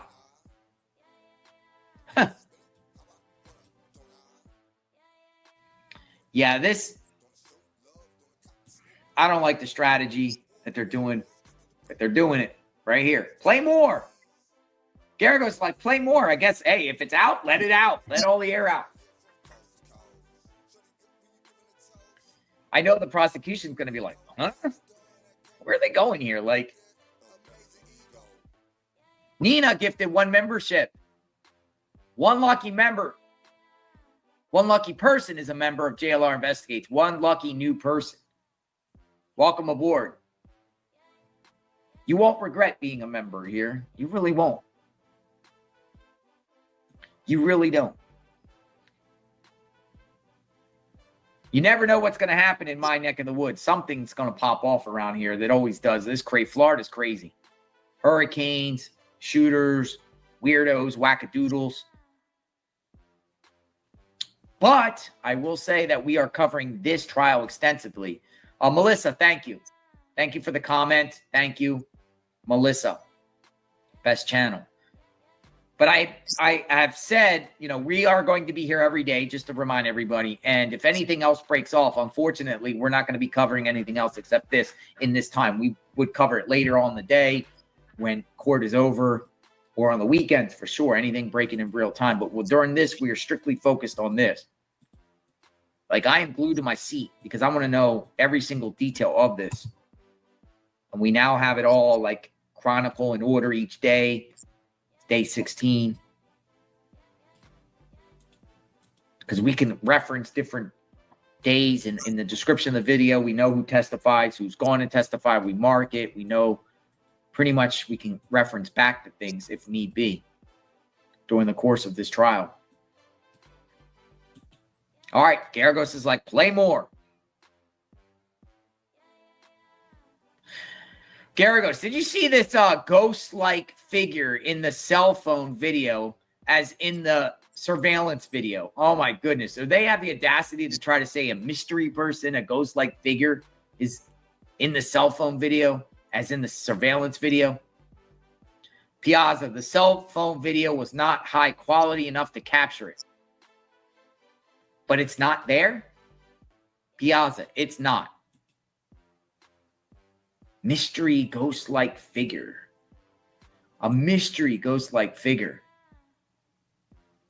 Dun, dun, dun. What is she trying to do here? Did you see a ghost-like figure in the cell phone video as in the surveillance video? She had the audacity to say a ghost-like figure. The only thing you should cross right now is your fingers and pray. I like that one. I saw that comment pop up. The only thing you should cross right now is your fingers and pray. That's the only cross that should be going on right now. Defense hates Diddy. There's no convincing me otherwise.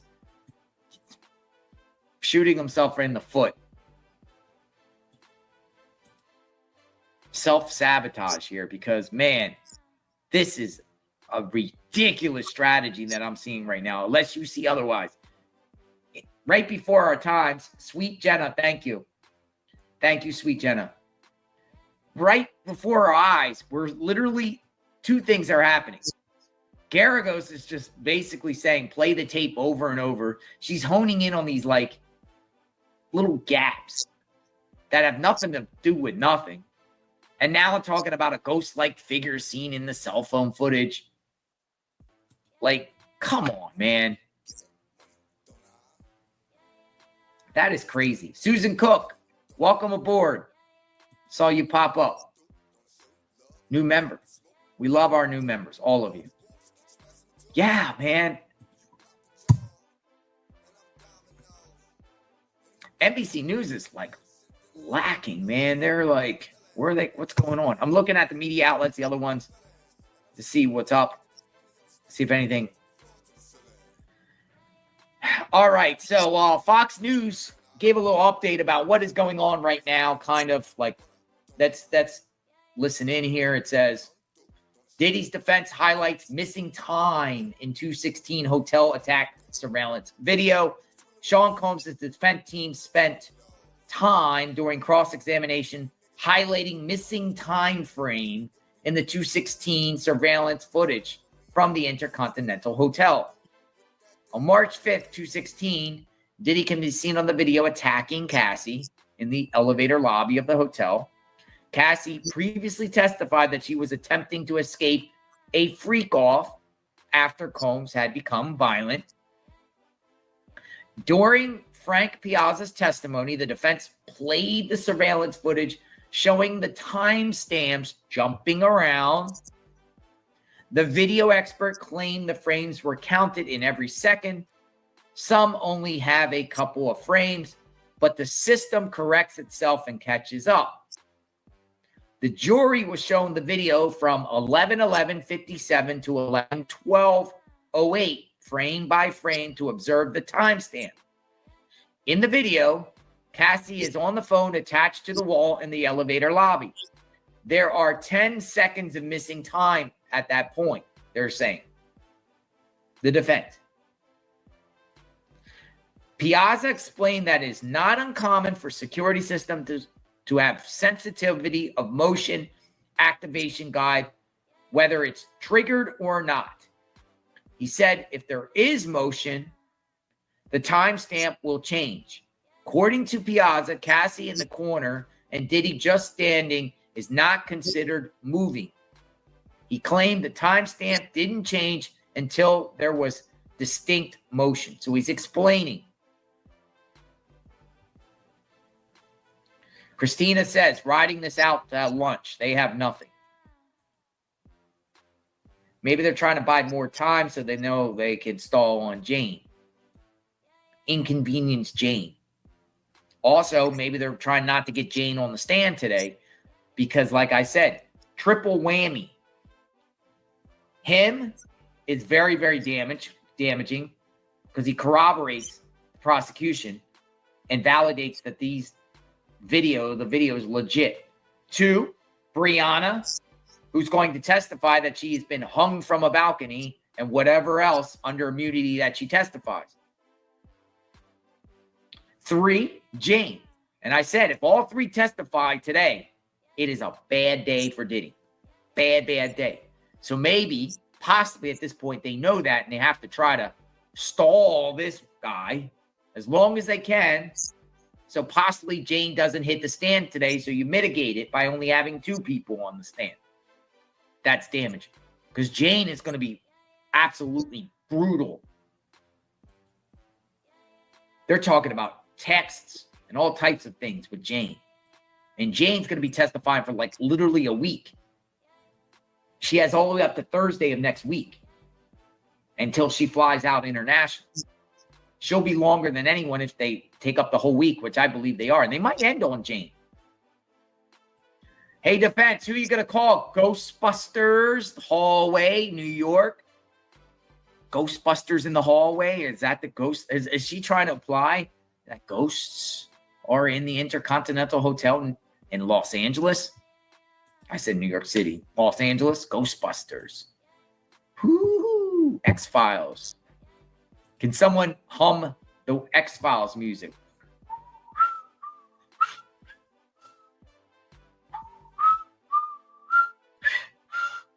Ghosts.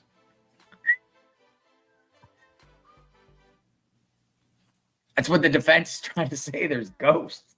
There's ghosts in the hallway of the Intercontinental. Did you see a ghost-like figure in the cell phone video, Mr. Piazza? Ghosts. Paranormal activity in the Intercontinental. Look, all the Ghost Adventures people are probably on their way to Intercontinental. Do you got ghosts here? Can we go in? Can we stay overnight? Diddy's attorneys claim there's a ghost-like figure in the hallway. when Diddy assaulted Cassie, there was ghosts in the hallway. That's pretty much what they're saying, a ghost-like figure. Did you see this ghost? Garagos literally said there was a ghost-like figure there. Oh my goodness, like ghosts are witnessing the assault. My goodness, we could go on and on about that, man. Yeah, the chat is funny. We're not even at Halloween yet. We got months away from Halloween. What horror defense for the defense here to do this. But we'll see. We'll see where they're going here. I mean, they're honing in on a couple seconds off. He's explaining how that works. Here we go. This is NBC News. And again, I think the strategy is the most ridiculous strategy by the defense. Security video getting an extended look by jurors.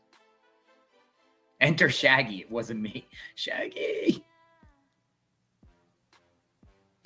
Security video getting an extended look by jurors. This is on the defense is doing. Piazza's testimony might be coming across as highly technical and as lawyers go moment by moment through security footage of Combs and Ventura. The rather dry testimony, though, has led to an impact of jurors having to sit through an extended look at Combs's brutal beating of his then-girlfriend, March 5th, 2016.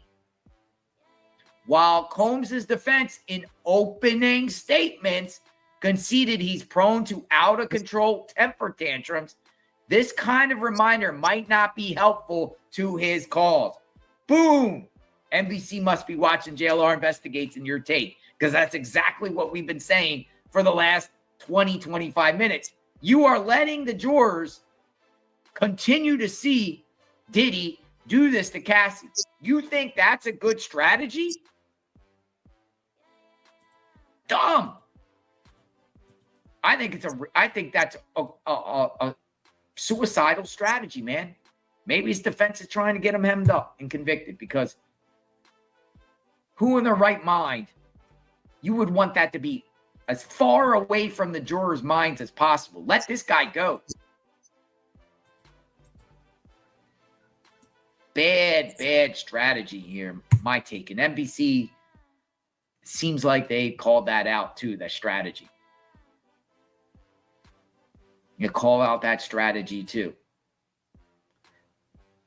This kind of reminder might not be helpful to his cause. Boom. Scooby and Shaggy on the way. Now I remember Ghostbusters, the movie. Didn't they like make the call and they would like find all these like ghosts running around the hotel hallways, and they spray them with green slime, or they spray them with their little thing to put the ghost in the little ghost compartment. They electrocute it. Like right by Diddy, there's a ghost. What are they trying to say? Ghostbusters need to come and get the ghosts out of the Intercontinental. We got a ghost. We got a witness. We got a witness. Got a witness to the assault. Ridiculous, man. Put a little humor today.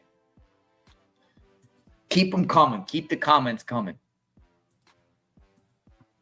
We're still like, the reason why, like, I'm still waiting to see. Here's the thing about it is, he's testifying right now, Piazza. We're not getting much information because they're reviewing the audio, or they're reviewing the surveillance tape. And Garagos, for some reason, keeps saying, play more, play more, play more. Oh, okay, she's done. She's done. They probably heard us and were like, yo, we got to get this guy off the stand. Combs is Garagos. Mr. Piazza, thank you so much for coming. We have no more questions for you. She thanked him for coming. We have no more questions for you. Ms. Schmeiser, redirect. AUSA, So there are 5 minutes off, question mark. Piazza said, my notes told me there was a 5-minute, 55-second difference. Another offset of 5 seconds. Do these videos reliable? Are these videos reliable and accurate and show what happened? Yes. You may go. He's done. He's done. That's it. Just a couple questions. That's it. Man, AUSA should have said, let's watch the video one more time, shall we? That's what she should have done. She should have rubbed it right in the face of the defense and should have said, Mr. Piazza, let's take a look at the video again on the reday. She should have done that just to rub it in. All right, he's gone. Piazza's done. He's out of here. Now, we're getting into some interesting testimony coming forward now. I believe the next witness is going to be Brianna. Brianna with a B, a.k.a. Banna. And, it's all going to be centered around this dangling over the 17th story balcony. I believe she's next. So we'll get confirmation here shortly. We're on a sidebar. Let's see what Banna has to say. What are the sidebars about? All right. I'll be back in 1 minute. I'm just going to get some more coffee because this testimony is going to be lit and fire. So I'm going to get some coffee and I'll be right back.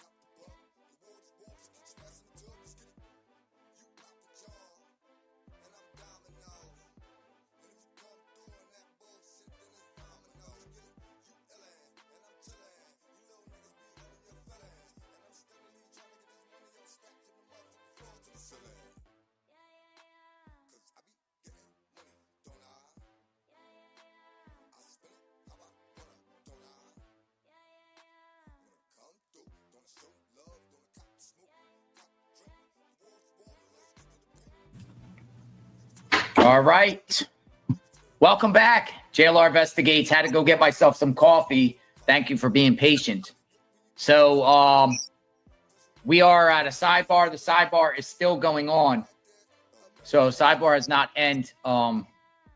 Did the camera move while I was gone at all? Because usually the camera moves when one of these, after the people testify, they usually pile out. Did we have a camera moving?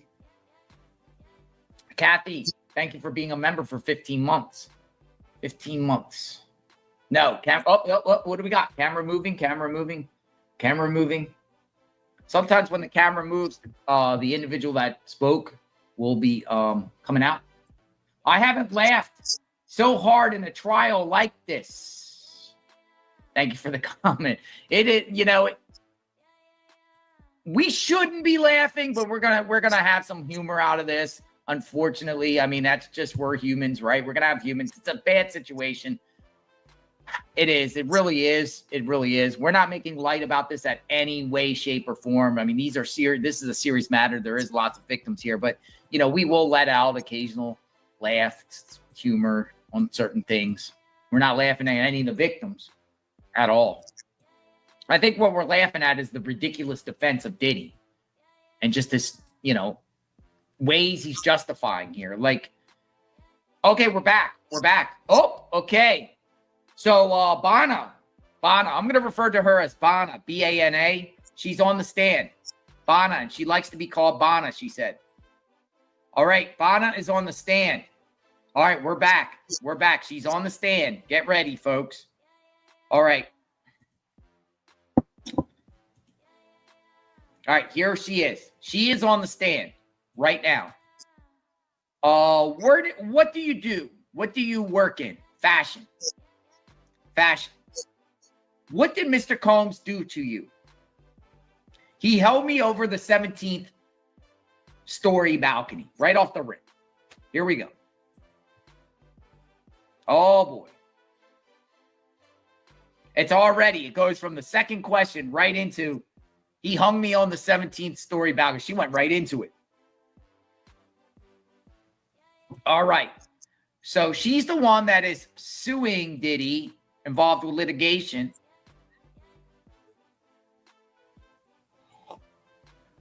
The woman who says that Sean Diddy Combs dangled her over the 17th story balcony is now on the witness stand. A fashion designer, Bana, is among 3 witnesses prosecutors are expected to call to testify today. She filed a lawsuit against Combs in December of last year. She filed a lawsuit against Combs. We've read this lawsuit. She's on the stand now, alleging that in 2016, so around the same time Cassie got beat, right, by Diddy, 2016, the media mogul assaulted her and dangled her over a 17th story balcony at a Los Angeles apartment of Cassie's apartment. Mouse, thank you for being a member. Welcome. Prosecutor said that a third and final witness, Jane, is going to testify after her. So what we're getting out of here is she's going to explain what happened here in Cassie's apartment. She's also testifying now with 100% immunity.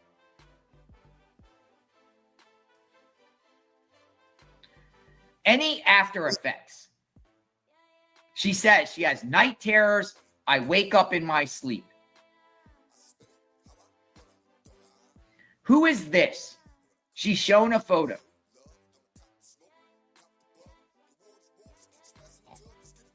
I'm just seeing who that guy was. If that was the expert that testified, it didn't look like him. Who is this? Shows a photo. It's Cassie, my friend. I met her in 2016 at Young and Reckless, the streetwear company, then at Diamond Designs. But she's already said the after effects of her being dangled from the 17th floor balcony at the hands of Sean P. Diddy Combs says that she has night terrors from this. And I don't blame her. Imagine being hung from a 17th floor balcony. Imagine someone hanging you outside of a balcony. Diddy alone doing it. The mood swings of Diddy, as Cassie has testified, you look at him the wrong way and you get punched in the face. He hung her from a balcony, 17 stories. Not like it's one story where if you fall, you will probably just sprain an ankle, you might get injured, but 17, if he would have dropped her, she would be dead. You're not living, no one is living from a 17-foot drop from a balcony. No. She says she has suffered night terrors. How would you describe Cassie's relationship with Mr. Combs? Volatile, she says. I did not want to meet him right away. I had seen a black eye, but she begged me to meet him. So before she even met Diddy, she saw Cassie with a black eye by Diddy. Cassie's insisting that she meets him. But she didn't really want to meet him after seeing the black eye on Cassie. Did you design work for Mr. Combs? She goes, a little. So apparently she did some work. Little work for him. Little work. What type of work? What type of work? Yeah, hanging somebody from a balcony is 100% attempted murder. Yes, attempted murder. You hang somebody from the balcony and they press charges at that time, in that moment, you are most likely, and they can prove it, you are most likely getting an attempted murder charge. Yes, it's attempted murder. Good point. That's a crime right there. She just testified about a crime. Attempted murder. Alone. It's also false imprisonment too, right? Holding someone over a balcony sounds to me like it's false imprisonment. You could probably name a bunch of other crimes. Assault. It's assault. It's assault. I don't think she pressed charges at the time, though. She was scared, right? Like most of the people at the time didn't press charges. But she just testified about another crime. I mean, in order to have RICO, you have to have like 2 or more crimes, right, being done. I mean, here's another one that's been testified. This is probably about the 100th crime that Diddy has been accused of doing that has been testified. That's a crime. RICO. So she goes on to say that she did a little design work for Combs, a little. AUSA goes, where did Mr. Combs live? She goes, I think in like Beverly Hills. Combs is Westmoreland. Objection. Speculation. Judge is like, ask another question. So it looks like Westmoreland will be the one that will be crossing her because she objected. Westmoreland's on her. Westmoreland for Diddy is probably the cross. Did you know the name of the street? Mapleton. 200 South Mapleton. So prosecutors like, or Holmes is Westmoreland is like objection, speculation, where she says, I think he lived in LA. So she had to ask another question. Prosecutor says, name the street. 200 South Mapleton. All right. So that's his address at the time.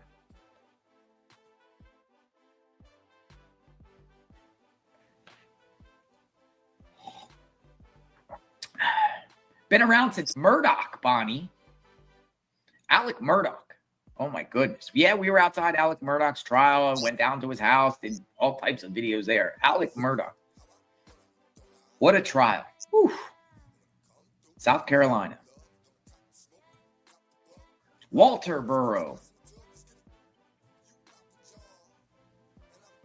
All right, so she's on this address. So we're just getting into it. I don't know how long she's going to be on the stand, but it appears like she'll be on at least through lunch, probably the break. I think Jane will probably get on about 2 p.m. if I could predict here. All right, so we got Bana, the one that got hung by from the balcony in 216.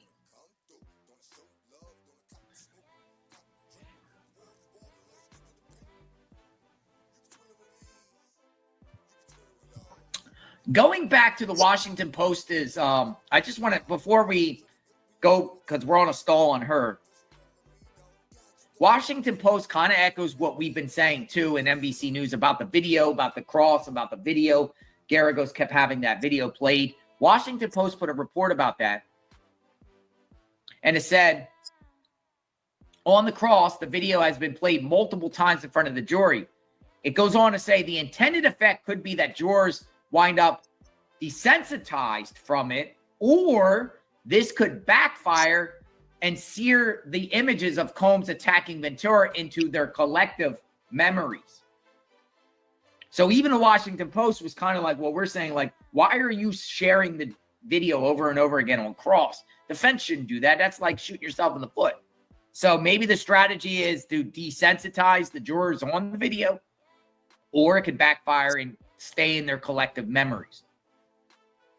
I say it stays in the memories. I think it was a stupid strategy to do that. What did you do with Cassie? Oh, here we go. Immunity right here. What did you do with Cassie? Drugs. She flat out said drugs. I did drugs with Cassie. And we go shopping. We would hang out with Deontay, Nash, and others. So she flat out said, yo, they'd say like, yo, she said, like, of all the things you said you do with somebody, she flat out said first, drugs. What'd you do with Cassie? Drugs. In this photo of you and Cassie shopping, is this a photo of you and Cassie shopping? Yes. April of 2016. Now we're in April 2016. Puff texted Cassie, asked where she was, sent a list where we been. What? Wait a second. Puff's texting Cassie, asked where she was, sent a list where we'd been. Is that like implying that Diddy's stalking them and stalking their movements? But it goes into the common theme when Cassie would go and leave out of Diddy's grip and he would go away. She'd go out, hang out with friends. Diddy would track her down, berate her, demand that she comes back. How dare you go out with friends? It seems like that's what we're getting into now. An April 2016 incident. Had you or Mr. Cassie told Mr. Combs where you were? No. How did it make you feel? Objection by Westmoreland. Overruled. Oh my God. Like, he knows where we've been. So what she testified was that in April 2016, Puff texted Cassie, asked where she was, but at the same time, sending them a list of where they've been, as if he's stalking them when they're going out together. In April 2016, they're out. Diddy knows exactly where they've been. And she said that they didn't tell Combs where they were at. He knew, though. AUSA, how did that make you feel? Objection. Overruled. Like, oh my God, he knows where we've been. Stalking.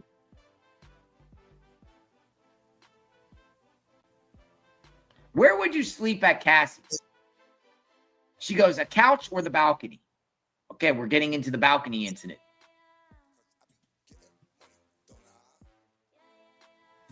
The balcony.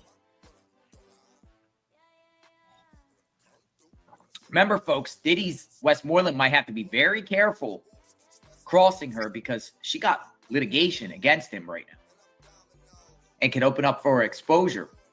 Or maybe they're going to use what she has to say against her in the litigation. There's litigation going on. There's litigation going on right now between her and Diddy in the course of $10 million she's seeking.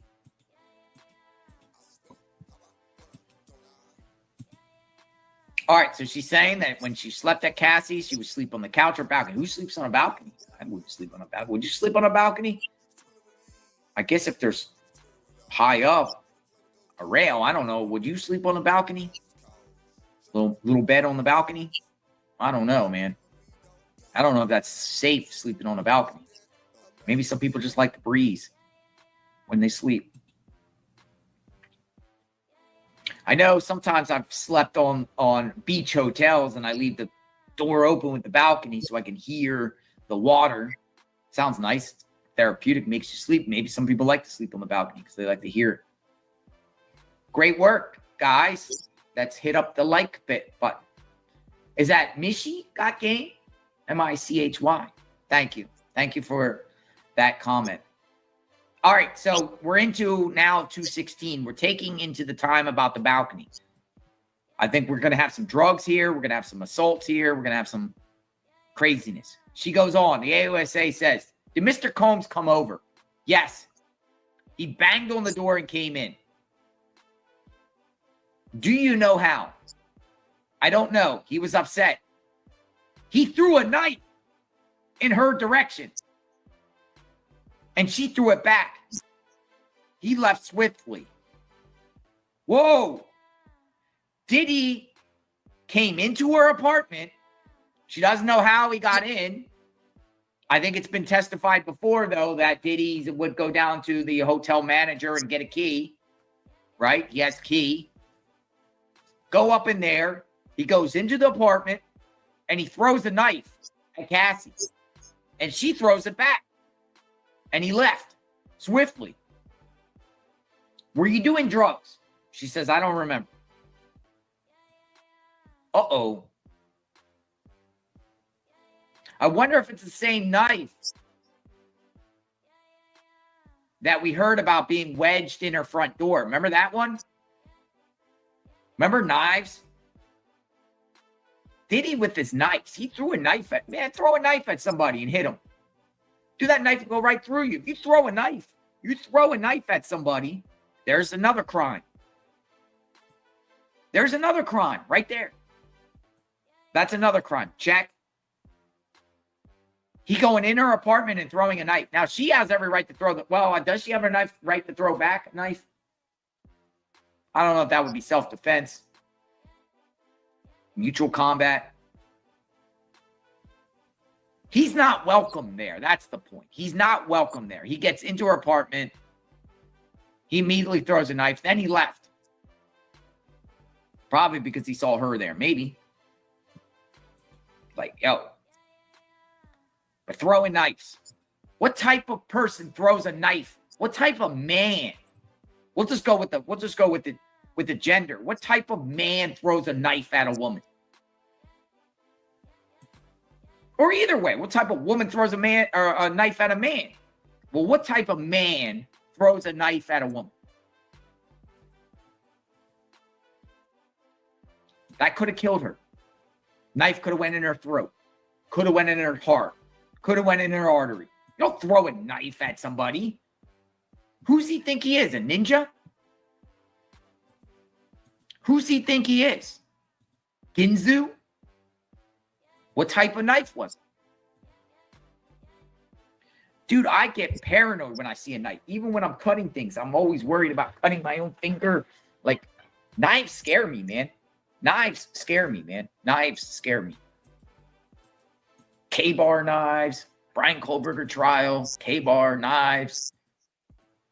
He literally busted into her apartment, Cassie's apartment, with her there as a witness, and she testified that Diddy threw a knife at her. Doesn't remember anything about drugs. Says, I don't remember about drugs. AUSA, did you call police? No, didn't call police. Why? I was scared. Did you see injuries on Cassie? She showed me on FaceTime before makeup for the perfect match. So I guess at one point, she did see injuries on Cassie at one time in the past. She's saying on FaceTime. What did she say? She was quiet. So I guess she's saying that she saw injuries on Cassie before, but Cassie wouldn't talk about it. But she's a witness. She's saying injuries. She was quiet. You know, Cassie's not going to tell anybody like that, right?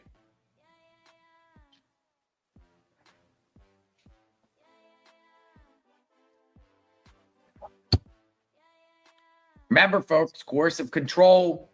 Female victims have testified they didn't call the police in the past on Diddy's violent outbursts because they were scared of him. He's the power, or Cassie said he's above the police. above the police. Other people said he's a god amongst gods. Can't call the police on Diddy. He runs the police. He controls the police. He's above the police.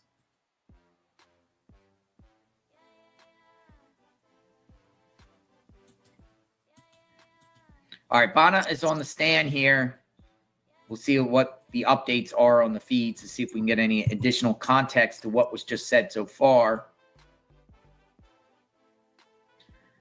10 minutes ago, NBC News, Bana says she had night terrors after Combs allegedly dangled her from a balcony.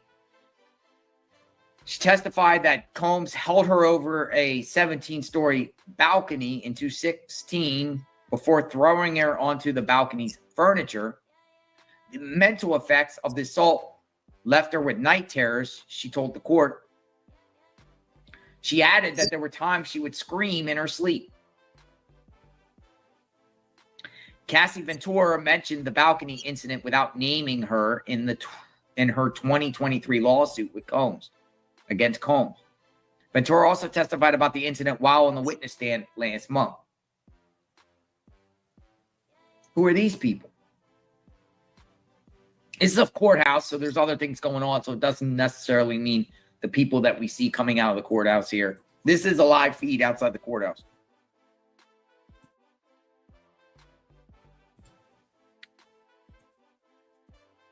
All right, so what do we got? Bana says, one time we were at a party at the Blind Dragon, a karaoke bar in West Hollywood. Then we went to Cassie's house to help her pack. Deontay was there. Puff came. AUSA says, then goes, "Are you under subpoena?" She goes, "Yes. I won't get in trouble if I'm truthful."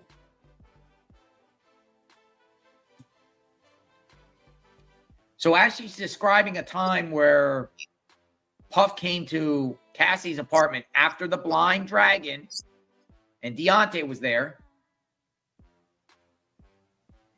then the prosecution just reminds her, asks her on the stand, maybe she forgot to ask her at the beginning. She should have asked that question at the beginning. Are you under subpoena? Yes. I won't get in trouble if I'm truthful. Here we go. I think we're about to hear some criminal activity. Criminal activity incoming. Possibly some sort of crime, because she got the immunity and she got the subpoena too. She got the immunity. So, all right. Blind Dragon. Bana is testifying that she became friends with Cassie around 2014 when they designed clothes together at an LA streetwear company. She said that she had avoided meeting Ventura's boyfriend, Sean Combs, for over a year because she considered the couple's relationship volatile. At one point, Ventura showed up with a black eye, she testified. Earlier Wednesday, while the jury was out of the courtroom, prosecutors introduced evidence that included text messages between Combs and his bodyguard D-Rock discussing a black eye and ice pack. And a prosecutor suggested it could be the same incident. Oh, corroboration. So it goes back to what we were talking about at the beginning when they were talking about the text messages being introduced where Diddy is talking about the injury to Cassie, well, the owner of the phone that was seized from Diddy's home, Miami home, Star Island home. Remember that? The phone? Well, this all goes into play about the black eye Cassie got. And the owner of the phone, or D-Rock, saying, well, I told everyone this happened at the party. So it all starting to tie in here.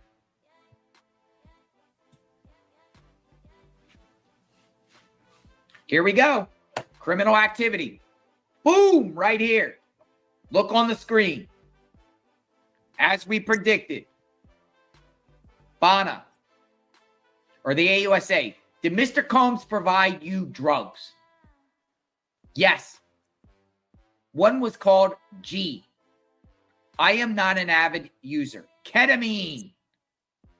Boom, ketamine. Marijuana. Cocaine. How often did you get drugs for Cassie? Often. Those oxy pills. Did she pay you? Yes. Boom. Did you get drugs for Mr. Combs? Drugs for Mr. Combs. Yes. Cocaine. Once. Did you sell drugs to others? Yes. Sometimes. Did you try with Cassie to stop drugs? Yes. We tried to cook, but there were a lot of drugs around. She just testified about drug dealing. This is why she got her immunity, just like the others. Drugs, getting drugs, buying drugs for Diddy. Cassie, drugs, lots of drugs, cocaine, ketamine, oxy pills. One called G. I don't even know what G is. What is G? What is G? Rico! Folks, this is part of the Rico. Rico Suave. We got more Rico. It is against the law to do this. Crimes. Rico. Here's another one. Has Mr. Combs ever threatened you? Yes. Let me show you a photo from April of 2016. Who is in it? She goes on to say, this photographer who goes by the name Bad Boy, B-O-I, with an I, we thought it was cool that was in his name. We thought we'd make some art. All right, something's going on with this photographer named Bad Boy, spelled with an I instead of a Y. But she's already testified, folks. She got drugs for Diddy, selling drugs. She sold drugs. Cassie got drugs for Cassie herself. They even tried to stop doing drugs together by cooking, but there were a lot of drugs around. That's in the, what are you cooking in the kitchen? Rico. This is Rico right here, folks. Rico before our eyes in real time. And then also, she also says she's been threatened.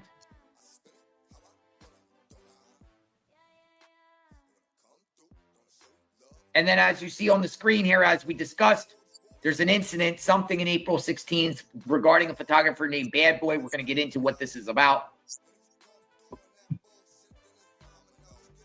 Oh my goodness, folks. This is huge.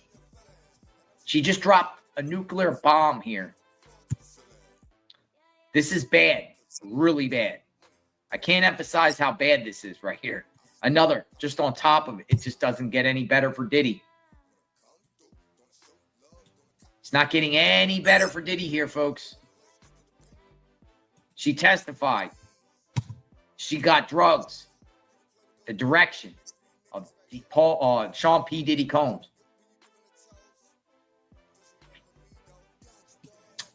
I told you it's going to be a bad day for him. Bad day. Immunity. This is why she got immunity. She's saying on the stand about illegal drugs, buying and selling. Drug dealer. She technically, she could go to prison herself for this. Technically, she could be technically wrapped in this entire RICO herself because of these incidents. And that's what the feds can do. But of course, they're going to get cooperating witnesses because they don't want her. They don't want her. Oh, Whoa! We got some crazy things here about the devil.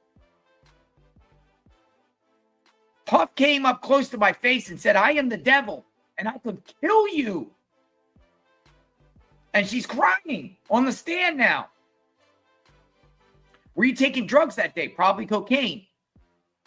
Did you continue to see Mr. Combs after that? Yes. Why? I don't know. Did you tell the government about this threat in your first meeting? No. Why? Westmoreland, objection. Sustained. We could break here. AUSA. Oh my goodness. Diddy said to her, I am the devil and I could kill you. The devil. Burning Man. The devil.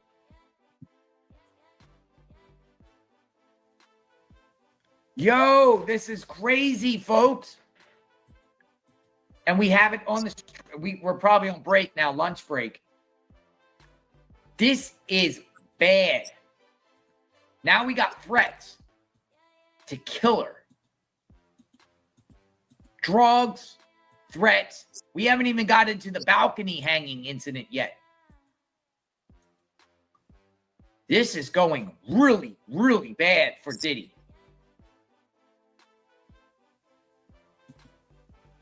I don't know. It can't get no worse than this. It really can't, folks. I don't see how it can get like it. We're at like the worst of the worst.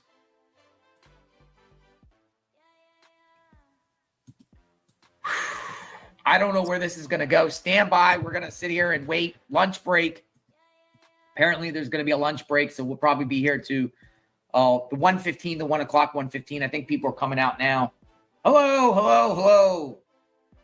What's going on? Reporters. What's going on? We'll see the family members go out, probably Janice and the one son. Combs called himself the devil and that he could kill her. Witness testifies. One interaction Bana recalled while on the witness stand was a moment in which Combs allegedly told her something along the lines of, I am the devil and I can kill you. She told the court that she was terrified. She testified that he had taken cocaine at the time of that incident. He's possessed. He is the devil.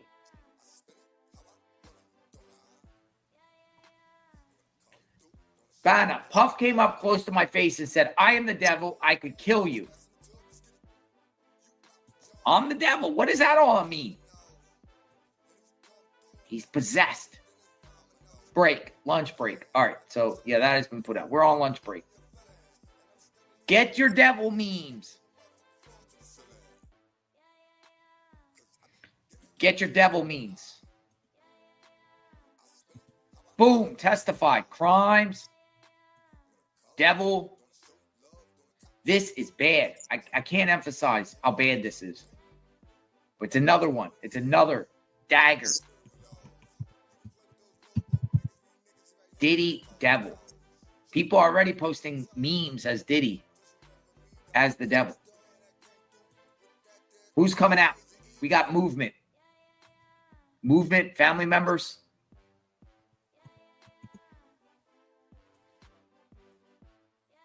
Who is this? Reporter? What's going on? Bana said Sean Diddy Combs gave her drugs a few times. She said she has seen Combs use marijuana, ketamine, and cocaine, and also told Diddy to get drugs for him. That has also been testified. So that goes into the pattern, the same thing as David James. Other employees have testified under oath. Bana testified she and her friend Cassie would do drugs together weekly. She said she and Ventura would try at times to get sober because we wanted to do better. They wanted to be better, but Diddy would just wrap them back in, reel them back in. The two friends would try to cook together instead of using drugs. But those periods would never last, she testified. Yo, ketamine. That is probably the fourth or fifth person that has now testified about ketamine. When jurors return, they'll hear more from Ventura's friend and her description of the alleged threats made by Combs. So more threats. That's going to be discussed afterward, and also the balcony incident. She recalls an incident where Combs threw a knife at Ventura, who threw it back. She testified that she frequently stayed at Cassie Ventura's apartment. She said Sean Diddy Combs would regularly come over in the middle of the night, banging on the door. This is not good. Sometimes Ventura seemed surprised by his late night visits. She said, while other times it just seemed like it was normal. Late night visits. Diddy would just make his, he feels like he's entitled. He can just go there whenever he wants. No questions asked. One incident stood out to her, though she could not recall when it happened. She was asleep at Ventura's apartment when she was awakened by banging at the door. Artist sketched her. She's a sketch. Now she's in the sketch, like in the court, like other people. She's a sketch. She's in the sketch. Look, that's my girl that wild out on the police and Diddy trial. She wild out on the police and Diddy trial, homie, on Pyrus. Yo, listen, son. Well, who gonna give it up like that? Uda, last one. Last one. You never seen. Look, go back to every stream. I'm telling you, man, women. Which one? Which one? Wait, which one? Which one said no? I try to anything with which one? Which one? I'll wait. Okay. Look. You know how we doing this, homie. Y'all. Rose, you heard Jenny? I had to tell them, son. My pimp game is different. My Riz game, next level. Trust me, next level. Like the devil will riz you up, make you do some devilish shit, right? God don't riz you. God just tell you what it is. The devil is the one that rizzes you up. You be like, you can get over there and get in that bank, bro. Yo, but you ain't know you're gonna get some money. You getting away clean, free, son. Ain't nobody gonna watch you. Steal that right now. You got it. They ain't seeing you. Look, no cameras. It's only the devil rizzes you up, bro. So I get all my. And this is crazy. Absolute insane here.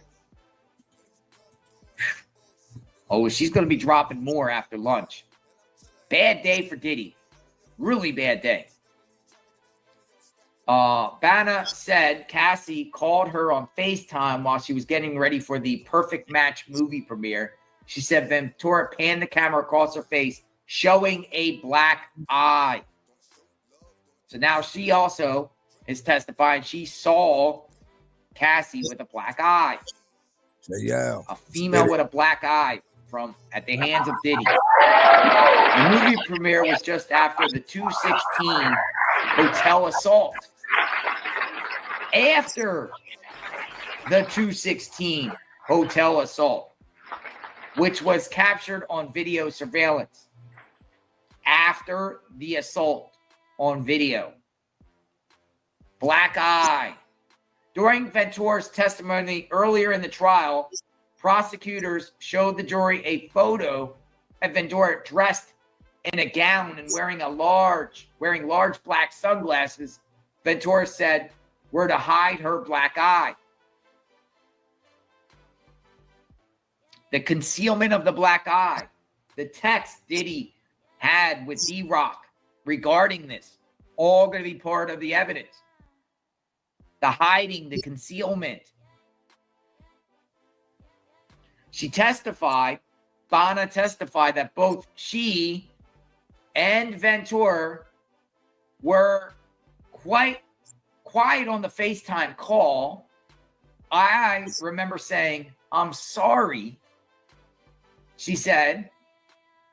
She said she saw bruises on Ventura at other times.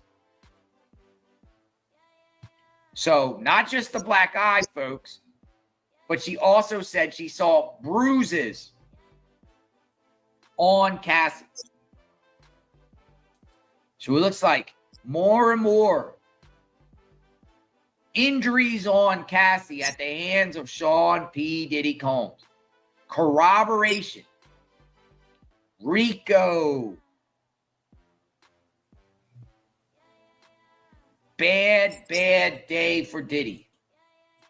But he's bad boy for life, right? He's bad boy for life. Who do we got coming out? Oh! Who do we have? Who we have coming out? I think that's the CNN legal analyst Laura Coates. I think that was Coates. We're waiting for the mom, the child to come out, somebody to come out. Continuous coverage of the Sean P. Diddy Combs trial. We are on lunch break, folks. Damaging bombshell testimony by another victim who herself is suing Diddy. This is crazy. Everyone, it just gets more and more shocking, man. I mean, we've known about this incident, but while they're describing it, they share a little bit more nuggets and information that I previously did not know.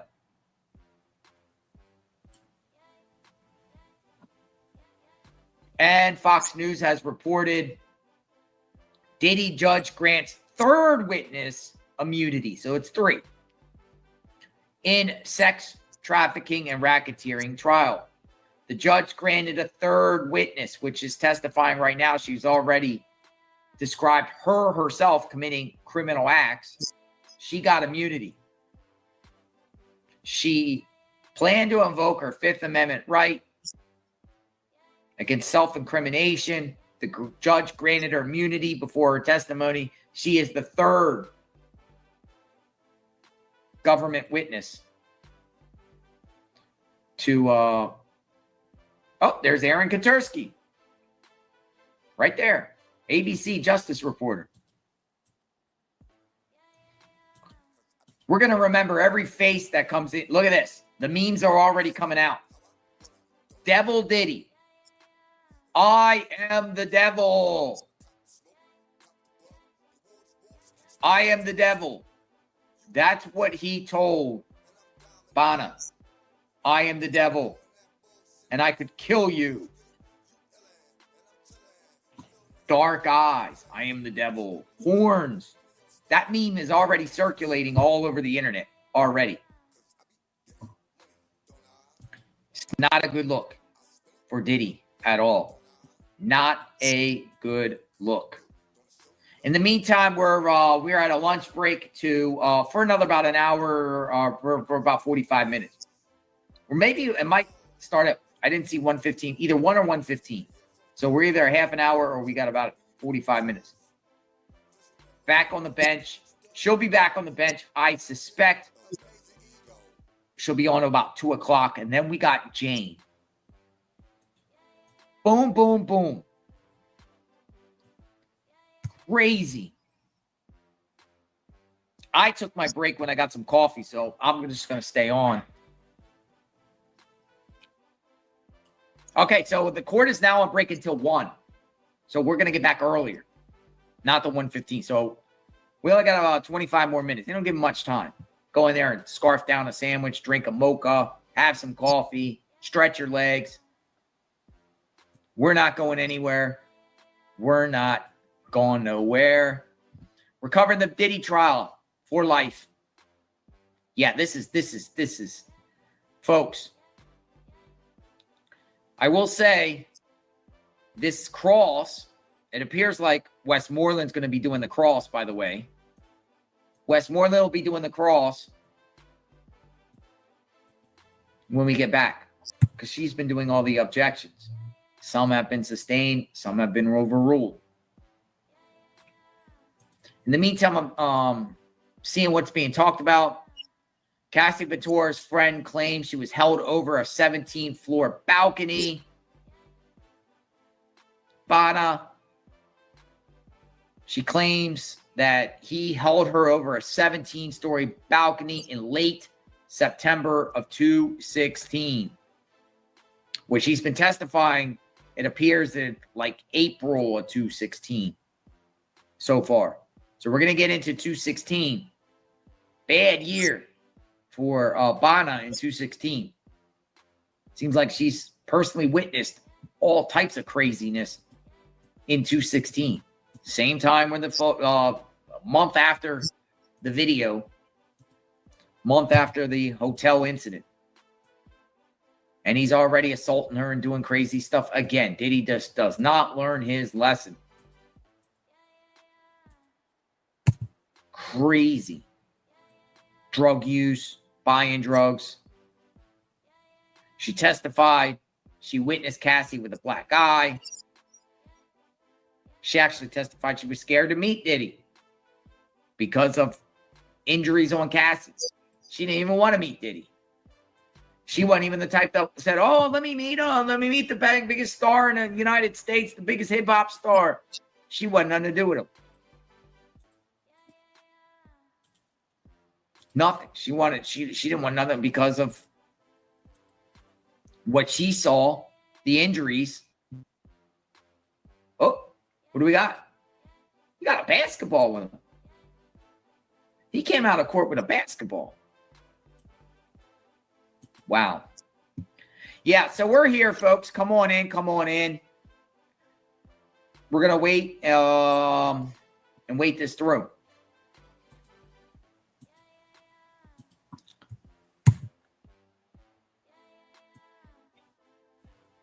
There haven't been many days when the court didn't have side issues to discuss before the lunch recess.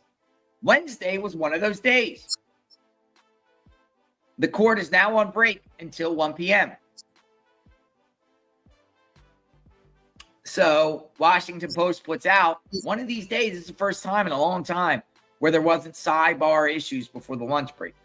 It's usually the jury leaves and then the defense and prosecution iron out their differences or what can be discussed or what could be omitted as evidence and that sort of deal. Not today, though. Wednesday, halfway the week. And they say we're about halfway over the trial. Halfway over. So we're about the halfway point. We've been here already halfway. Could it end sooner? I don't know. Bana said she and Cassie often did drugs together, primarily marijuana, cocaine, and ketamine. Combs also gave her drugs 3 or 4 times. She said Combs also gave her drugs 3 or 4 times, she said, including GHB and ketamine. Bana admitted she sold drugs to others, but not often. She sold drugs to others, but not often.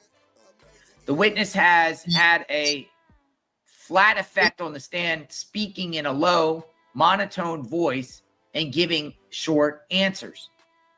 She has smiled once when she explained her and Venture's failed attempts to quit using We Would Try to Cook.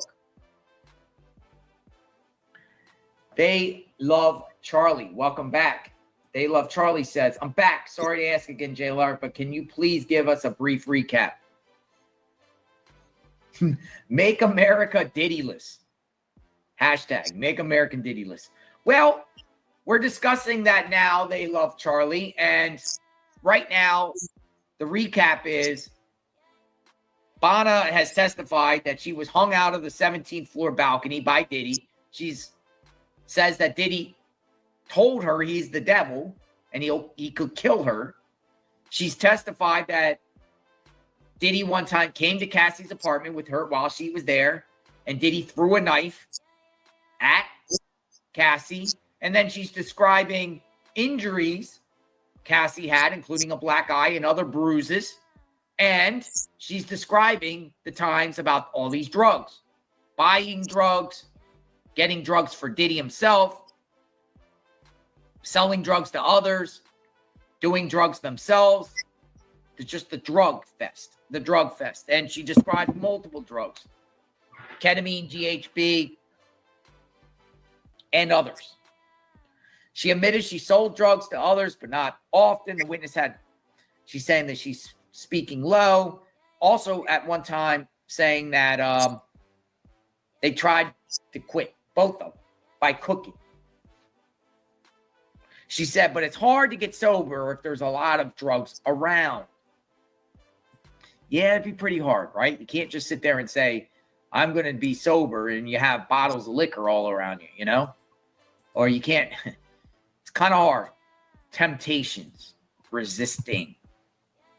But that's pretty much a summary of what has been discussed so far. It looks like the marshal's standing out, so it appears there's a possibility that family members leave the courthouse now to go on a brief break. We'll see. When the marshal steps forward like that, they might be preparing for a transport pickup. Right now, we shall see. I hadn't seen anyone come out yet on this. Powerful, powerful testimony. I am the devil and I can kill you.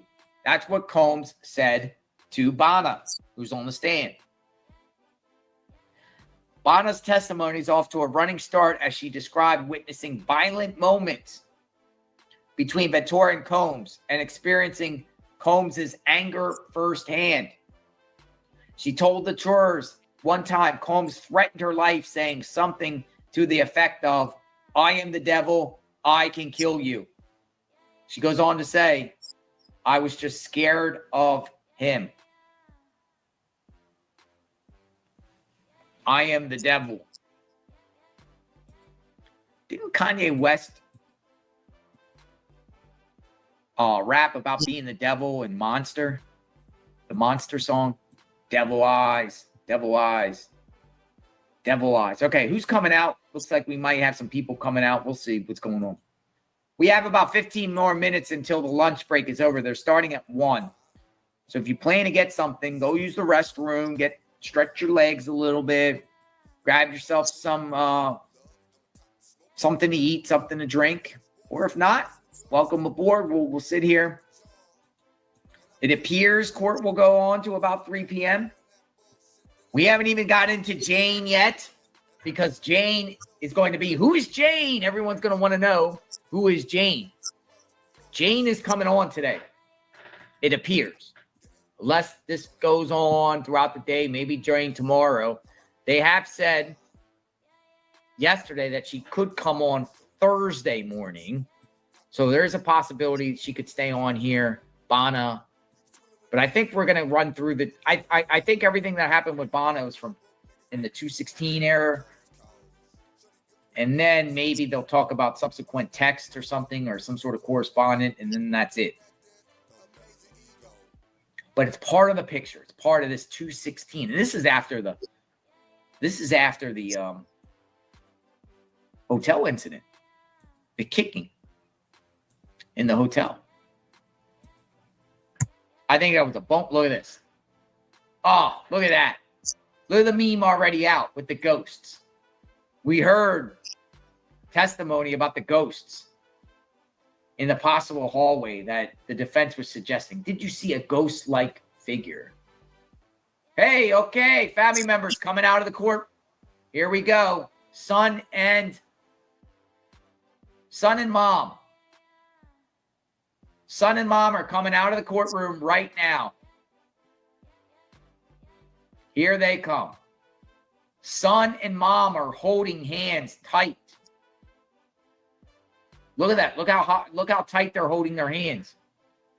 Oh boy. I wonder what they're thinking. What do you think?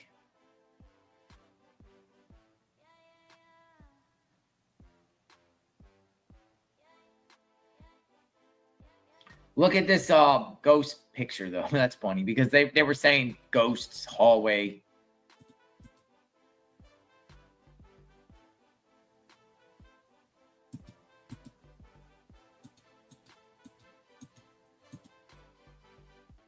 Somebody's even out there dancing. Look, dancing. It's like a street party out there. Dancing. Personalities, characters, people coming out, checking out the Diddy trial. Ain't no trial like a Diddy trial. Ain't no trial like a Diddy trial. Magnolia just informed me that she made this. The Ghosts. The Ghost. I thought this was circulating on the internet. Magnolia made this. Great work, Magnolia. Ghost. Ooh, Ghostbusters. Thriller. Thriller night. Dun, dun, dun, dun, dun, dun, dun, dun, dun, dun, dun, dun, dun, dun. Oh, there goes Aaron Katursky going back in. He got his lunch break, maybe.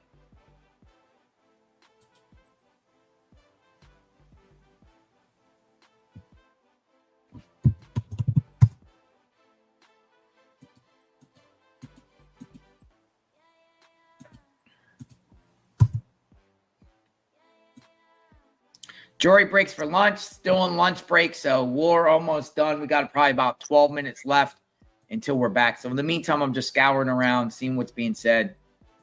What's the talk? What's the talk of the town? I'm reading the comments as they come through. I ain't scared of no ghosts, right? I ain't scared of no ghost.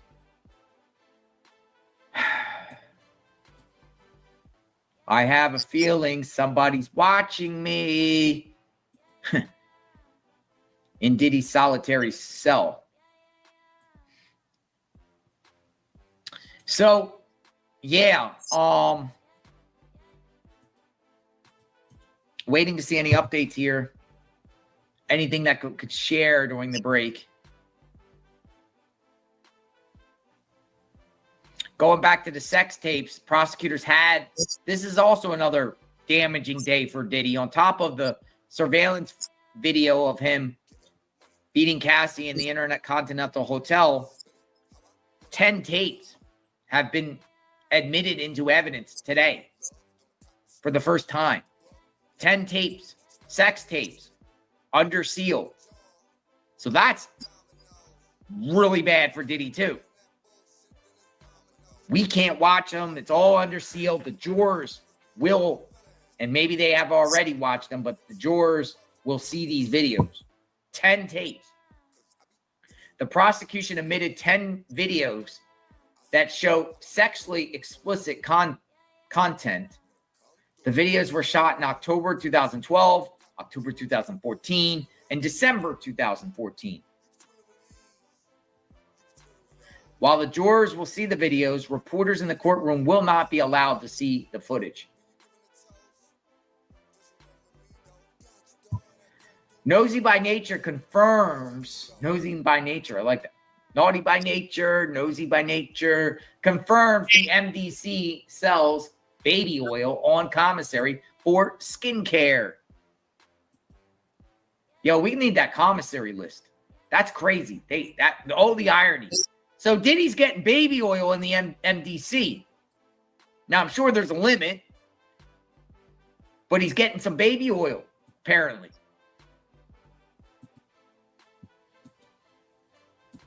That's crazy. Thanks for the information.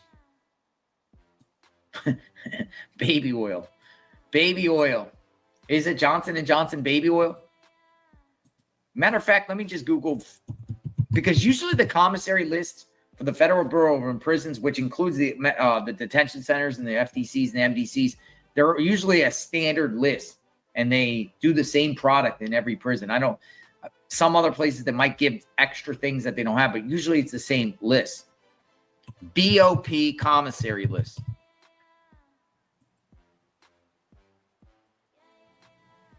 See if I can find the commissary list. Okay. Hair products, OTC medications, hair products. Let me see. You can get styling gel, pink oil moisturizer, Suave shampoo, Murray's Pantene conditioner, African Pride grease, Suave conditioner, 3 Flowers sulfurate conditioner. Let's see. Okay, I'm in. Okay, so I'm looking for baby oil. I'm looking for this. There's so much stuff here. Body powder, Ambi skin cream, Gucci body wash, hairbrush, Afro pick, balm brush, baby bun, body sponge, chapstick. A lot of things you can get. I'm looking for baby oil. See if it's on there. St. Ives lotion, skincare lotion, lotions, Neutrogena, Vaseline lotion, toothbrush, dental brushes, sunblock, shaving cream, liquid bump stopper, AIM mouthwash, speed stick, cotton swabs. I don't see baby oil unless I'm not seeing it right. I'm sure it's there somewhere. Baby oil, baby oil, baby oil, baby oil. But different places have different, again, they can add on different things. But I'm reading a standard list. And also different levels of security have it. Would not be shocking that the borough of prisons allows baby oil. And I'm trying to think about my own time when I was in the borough of prisons. Now, keep in mind, last time I've been in federal prison was over a decade ago. Things have significantly changed. I could tell you crazy stories about the borough of prisons. You know, when I first got into the borough of prisons in 2003, so I first went to the borough of prisons 22 years ago, literally. And it was crazy at the time because when you went to federal prison, no matter what federal prison you're in, they had salad bars, man. Salad bars with all types of fruits and vegetables and fruity pebbles and all types of cereal selections and eggs and biscuits and gravy and bacon and sausage. And they had all types of things there as far as food. But over the course of the time when I was there, because of the explosion, so many people coming in federal prison, that's around 2000 to 2005. I mean, the numbers just went through the roof, just people piling in. They got rid of all that. And they also got rid of a lot of the weights in the jails or in the prisons. The weights, you used to have weights on the yard, weights. Borough prisons started removing weights from certain prisons. In some of the prisons, they could keep weights, but if you break a weight, they're not replacing it. So a lot of inmates pump the weights, but a lot of things they had back then, they don't have now. They also didn't have true links with the phones, with the email system. You can only email back and forth with people. They didn't have MP3 players that you can have now. There had a lot of stuff back then. Not a place you want to be.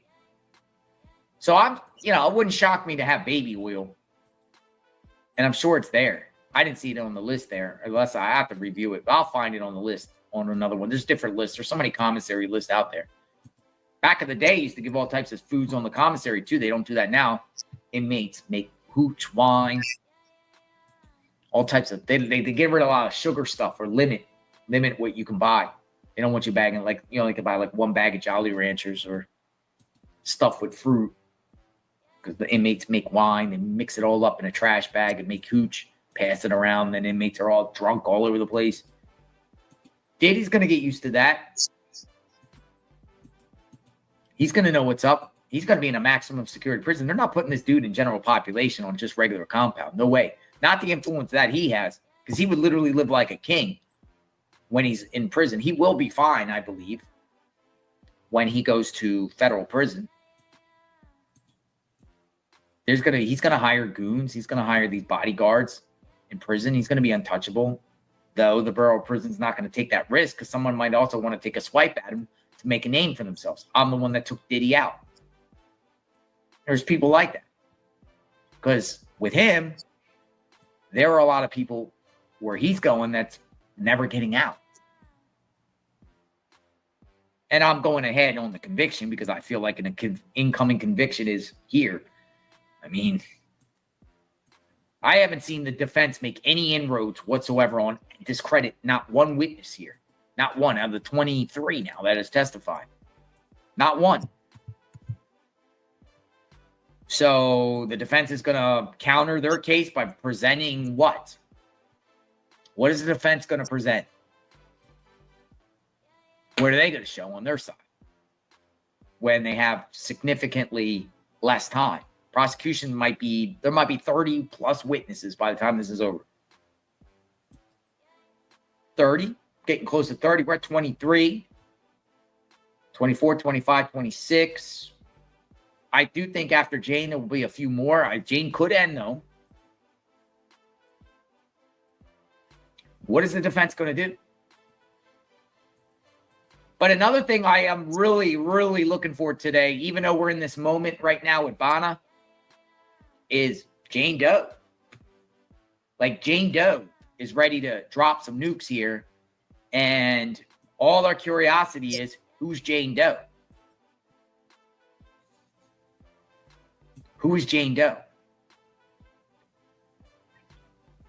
Puff came close to my face and said, I'm the devil.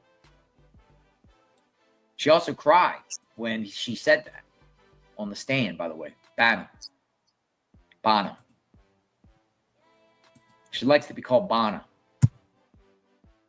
Anybody know the status of her lawsuit? What's going on with the lawsuit? Or they'll kill him for cred, street cred. Or you might get some. Here's the thing that people don't understand. There are probably people upset at Diddy for what happened to Tupac. And if the Bureau of Prisons sends Diddy to a maximum security prison on the West Coast, oh, man, somebody in there. And a lot of people in the federal prisons really are from the 90s era because they got swooped up in the crack cocaine laws and are serving 20, 30 years, if not longer. They really started in the 90s, but in the early 2000s, they really started pounding people in crazy sentences. But there could be people out there in those prisons, wherever he's at, that love Tupac or even love Biggie. Might even love Cassie. Look at this today. Look at Diddy's face right here.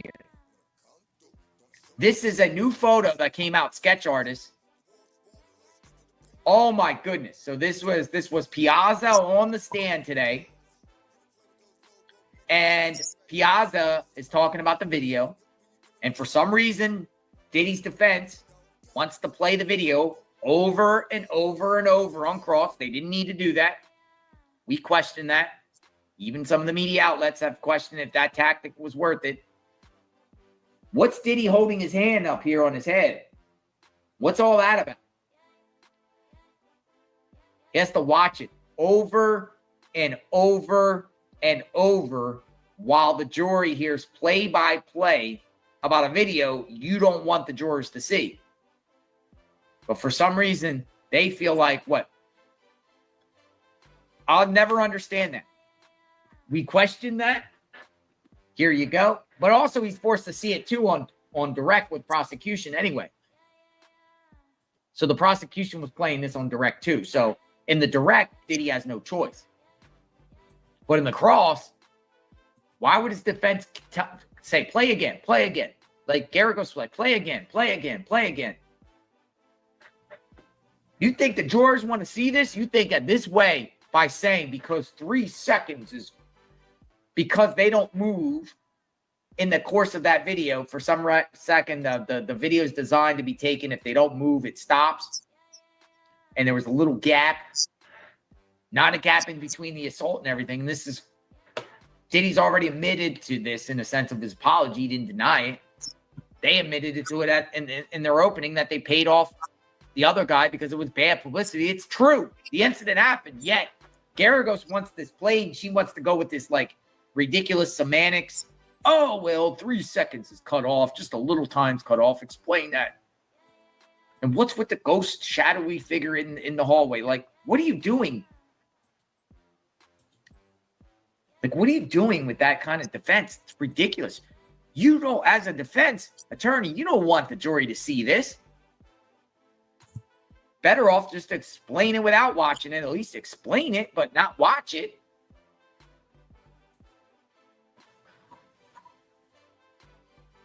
It's bad. 1 o'clock. Welcome back. We should be getting this party started very shortly. 1 minute. So we got 1 o'clock, so we should be back in a second. I'm going to take a 1 minute break. I'm just going to heat up this coffee. I'll be right back, and we should get this party started between now and 1:15.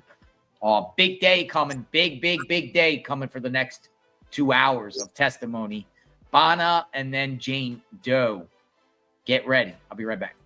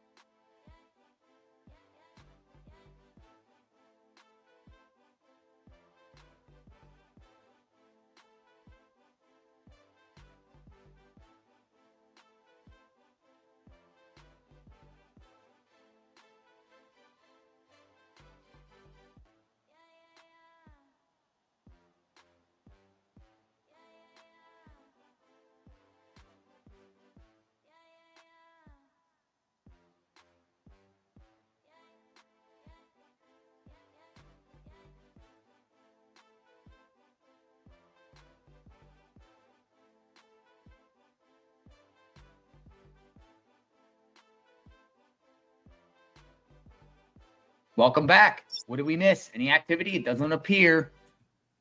All right, so we should be getting this party started very shortly. They say 1 p.m. Court will go back in session. So we are at 1:02. Let's see if they're ironing out anything on the bench before they get the jurors back in. Bana will retake the stand. I am setting up all the live feeds again, refreshing to see if anything has been said that we can add to. We're ahead of the curve.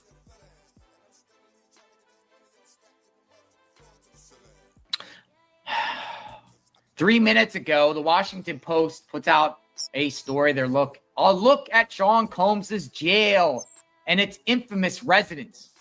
Sean Combs' attorneys have repeatedly referenced the Metropolitan Detention Center, the federal jail where he lives between trial sessions, saying the conditions there are hindering their ability to prepare his defense. Combs is hardly the first high-profile resident of the Brooklyn lockup. Last September, he was cellmates with Sam Bankman-Fried, the fallen crypto king, who was convicted in the same courthouse on fraud and money laundering charges. They say he was cellmates with him. The pharma bro was there. He's that guy that was convicted for jacking up the price of life-saving drugs by 500%. Also spent time at that jail.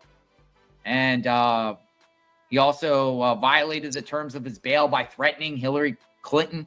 Keith Rainier, leader of the sex cult, was held. Maxwell, who trafficked young women for the disgraced financier Epstein, was at the jail. R. Kelly at the jail. He sued the jail, R. Kelly, for $100 million, claiming they improperly held him in solitary confinement while he was on suicide watch. How did that lawsuit go? So a little bit about other high-profile. Wasn't Bernie Madoff there at one point after his conviction? Epstein. A lot of terrorists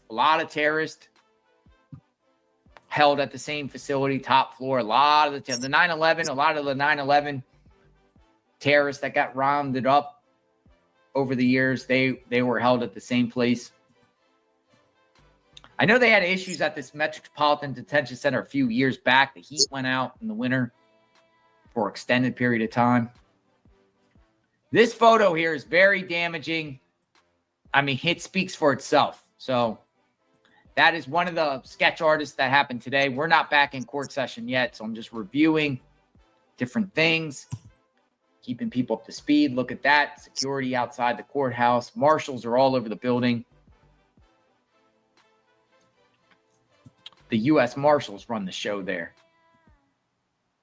As they dragged somebody out of the courtroom yesterday, it was interrupting the court proceedings. Diddy allegedly threw a knife at Cassie Ventura during violent outbursts. This comes from Fox News 3 minutes ago. A lot of this we probably already heard, but there could be people coming back in the chat that aren't aware. Cassie's friend Vanna testified. Darlene, welcome. Welcome. Thank you, Darlene. Welcome, Darlene Williams.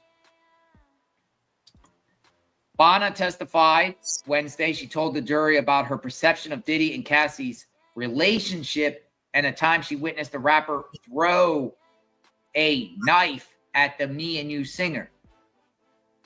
The jury saw a photo of Cassie and her shopping together in 2016. According to her, Vanna, Diddy was communicating with Cassie that day, sending all the places they had been. Oh, we didn't even talk about that stalking incident there. How did Diddy know where they were? Because bad boy phones. Cassie was required to use a bad boy phone. At one point, they were talking about burner phones. Remember, Capricorn Clark talked about the burner phones, but Cassie had no freedom. Diddy would probably have tracking devices on the phone, knew everywhere, everyone she called, incoming and outgoing. And she was shocked. She testified. She's like, oh, wow, he knows knows where we're all at. Daphne Kirkpatrick, welcome. Welcome. Welcome. Welcome. We have another member. Welcome aboard. Thank you. Very grateful. Very grateful for all of you. Extremely grateful. But we're all in this together. We are. We're all in this together in real time. Vanna testified he came up really close to my face and said something around the lines of, I am the devil and I could kill you. That's what she's testified. That one stuck out the most, by the way. I am the devil and I could kill you. He didn't say he was going to kill her. He just said, I could kill you. We have another comment. They love Charlie. Nice to see you again. Where are Little Rod, Orlando Brown, Cat Williams, Gene Deal, and where is Allie Carter? Now, Gene Deal is around the courthouse, right? They said he's been hanging out outside the courthouse. Now, these other names, Little Rod, Orlando Brown, Cat Williams, Allie Carter. Where are they? Are they there? Have they been there? Have they been speaking out? I want to hear from more that knows what's going on here.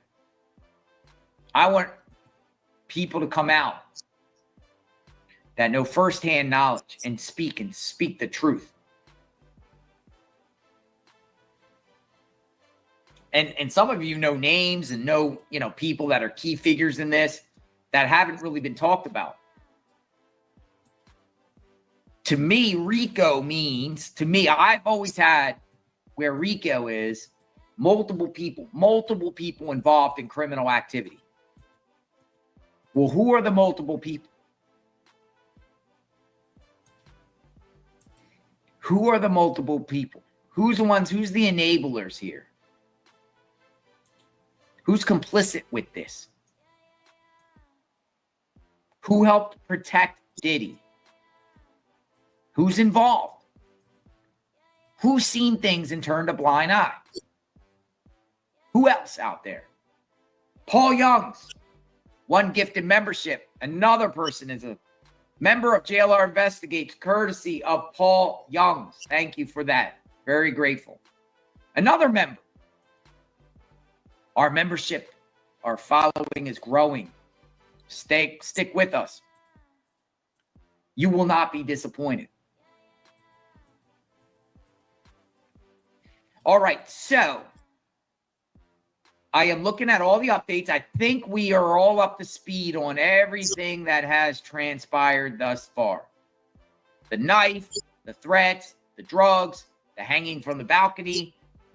She's going to come back on, and she's going to share more.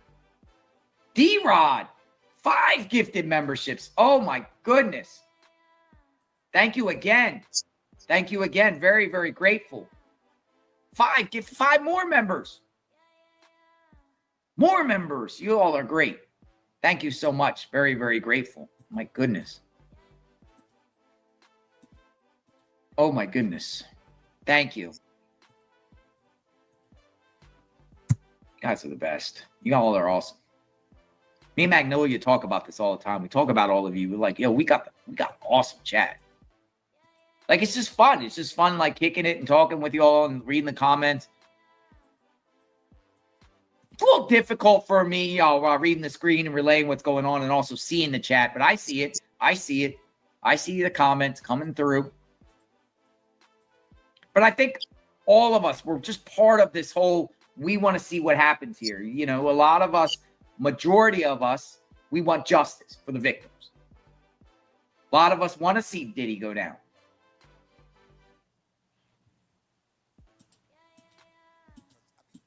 But there is some people in the chat that feel Diddy is innocent or Diddy's getting railroaded or there's always two sides to stories. We appreciate everyone's perspective.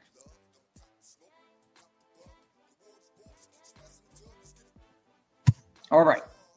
See, I'm one of those guys that like this, like just with trials or even breaking news with crime scenes and mass shootings and craziness. We don't never want them to happen.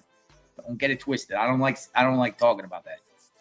But we're like, we want to just see what's going on, who the response, what's going on, press conferences, missing people. We want to know what's going on. We're curious, curiosity, seekers.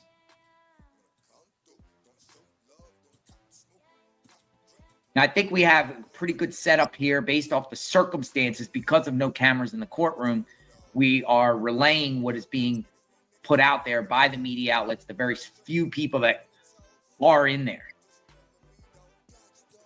I'd rather know now on a case. Okay, we're back. We're back. We're back. We're back. Court is back in session. All right. All right. Anything before we bring the jury in? AUSA, no disputes, laughs. But we now think Jane will not get on the stand today. Told you. Given how long this is going, we would like to get Enrique Santos on the stand. Some exhibits for Jane and tech issues. Okay, reshuffling, folks. Reshuffling. Looks like we're going to be on our edge of our seats tomorrow. Okay, so what is going on, folks, is Jane is not getting on today because they feel like this is not going to adequate time. However, they're going to use the remaining time today to get Enrique Santos, the radio personality, on. NFT, thank you very much for the 5 gifted memberships. Very grateful for the 5 gifted memberships. 5 more people, members of JLR Investigates, courtesy of NFT. NFT's here almost every day, too. Thank you very much, NFT. What does NFT stand for, by the way? Is there like a meaning to that? It's almost like NFL, but NFT. NFT. All right, so Enrique Santos is coming on, but they will be sharing some exhibits about Jane.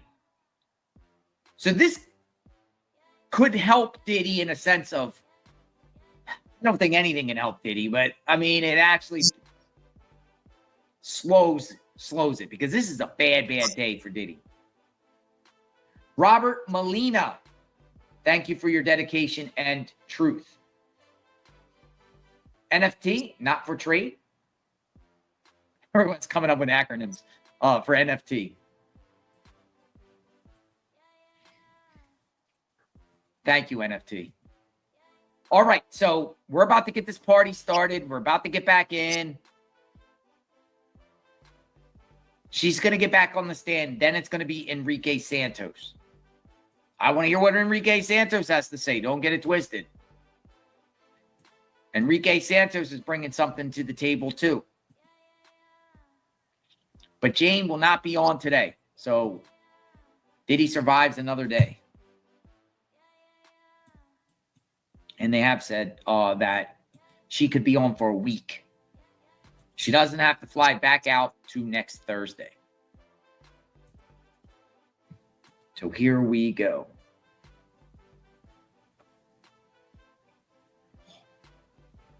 Let's get this party started. Where we at? Jane is not backing out. I just feel like they should just start out fresh in the morning with Jane right on the stand in the morning. Maybe the defense wanted this way because the defense is like keeping the video guy on longer because we were like, what is he trying to? What are they trying to do here? They're just. Some suggest it was a stall tactic. Magnolia says it's because the defense intentionally stalled on Piazza in the video for as long as possible.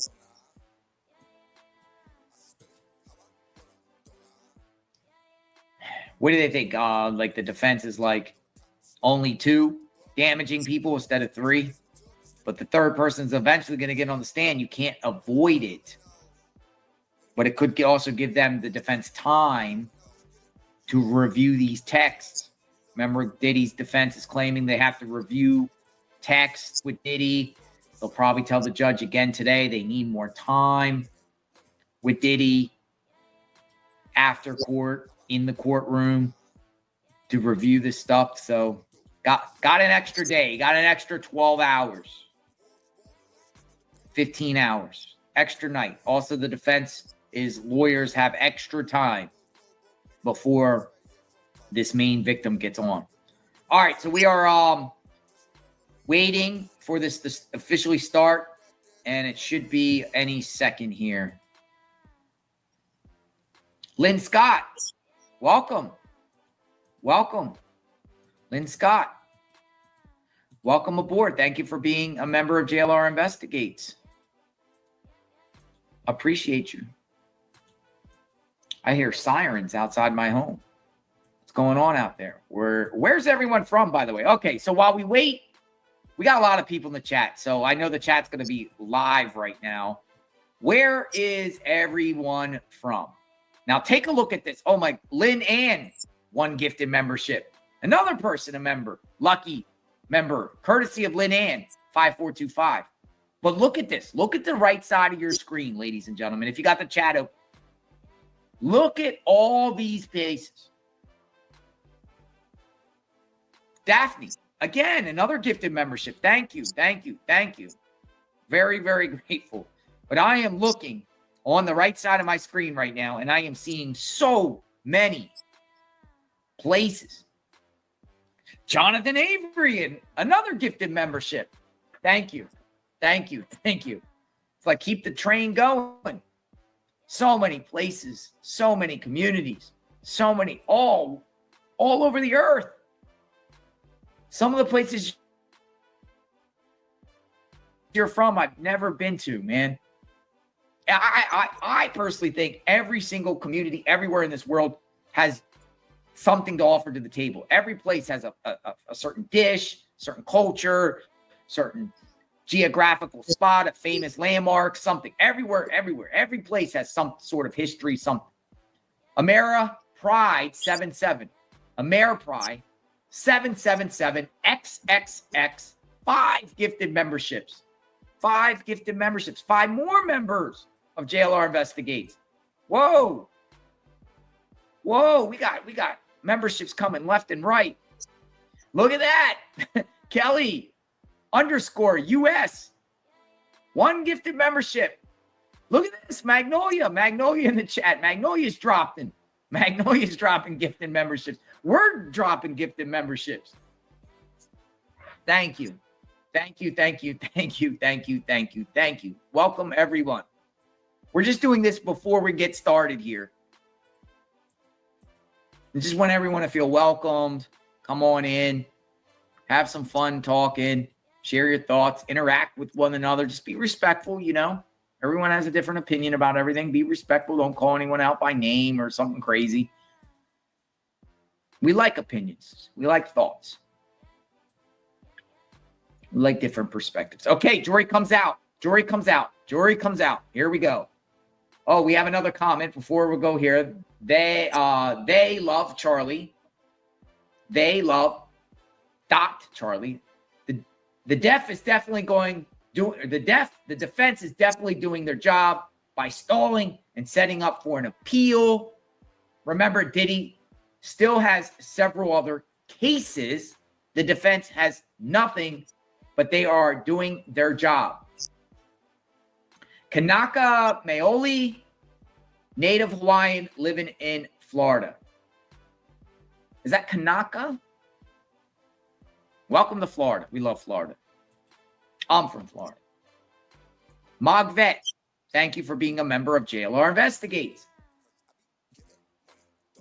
All right. Jurors come in. Jury comes in. Oh, then is told to go back to the jury room. Oh, look at this. Jurors, we have some tech issues. Have to go under the table. I'm going to ask you to retire to the jury room just for your comfort. We'll be back in a few minutes. All right. So we have some tech issues. Technical difficulties, folks. Tech issues. All right, so jury came out for a second. Jury's playing musical chairs here. In the meantime, I guess we get to talk with one another while we wait for the jury to come back in. Hello, everyone. I keep refreshing the screen. You know, I have like 4 or 5 screens in front of me. Keep refreshing. So fresh and so clean. I am refreshing the screens. We want to know what's going on. Just trying to add on to the song.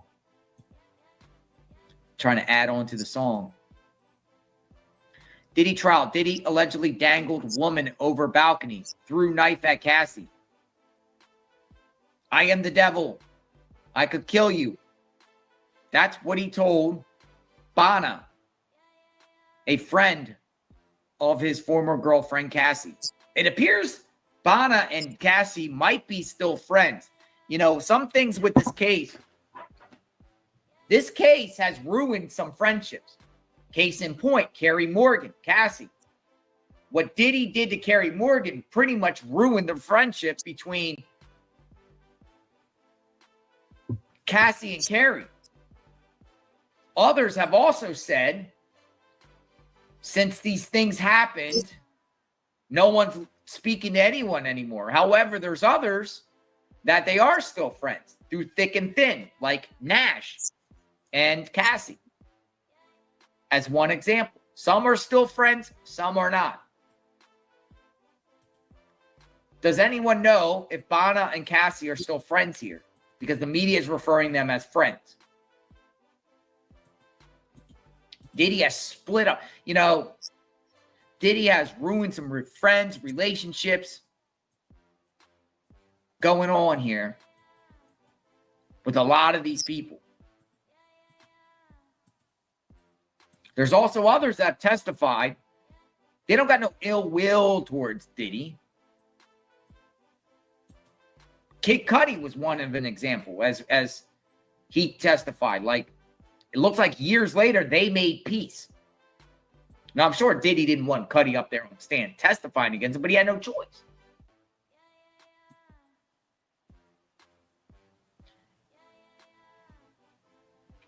Inner City Press puts out, break is going on right now. Appears to be some tech issues and seemingly no Jane as a witness today.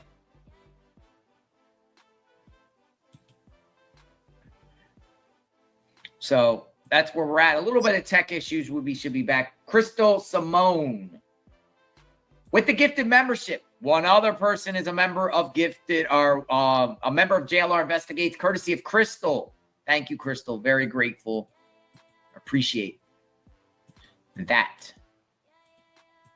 Got a lot of members. Woo! We're growing strong. But you'll see, you're not going to be disappointed because, this is what we're focused on today, and we'll stick with it. When we stick with the story, we stick with the story all the way to the end. So we're not going to leave anyone hanging. We're not just going to disappear tomorrow or the next day and say, we're done with the Diddy trial. No matter what, even if there was 10 people in here, we're going to stay on covering this every day. But once this trial is done, which it will be done eventually, July 4th, maybe a little bit before, maybe a little bit after, who knows what we do next? Who knows where we pop up? I personally like to get out of the house. As you know, we kind of do 50-50. If you could say how long you've been home at your home. Lately, I've been around a little bit more. But me and Magnolia in the last 2 years, it's been pretty like 50-50 as far as like 50% of the time we're not even in Florida. We're all over the country covering things, boots on the ground, and 50% of the time here. I like to get out. I like to see different places. I like to bring a public awareness to things. Sharon Brown, new member. Another new member. Sharon Brown, welcome. Welcome. All right, so I know we're all here for Diddy. We're waiting. They're having technical issues. All right, Jory comes back in. Here we go. Here we go. All right. So we're going to put Bana back up on the screen since she's on. Bana. And AUSA Smizer. What happened on the balcony? All right. Balcony incident. Here we go. What happened on the balcony? She goes, I was there. Who else was there? Cassie and my ex-girlfriend at the time. What were y'all doing? She goes, sleeping on the couch with my ex. Doing drugs. I don't recall. So she actually had a girlfriend. She actually had a girlfriend, it appears. So they're talking about a balcony incident. And apparently there was also someone else there besides Cassie and her and an ex-girlfriend at the time. I think we're getting into the balcony incident. Or they went off and said, what happened on the balcony?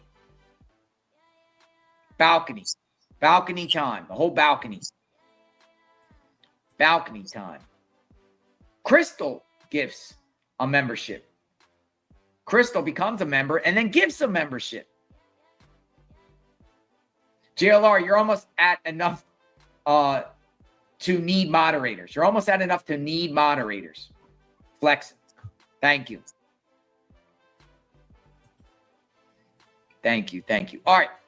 Balcony time, folks. I'm going to be focusing on this for now because this is going to be very, very important. Welcome aboard. Balcony time. We're going to get the details, the goods, the tea. Spill it. Bana, spill it. What's going on the balcony? What happened on the balcony? And we shall see. The balcony incident is happening right now before our eyes. All right. What did you do when Mr. Combs arrived? She goes, I took my ex-girlfriend to the bathroom. I went, shh. Shh. Why? Prosecutor's like, why? I didn't want to expose her to what I saw. Then I went to the balcony and lit a blunt, or was about to light a blunt.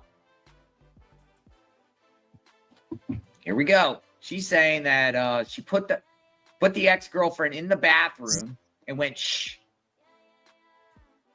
And she's saying she didn't want to expose her to what I saw. What did she see? Now, she's out on the balcony. She's saying that she lit a blunt or was about to light a blunt. She flat out said a blunt. I lit a blunt on the balcony. I'm sure Diddy's going to come out here and do something. Robert Molina, new member, thank you. Michael Morse, new member, thank you. Nancy Treasure, thank you. Love to you, JLR. Did I miss anybody? Susanna, new member, thank you. Did I miss anybody? Sharon Brown. All right, I think we're up to speed. All right, smoking blunt. About to smoke a blunt on the balcony. She's already testified drug use, right? Drug use. This is no secret, no shocking. Drugs all over the place here. They will actually testify. She testified she did actually try to get away from drugs at one point by cooking. But there was just so many drugs around that they couldn't kick the habit. That they could not kick the habit. All right, so where are we at? Come on in, come on in. Come on in. So where are we at? Where are we at, folks? Where are we at? Where are we at with this? What are you going to say, Bana? Spill it, please. All right. She goes on to say, Mr. Combs came up behind me on the balcony. He lifted me up and put me over the railing, on the railing. Can you show us how he held you? To myself. She asked, show us. How much did you weigh? I can't say because of the drugs, but I weigh about 115 at the time. She's just said that she went out on the balcony. Something happened beforehand, apparently between Diddy and Cassie, where she put her ex-girlfriend, Bana, in the bathroom. She didn't want to expose her to what was going on. She went out to the balcony. She was about to light a blunt, or lit a blunt, she says, and then Combs came up behind her and literally lifted her up onto the railing. And the AUSA is saying telling her on the stand, describe how he held you. And she's going on to say right now that she weighs 100. She weighed at the time, because of the drugs, she says, 115 pounds. She's not that heavy. 115 pounds.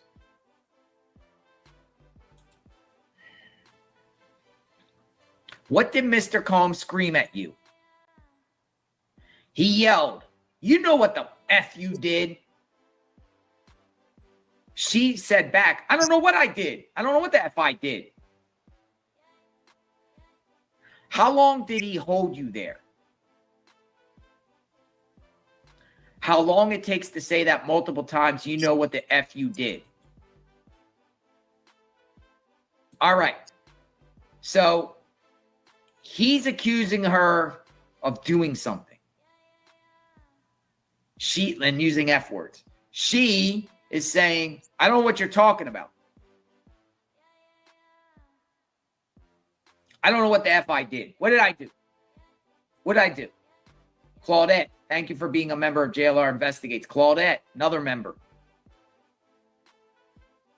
Claudette, welcome. Clement. You know what the F you did? So Combs is mad at her for doing something. What is it? Trying to be in between the relationship between Cassie, trying to get Cassie away from Diddy. Diddy's all mad. Got her held up on a railing of a balcony. He's threatening her. Looks like, or accusing her of doing something.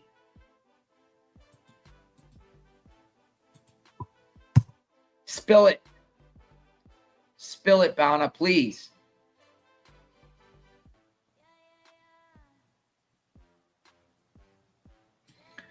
Spill it, please.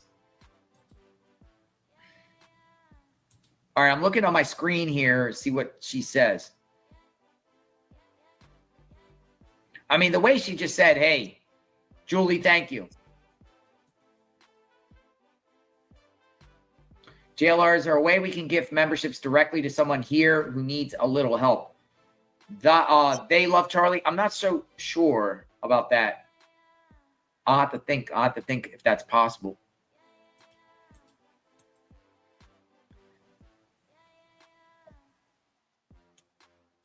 I'm focusing right now on what's being said. What's next? Okay, so one thing I noticed here is it seems like the balcony, as far as hanging from the balcony, really happened quickly, because the AUSA, like, how long? for him to say a few words like on the balcony, then like on the railing, and then what's next? He threw me on the balcony furniture. Were you injured? I didn't know at first. What did Cassie say? She goes along the lines, did you just hang her over the balcony? Then I heard, her girlfriend is in the house. Uh-oh. So Cassie's like, yo, why'd you hang her over the balcony? So apparently she was hung over the balcony. For a few sentences, then she brought off and then thrown into balcony furniture. It's turning into a horror movie. Horror movie here. Hung over the balcony. Cassie's like, her girlfriend is in the house. So Cassie's telling Diddy, you just hang her over the balcony? Her girlfriend's in the house. What are you thinking, dude? What are you thinking, yo? Like, basically, Cassie's letting Diddy know there's witnesses here. Like, Cassie's actually, in a sense, making the situation end where there's no more damage because, like, Cassie's telling Diddy, yo, her girlfriend's here, man. There's witnesses. You got to throw her off the balcony? Stop. He threw me on balcony furniture after hanging from the balcony. But it again, how long it takes to say, how long did he hold you there? How long it takes to say that multiple times. You know what the F you did. So you know what the F you did. I don't know what the F I did. Maybe you don't know what the F you did. So hanging over the balcony maybe for 10 seconds. But no one should be held off any balcony, even if it was 1 second. 1 second. 1 millisecond. You don't play with somebody like that.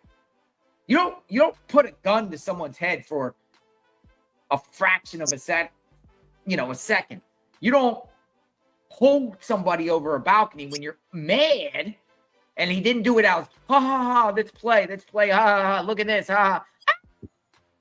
Stop it, Diddy! Ha ha ha! Just playing. No, he was doing it because he was mad, and he's accusing her of doing something, and she don't know what she did.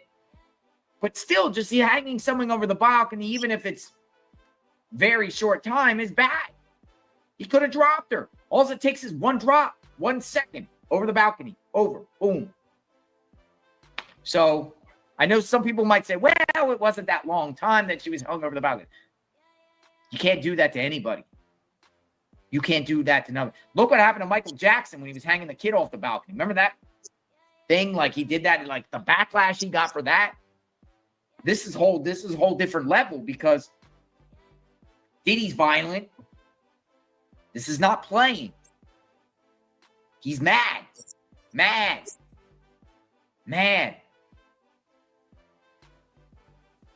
What happened? He left and I left. I wanted to take a shower. I felt disgusted.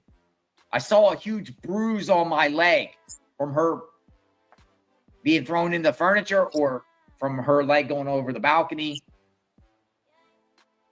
with like a piercing in the middle and back and neck pain, she says. Is this a photo, a fair and accurate representation of your leg? Yes. Okay, boom. Corroboration.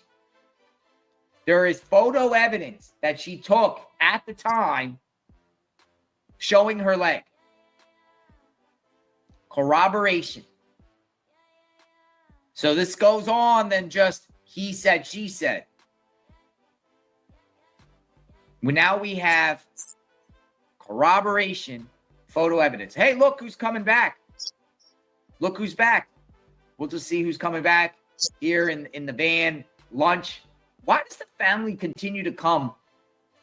I'm going to watch this for a second. You never know, anyone can make a scene or something crazy or do something. We're just witnessing this. But I ask all of you, why does Diddy's family continue to arrive late? Court is already in session. They're just taking lunch as long as they want and coming in late. I mean, they left out an hour ago. Why do they continue to come back late? And are they allowed to just walk in the middle of the court hearing? And is that a strategy? Because everyone else, you know, once a courtroom is going on, you know, I don't know if y'all are aware of this, but in most courtrooms, if court is in session, you have to wait until the next break in order to leave or come in. Now, you can leave at any time you want. You can walk out in the middle of the trial, but you can't come back in. But does that apply to Diddy's family? Because imagine if court is in session and the doors are closed, and Diddy's family, who continues to arrive late when court is already in session. Imagine they are allowed to open the door and let them walk in. Just worth noting. I wonder. And I wonder if this is done strategically to show, hey, Diddy's family is walking in, all eyes on them. Are there any other JDs in here? I'm not sure. JDs. In summation, they've proven at least 2. In summary, they've proven at least 2 in RICO. Why are they continuing? 18, Title 18 is all there. Any JDs with an idea why they aren't proving murder yet? Is that me wishing?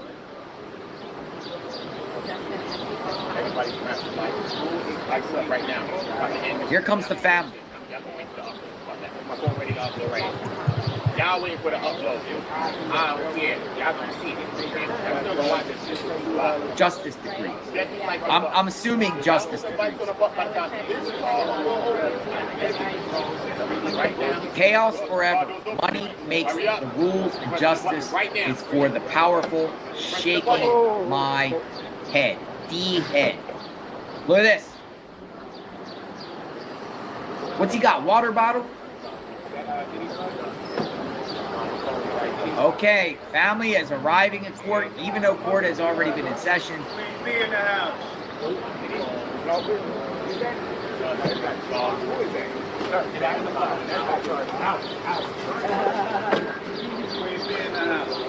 Oh, okay, okay. And live at the same time.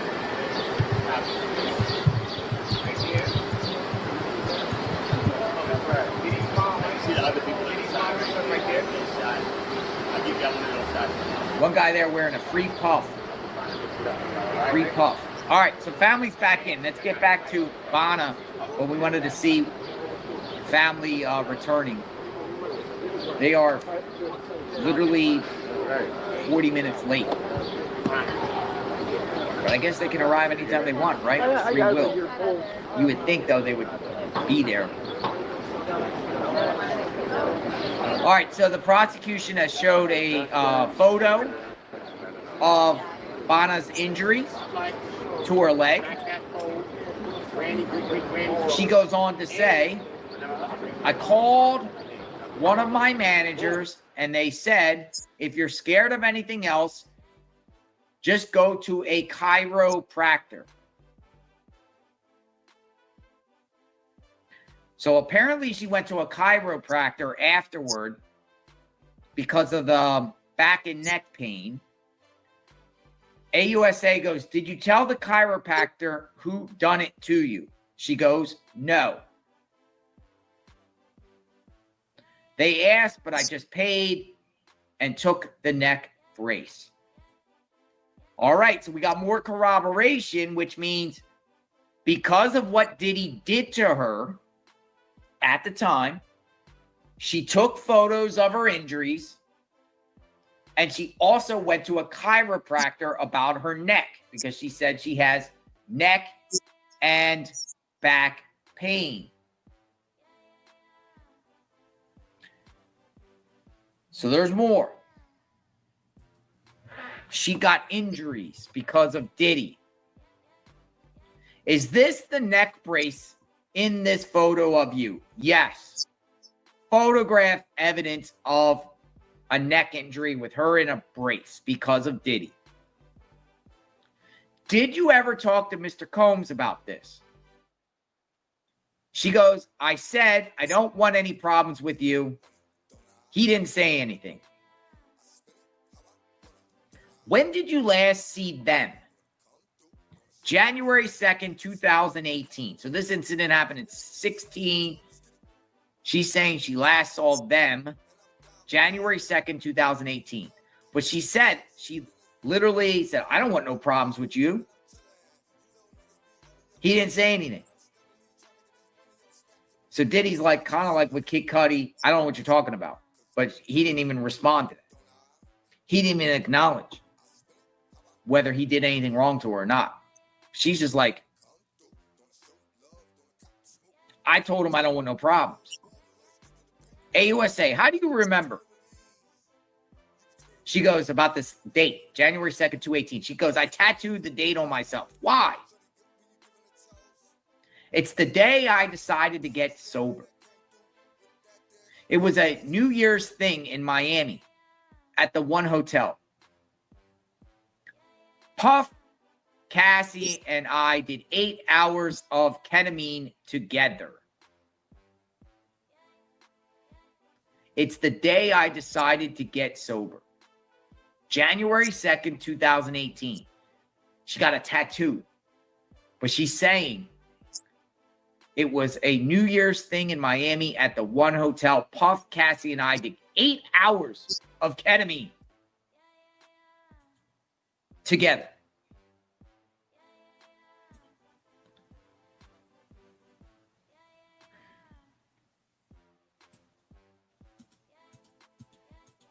Sobriety is a big deal for a lot of people that are struggling with addiction. Sobriety. And sometimes these days where people actually get sober, stop using for the very last time and they make the commitment to get sober. That's a big deal for a lot of people, particularly when they go through a lot of craziness because of addictions. And they say, enough is enough. I don't want this lifestyle.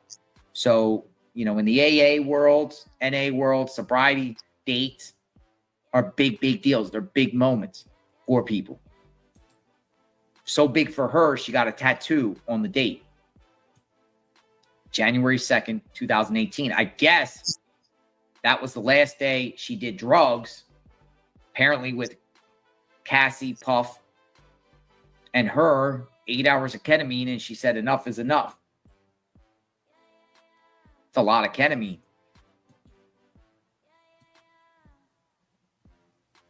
It's a lot of ketamine. Are you aware Cassie included the balcony incident in her complaint? She says yes. I told her she had facts wrong. It wasn't in a hotel. And Tiffany, I don't know where that goes. Have you talked with Cassie about your testimony or hers? No. I have nightmares. I scream. So she's saying right now she has not discussed this matter in reference to testimony or hers. No, I have nightmares. I scream. But she said she did originally contact Cassie about facts wrong in her complaint.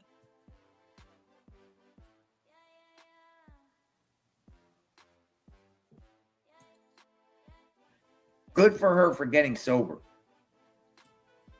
Hopefully she's still sober, but a date, you're going to tattoo it. That's a forever mark. You got to honor that, right? But people do relapse, and it's horrible. I know a lot of people that are struggling. We've come to perhaps the most anticipated, this is the Washington Post report. We've come to perhaps the most anticipated part of Bonna's testimony. The day in 2016 referenced in her lawsuit against Sean Combs when she says he dangled her over a high-rise balcony. She told the jury she and her girlfriend were staying at her close friend Cassie Ventura's 17th floor condo in LA, sleeping on Ventura's couch when she heard Combs banging on the door. She says she jumped up and instructed her girlfriend to hide in the bathroom, holding her fingers to her lips to indicate she should just keep quiet. When asked why she hit her girlfriend, she responded, "I didn't want to expose her to the things that I see."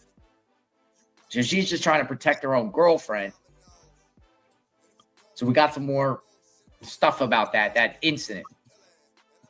And that's when Diddy came irate, ambushed her out on the balcony, hung her over the balcony for saying, you did this. I know what the F you did. She's like, what did I do? What I do? What I do? What did she do? It's never even been talked about. What exactly is Diddy accusing her of doing to throw someone off a balcony or hang somebody on a balcony, throw someone over a balcony rail? Like, what's going on here?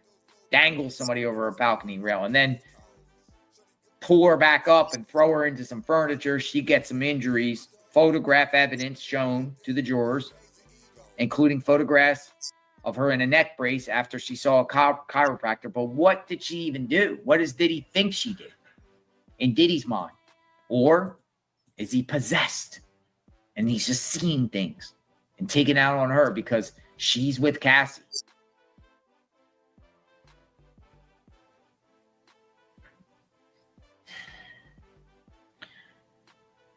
When was the last time you had nightmares? She goes, the other day. Have you hired a lawyer about the balcony incident? Yes. My first lawyer, hired in January of 2024. Did you mention everything in your first meeting with us? No. Did your first lawyer send demand letters to Mr. Combs? Multiple. And the demand was high. He picked it. So lawyer, she's saying the lawyer, her lawyer, I guess she had multiple lawyers, but her first lawyer sent Combs a demand letter. Multiple demand letters, she says. That demand was high, but he picked the number. The lawyer picked the numbers. Lawyers are the ones that know the stat, what the general idea of what a number is, a ballpark number, and they negotiate from there, right? Did you approve the letters? No. They were incorrect. I let them go. Who? Tyrone Blackburn.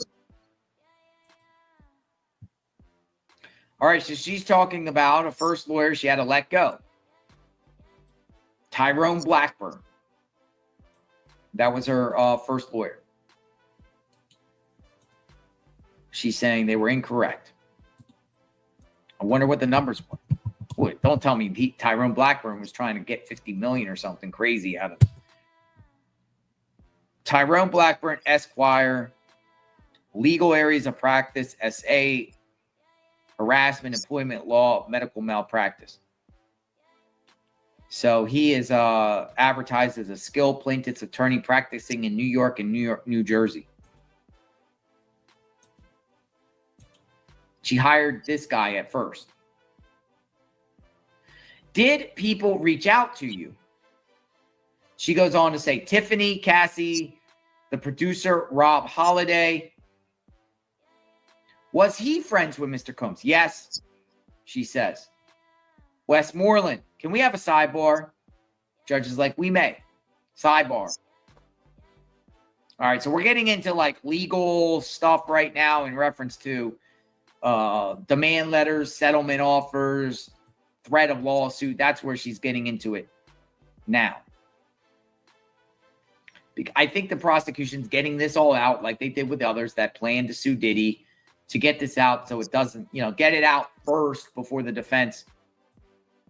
Is it true you hired a lawyer? They're pretty much going to probably say the same thing to her. And why did you not tell the prosecution at the time that this happened? Or why weren't you forthcoming to the prosecution? Things like that. Bridget. Thank you, Bridget. Bridget. Thank you for what you and Magnolia do. You guys make my day. Very grateful. Thank you. Thank you. Very, very thankful. Grateful. For sure. Yes. We're trying our best. Magnolia is doing a fantastic job. I mean, Magnolia is running the show here. Y'all are going to get to see Magnolia in 2 months running the streams like here. Like in the screen where I'm at, Magnolia is going to be in a box. I'm going to be boots on the ground. We're going to be covering trials in Idaho. We'll do these little trips in Idaho. I can't wait. Scott Sears, thank you for being a YouTube member. Thank you. Welcome aboard. Welcome aboard. Welcome all of you. So, okay. So what we're having here is a sidebar. And in the sidebar, Westmoreland wants to talk probably about lawsuits and things like that. We don't know what they're discussing, but we have a sidebar. It is now 1:56 p.m. She's still in the sedan. I figure she'll probably be on. We thought that Jane would be on at 2 o'clock. So she'll probably be on here for another 10 minutes or so, I think. Something like that. Crazy testimony so far, folks. But another one to corroborate the whole situation. Bana. And she has testified already some very damaging stuff against Diddy. If not drugs, selling drugs, buying drugs, getting drugs for Diddy, thrown out over a balcony, threatened to be dropped in a sense. Over nothing of nothing, it seems like, because something's going on in Diddy's mind. He's probably possessed. The injuries she sustained, the nightmares she sustained, the violence that she saw inflicted on Cassie, including bruises and black eye. Vanessa, welcome. Welcome aboard. Another member of JLR Investigates. The memberships keep coming and coming and coming. You guys are great. You could be anywhere else out there, but you're spending time with Magnolia and JLR. All right. Sidebar is still going on. In the meantime, I'm going to read some of the reports, get some insight about what's going on. Just now, this is coming from the Washington Post. It says, after hiding her ex-girlfriend in the bathroom of Cassie Ventura's apartment, Bana testified she walked out to the 17th story balcony and tried to act casual as Sean Combs entered the unit. The witness said Combs grabbed her from behind. So this seems like this was just a total unprovoked attack. Like she's just minding her business. And Combs comes out, grabs her, lifts me up, and then puts me on top of the rail. She goes, I was trying not to slip. Asked how long Combs held her over the railing, she recalled the words he yelled at her. You know what the F you did, she said in a voice sounding each syllable out. If you repeat the words over and over, it was about 15 seconds. Linand, 5425. Thank you for the gifted membership. Another person, a member of JLR Investigates, the most growing army on the internet. 15 seconds. We got a number now. 15 seconds. So Washington Post said she was hung over the railing for 15 seconds. That's terror. 15 seconds over a 17-story balcony could feel like forever. A madman. Think about this. Think about this, folks. Just think about this a minute. You're just minding your business in someone's apartment, and a madman rages into the apartment. Now, you know who he is. And you're on the balcony, and you get ambushed by behind, and some dude just picks you up out of the blue. You have no prior interactions with this individual. You have no beef with this individual. Nothing negative. Nothing as far as some sort of confrontation, yelling back and forth, and he got mad or whatever like that. And you're just there, and you get ambushed, and you get picked up, and you got a dude, literally, you're looking down, and you see 17 floors below, and if you get dropped, you're done. What the F you do? What do you mean what I do? What are you talking about? Then, after 15 seconds of terror, you get picked up, you're 115 pounds, and you get thrown into furniture. Boom!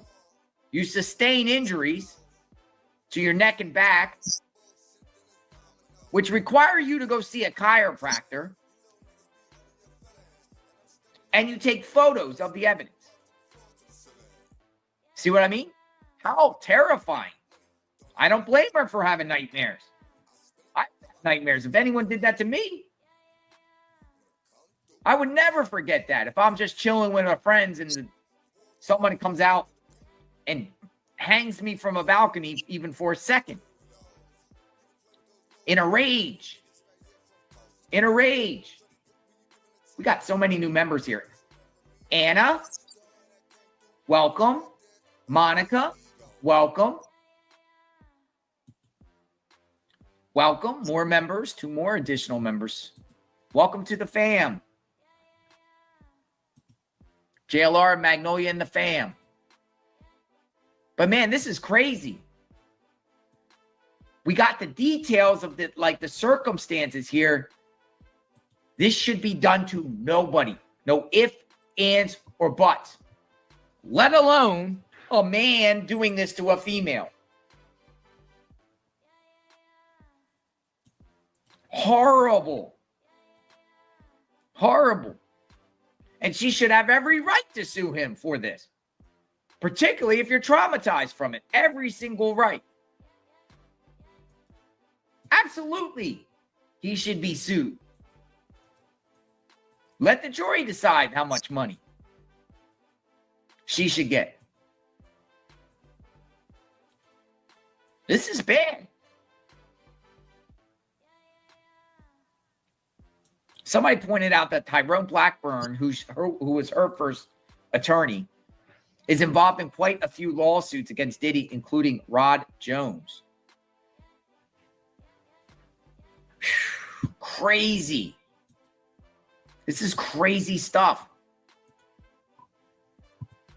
So she's hung over the balcony for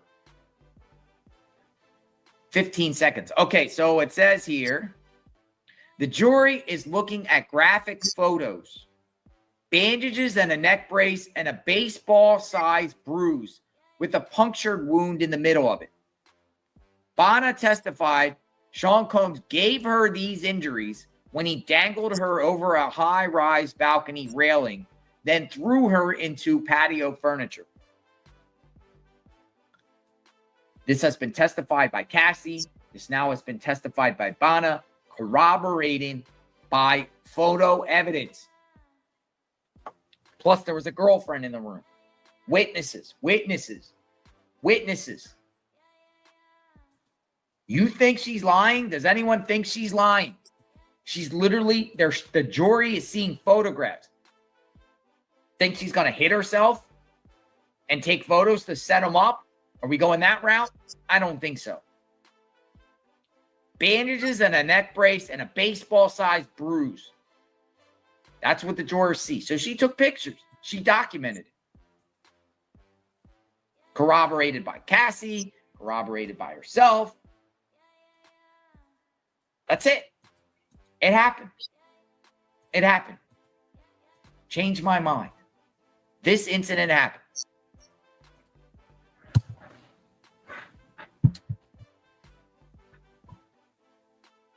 Balcony incident left witness with nightmares and paranoia, she says. After Combs allegedly dangled her over the balcony, she said she left with a lasting psychological impact. She testified that she had nightmares and used to scream in her sleep. She added that she dealt with feelings of paranoia, sometimes peeking her head out at her own home just to make sure the area was clear. So she's really, really going through some stuff here. Eddie, thank you. Nice to see you, Eddie. Eddie Blackburn. One other member now, someone else is a member of JLR Investigates, a new member, courtesy of Eddie. Thank you, Eddie. Very, very grateful. I mean, folks, this is bad. All right. So let's get with this Holiday. They're back. Who did Mr. Holiday say he was calling for? Puff. AUSA. What offer was he authorized to offer? What offer was he authorized to offer? That's a weird way to say it. Objection. Sustain. How did you feel during the call? She goes, I declined the offer. Westmoreland, not responsive. Judge, sustain. Move on unless you are prepared to ask some of the foundational questions we discussed at sidebar. Did you talk with him again? No. So apparently, a Mr. Holiday contacted her and made an offer. But she declined that offer. Probably lowball. Lowball offer. Anyone know the offer?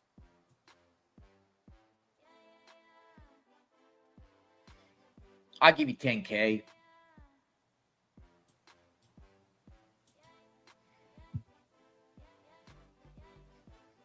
Sometimes the defendants or would-be people that receive demand letters will fire back with some sort of ridiculous offer that almost insults the whole situation. I mean, she's literally testifying that she's been traumatized for years. And she has to look over her shoulder and look around, make sure the coast is clear from Diddy hanging her over a balcony and also throwing her into furniture.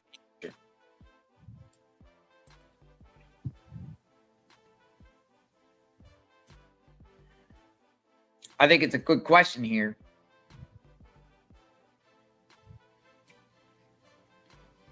All right. So that's where we're at. We're at current time talking about this lawsuit offer, settlement negotiations.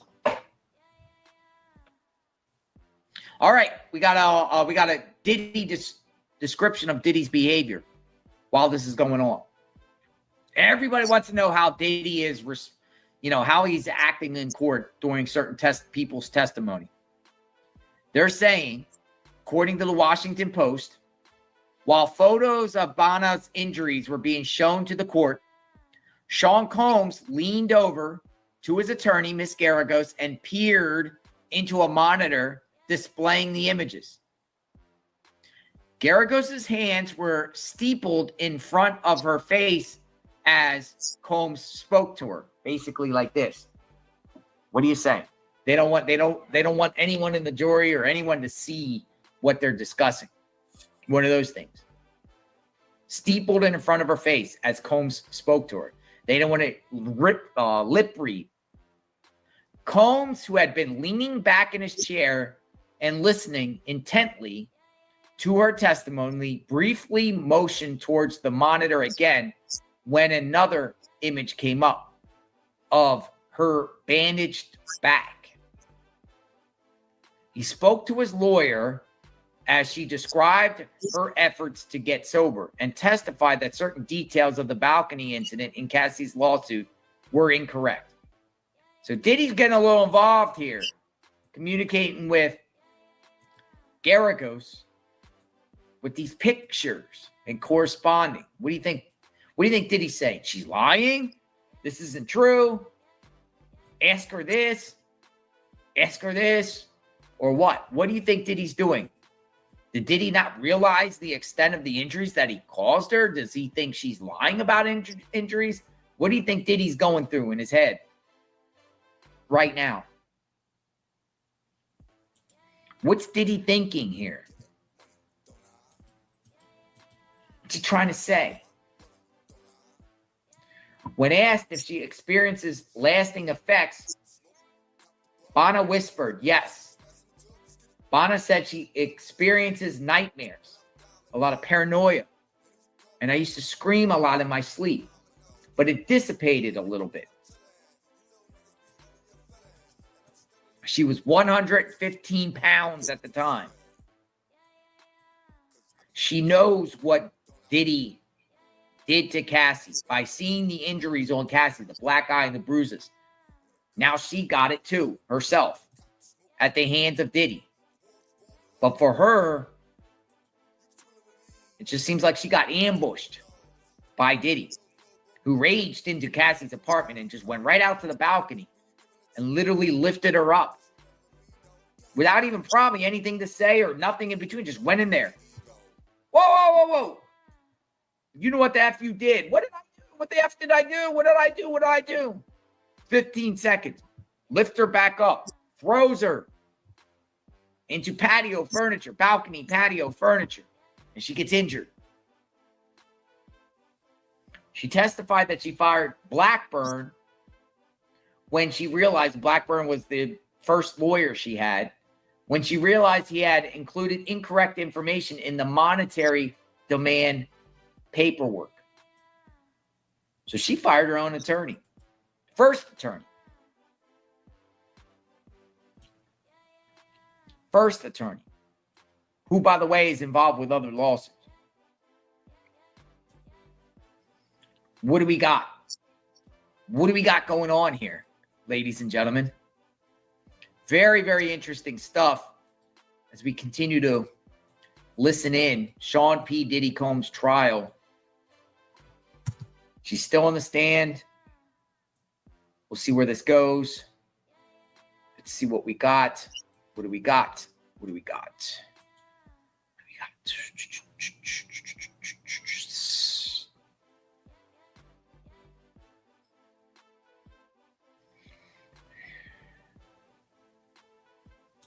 We're still at that blank here. Bonna said the last time she hung out with Sean Diddy Combs and Cassie was around New Year's in 2018. Then she said she got a tattoo sober. The date, the sobriety date. And that was like an 8-hour ketamine fest. Bunch of ketamine. So after the balcony incident, she did get back with them as far as hung out with them. Drugs. And then no more. January 2nd. She tattooed January 2nd, 2018 on her neck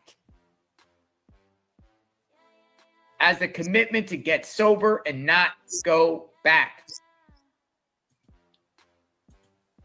She got damaged hard here. Would you testify a date, or would you tattoo a date on your neck? A date?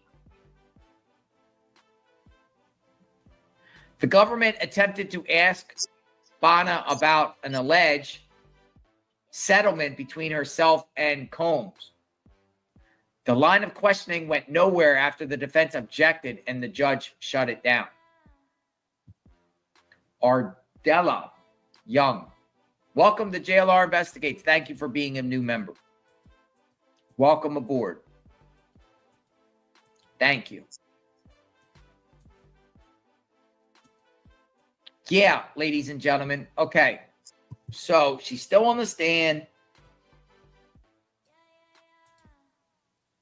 What's going on here? We have another sidebar. No, after yet another sidebar. The objections are sustained. Move on. Schmeiser, your lawsuit. Did you write it? No. How much is being requested? $10 million. Nothing further. Cross. All right. Prosecution is done. Prosecution is now done with Bonna. Now cross. Westmoreland will be doing the cross. Yes, please. All right. Here we go. Cross. This is a chance for the defense to discredit her. This is a chance for the defense to get her in any discrepancies. Will they do it? Will they do it? What can they say? That you're just seeking money? You're on the part of... Are they going to go the same route as the other? This is just a Me Too movement, money grab type of thing, maybe? You're just trying to shake him down with money? I think they're going to hone in on the lawsuit. I have that hunch. We'll see. We'll see cross. Westmoreland will be doing the cross. As we discussed, she was doing the objections during the course of her testimony.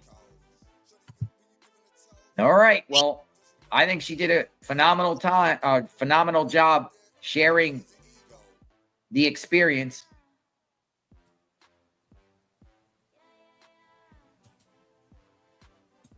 I personally think she was truthful and honest and backed by photograph evidence. And she also got immunity because of the drug stuff, the buying the drugs, using the drugs, around drugs, which is a federal crime. RICO drugs, lots of drugs, illegal drugs, selling and buying and wheeling and dealing. She got the immunity for that. 3 minutes ago, Fox News kind of summarizes what was said. I will read this while we wait for Westmoreland to cross her and what gets out on that. She's being crossed now. The information will be coming out shortly of what's being said. Bonna, Cassie's friend, wore a neck brace after Diddy allegedly held her off a balcony. She testified that after allegedly dangling her off the balcony, Diddy threw her on balcony furniture. She said she left Cassie's apartment and went home after the incident in 2016. She went to take a shower because she felt disgusting and noticed a bruise on her leg. She said that she had back and neck pain from that incident. The jury was shown the pictures, which were taken on the day of the incident, showing bruises on her legs. She claimed she went to a chiropractor the same day as the incident because she was freaked out. Neck pain. According to her, one of her managers said to go to the chiropractor. She claimed the chiropractor asked, "Who did this to you?" She did not tell the chiropractor. She said she was scared. The jury was then shown a photo of her back and neck. There were bandages where the pain was, according to her testimony. She was wearing a neck brace from the chiropractor. She explained she did not seek other medical attention right away because she was scared and had drugs in her system. She sought medical treatment when she decided to get sober. All right, so that's summarizing that. Westmoreland right now, as you see on the screen, Westmoreland is crossing her. Here we go. I need to ask you some questions.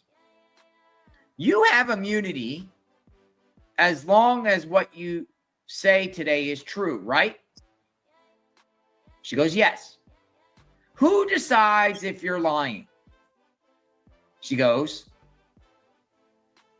the prosecutors. She goes, Miss Bungolan. Oh, wow. She went hard with the way she said her last name. She goes, Inner City Press said, Miss Bon, B-O-N, dash, Golan.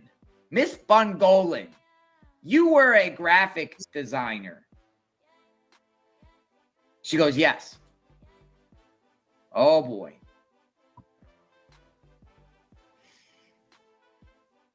She must be loudly pronouncing the witness's name wrong. Yeah, that's interesting. Why did she do that? Yo, that's crazy. LOL. Yo, that's crazy.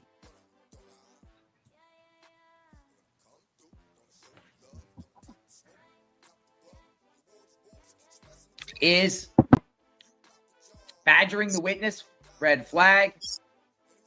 Does she have something on her to indicate she lied? Because she's like, who decides if you lie? She says the prosecutor. So let's go. Let's see what we got. Magnolia put on there. Badgering the witness. Red flag. They're going to go this. You know, with Mia, the prosecutor accused the defense of harassing her. Are we going down this route again?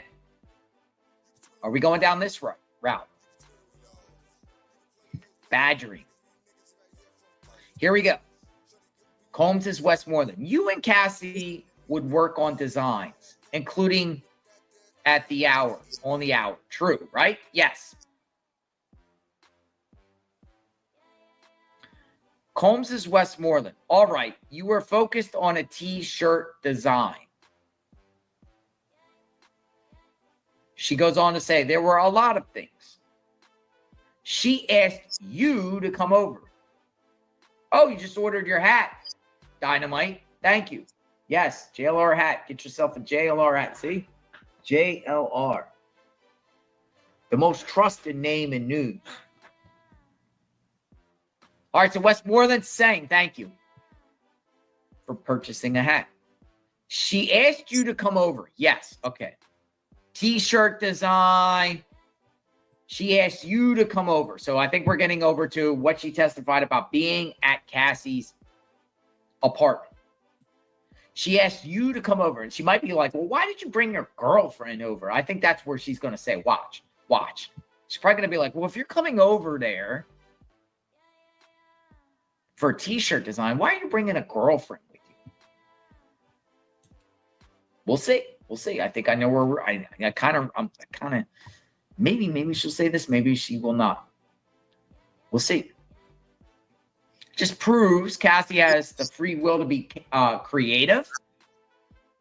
Or is she trying to say something about Cassie as independence, where Cassie's not forced by Diddy to do things, but Cassie can do things? T-shirt designs. What's going on here? Westmoreland goes on to say, you suggested Cassie do a photo shoot in the pool in just a t-shirt. Okay, I know where this is going. You suggested Cassie do a photo shoot in the pool in just a t-shirt. So just a t-shirt. She goes on to say, that wasn't the first idea, but yeah. You began to feel comfortable with her. And she goes, that sounds sounds around it. You spent the night. Yes. Where's she trying to go with this? Like as if she was trying to hit on Cassie? And this is about Diddy being jealous because she is trying to steal Diddy's girlfriend? Is that where she's going here? You're telling Cassie to wear just a t-shirt for a photo shoot. You feel comfortable around her. You spend the night. How about they're just friends? Westmoreland, how about they're just friends? Because how are you going to get around when she's testified that she had a girlfriend at that apartment? Her girlfriend. I think that's the route Westmoreland's going here. Well, we shall see. You spent the night.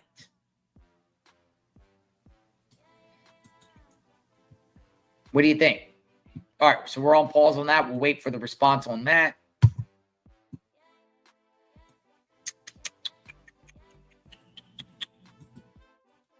I haven't even checked the CNN update. Let me check CNN's update.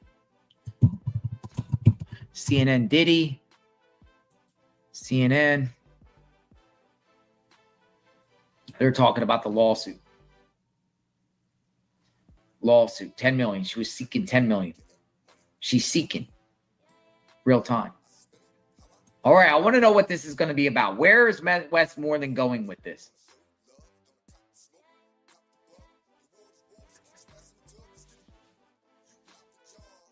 Yeah, she just told us all that Diddy was jealous, Harper Day says.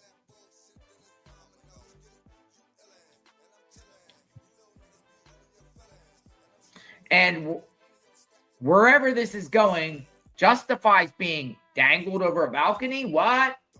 Chris, I agree. Like, where's this going? Like, doesn't justify anyone being dangled from a balcony at all.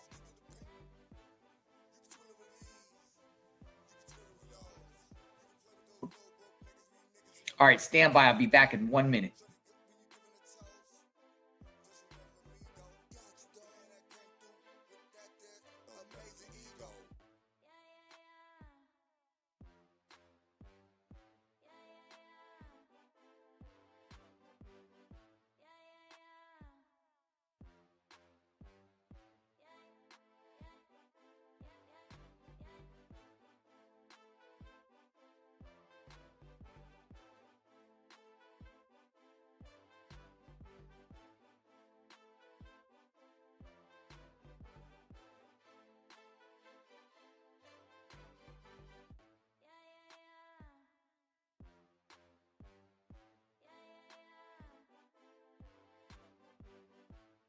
Package came to the door. Sorry, folks.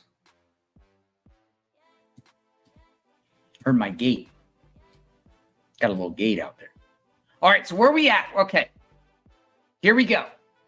You went to parties with Cassie, correct?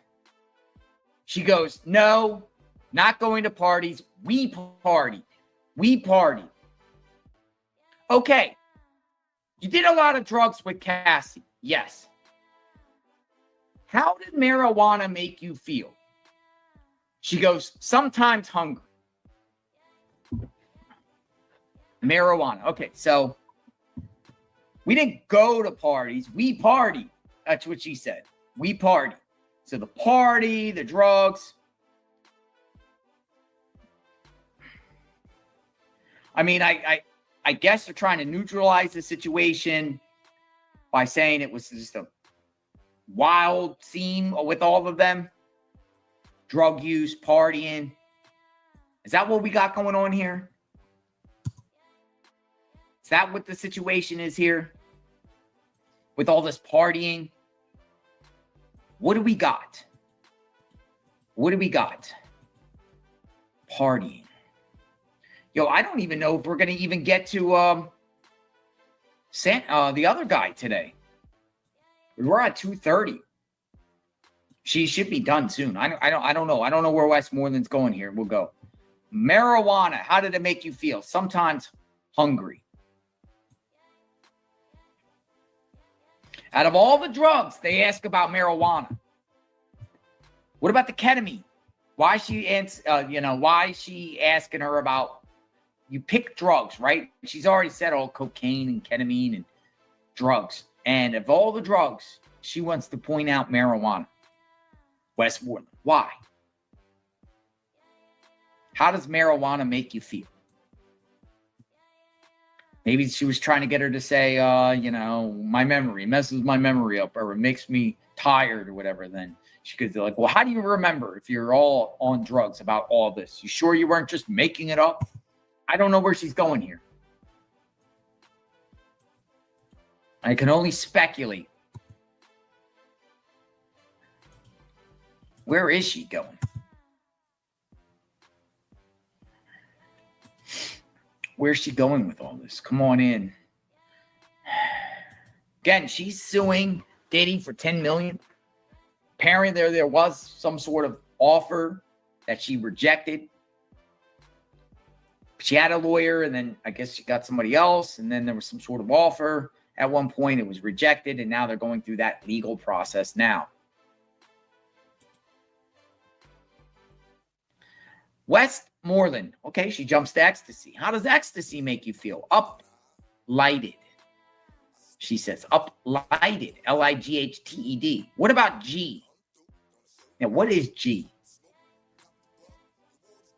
Like the negative parts of alcohol. What about perks? I threw up. What about Cocoa Puff? She goes, a blunt with weed and cocaine. A Cocoa Puff. Dude, Westmoreland asked her about a Cocoa Puff. She goes, Cocoa for Cocoa Puffs. She responds, it's a blunt with weed and cocaine. A blunt with weed and cocaine. A Cocoa Puff. All right, where are we going here? So we're talking about Percocets, G, ecstasy, Cocoa Puffs, and marijuana. So she is going through all the drugs. She's going through all the drugs. She goes on to say, you would agree with me that you and Cassie had serious drug problems. She goes, yes. She asks, you sold drugs to Cassie a lot? She goes, yes. You got her hundreds of pills? Yes, they were hers. All right, you sold drugs to Cassie, got pills, hundreds of pills, drugs. It's all about the drugs right now. They're talking about drugs. All types of drugs. Let's talk about the drugs. Drugs. All types of drugs. What do we got? Drugs, drug-fueled friendship. No updates on CNN. Westmoreland's just going. She's still going. She's still going. Westmoreland seems a little bit familiar with these names of drugs, doesn't she? Is that why they used her as the cross? Westmoreland Law. I'd never heard of Cocoa Puff in my life before what I just heard. Now, of course, you are Percocets. G. I never heard of G. I don't even know what G is. What is G? Because she's saying the effects is like negative parts of alcohol. I never heard of Cocoa Puff. I heard of ecstasy. All of us heard of ecstasy, weed. I never heard of G. I never heard of a Cocoa Puff. GHB. Gotcha. GHB. Thank you, everyone. You guys are educating me. GHB. GHB.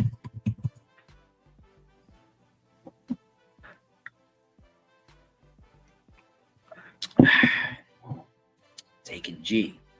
All right, where are you going with this, Westmoreland? Enlighten us, please. She's already admitted before that they had major drugs, right? So this is no secret. Drugs. I think her whole immunity was centered around the drug aspect, right? Because of the selling and the getting rid of drugs and all that. So we're all on that. Come on. What are you going to say? What are you going to say, Bana?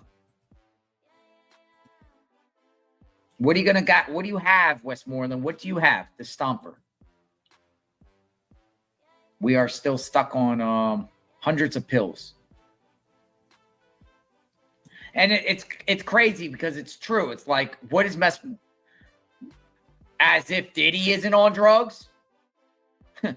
Like, is Westmoreland going with the route that, the high holy Diddy, he's no drug guy, but these girls just do drugs? As if Diddy doesn't do the drugs? You got to be kidding me. I mean, she's testified that she was on drugs, and then January 2nd, she gets a tattoo on her neck to celebrate her sobriety.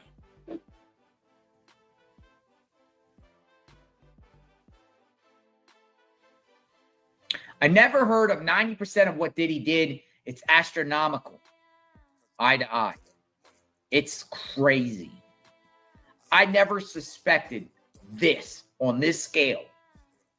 Ever. Like, now I'm looking at everybody. Celebrity, rapper, singer with a little, like, huh? You sure you legit? Because it makes me question everyone now. Like, whoa.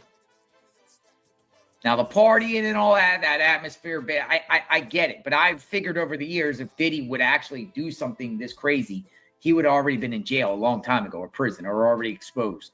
But the fact that this is just coming out now and just the craziness, the freak-offs alone, is like, it's like a double life, man. It's no different than like BTK, the serial killer. BTK, right? Position of trust, and you're going around killing people. Like, it's like that level of evil. Or you're the mafia boss. You're the boss. Make things happen. You got the fixer-uppers behind you. Threats, intimidation, coercion, blackmail, bribery, threats of death. And you can just get away with it. But why are we hearing this? Like, I guess over the years, some people have kind of been putting stuff out. Jonathan. It looks like Jonathan Odie has blown the whistle on this a while ago, and no one even believed him. And I think if none of this all came out, everyone would just think Odie's just some wackadoodle just making things up.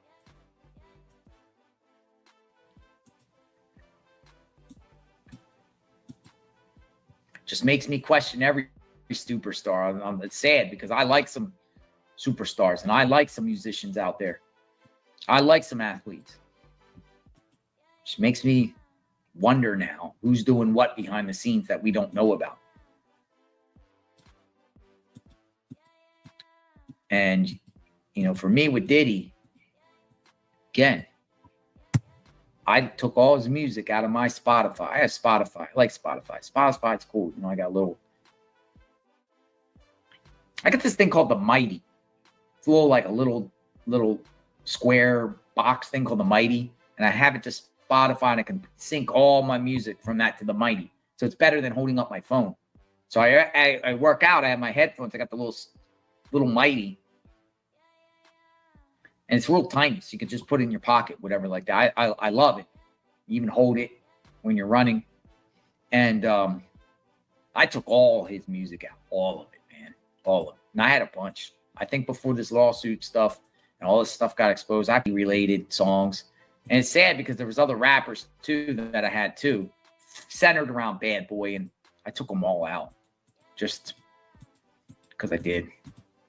And I can't listen to them again. I just can't listen.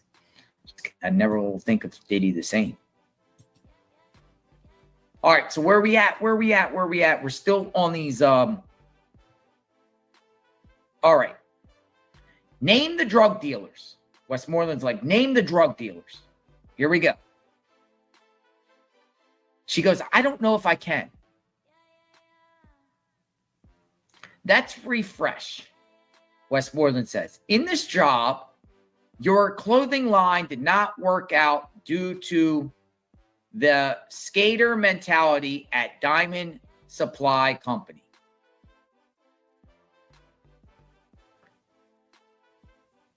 She goes on to say, I believe they saw the vision, but whatever.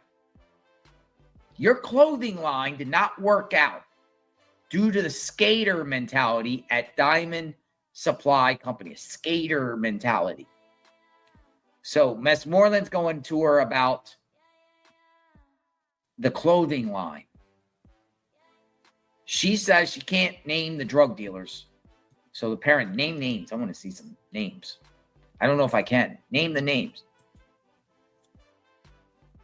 Or are they trying to set her up to name names so then people think she's a snitch? As far as like, yeah, you're name dropping this people. Name the drug dealers. Like, she's going to, Westmoreland wants her to name names so then she can have beef with all these other people that she shared their names on a national stand because the whole world is watching. You have 14,000 here, 13,000. What about if she just name dropped names? She would have just put her life in danger. You know that, right? If she would have just name dropped names of drug dealers, she would have had to been in hiding. Look at that guy going out. He's just walking out, strutting. All right. You believe you were one of Cassie's best friends. She goes, yes. But you didn't meet Mr. Combs for a year. You met in 2016. First time at a dinner at his house. She goes, yes. He was standoffish with you. Yes. So Westmoreland's like, you claim you're Cassie's best friend. You and Cassie are best friends, but you didn't meet Diddy to a year after y'all became friends. A year. You met in 2016. First time at a dinner at his house. So first time she met Diddy was in 2016 at a dinner at Diddy's house. He was standoffish with you. Why was he standoffish? What's going on? We'll see. We'll see what happened at this dinner. Diddy's dinner. Diddy's dinner at Diddy's house. 2016. Yeah, that's what I was saying. Like, everything seemed like it just happened in 2016 in reference to her. Like, the hotel incident, balcony incident later, 2016. Her seeing bruises on Cassie after the hotel incident. I think April of 16. Bad year for her in 16. It seems like 16, all around 216.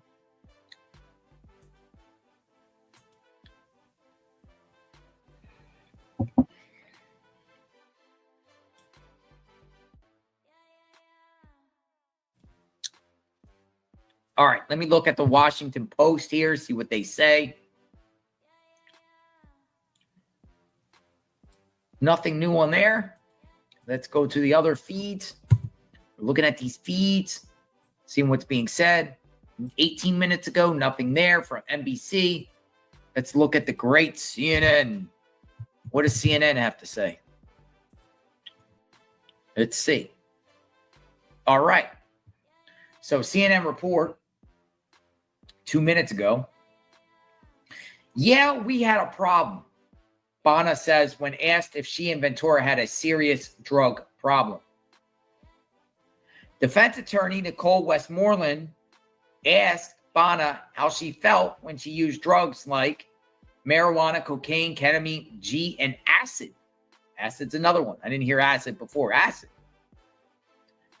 Bana said they partied a lot together and she regularly sold drugs to Cassie Ventura. She goes on to say, you would agree with me that you and Cassie had a serious drug problem, Westmoreland asks. She responds, yeah, we had a problem. On one occasion, Bana said she got Ventura so many pills it scared her. Bana acknowledged that she and Ventura were doing drugs together before Bana met Sean Diddy Combs. Remember, about a year into their friendship, that's when she met Diddy for the first time. But she's also testified she wasn't trying to meet Diddy because she noticed injuries on Cassie. Combs is Westmoreland. Here we go.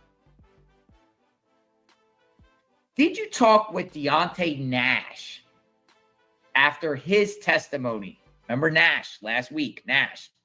Yes, she said. But not about his testimony, right? She goes, we know what's going on. Westmoreland says, you don't need to talk because you know. Oh, implying that they're all trying to get their stories jived up. Objection. AUSA. Judge, sustained. So she just admitted that after Deontay Nash, the stylist, remember him, testified, they talked. But not about the testimony, but she goes, we know what's going on. You don't need to talk because you know. Objection. Sustained. Combs' Westmoreland goes on to say, you hired Tyrone Blackburn to sue Mr. Combs. She goes, it was to seek justice.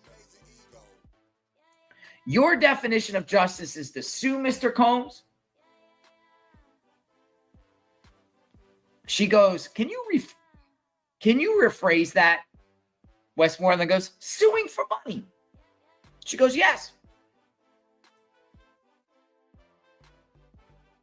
That's how most people, when you sue somebody, unless it's an injunction, most people sue for money. Most people feel like they're entitled pain and suffering, damages, emotional distress, all types of damages, punitive damages, hold the person accountable, but you're suing for money. Your lawyer is going to get a good cut of it. Unless she goes pro se.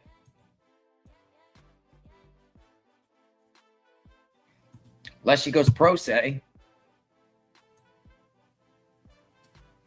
All right, so we're getting in now into lawsuits. Lawsuits, ladies and gentlemen. We're getting into the lawsuits aspect of this.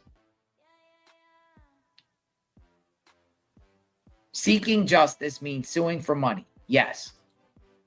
That's not damaging. Keep going, Westmoreland. Let's see what you got. What can you get? Because so far, I don't see stomping. I don't see any type of, you're lying, you're lying, you're a liar. Here's proof that you're lying. I haven't seen it. Haven't seen it. Haven't seen it. Where is it? Haven't seen it. Not here. So what's going on here?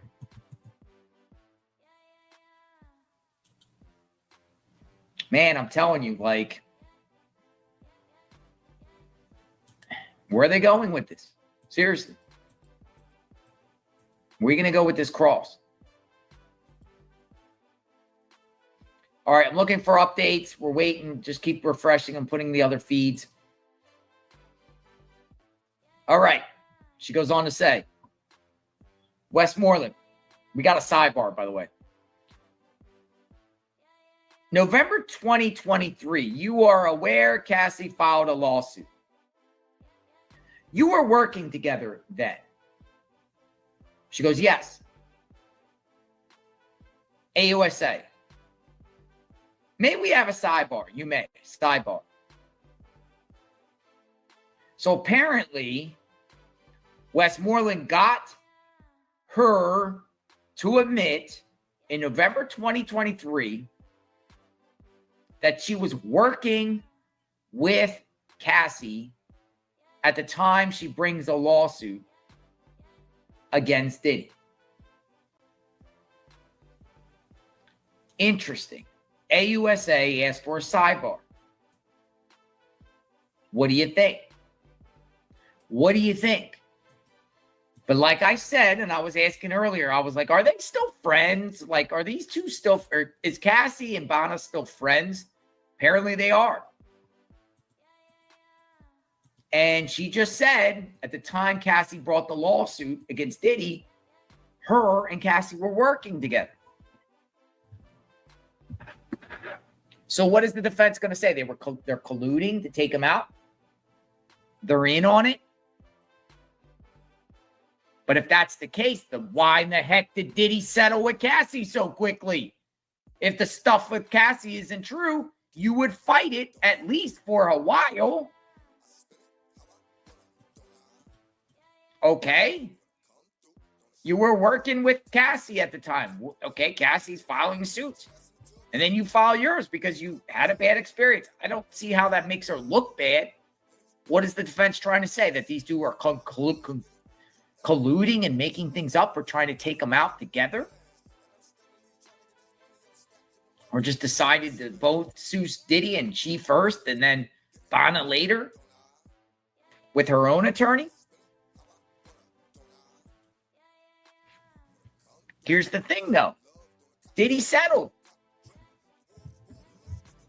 Diddy settled with Cassie, which opened all this up.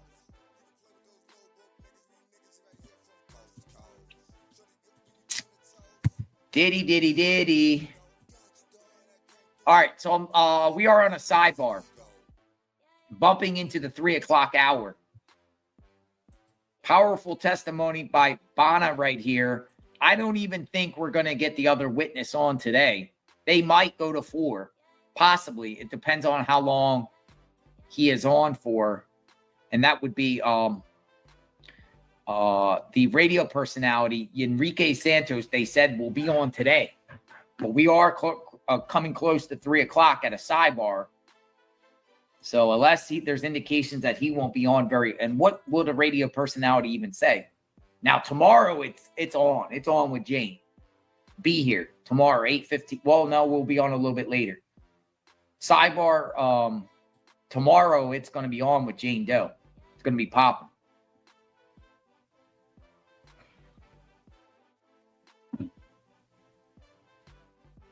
Doesn't Westmoreland sue people for justice, right? Doesn't some of these attorneys sue people for justice and money? Isn't that what a lawyer's job is to do? Seek justice for victims and in the course getting money? So Westmoreland's like, well, your definition of justice is seeking and trying to seek money and sue for money. But doesn't that what attorneys do? And I'm sure Westmoreland sued people before, right? And sought money, you would think, right? So isn't she being a little hypocritical here? That would be the comeback would have been if Bonna would have said, well, don't you sue people for money, Westmoreland? Don't you defend people for money?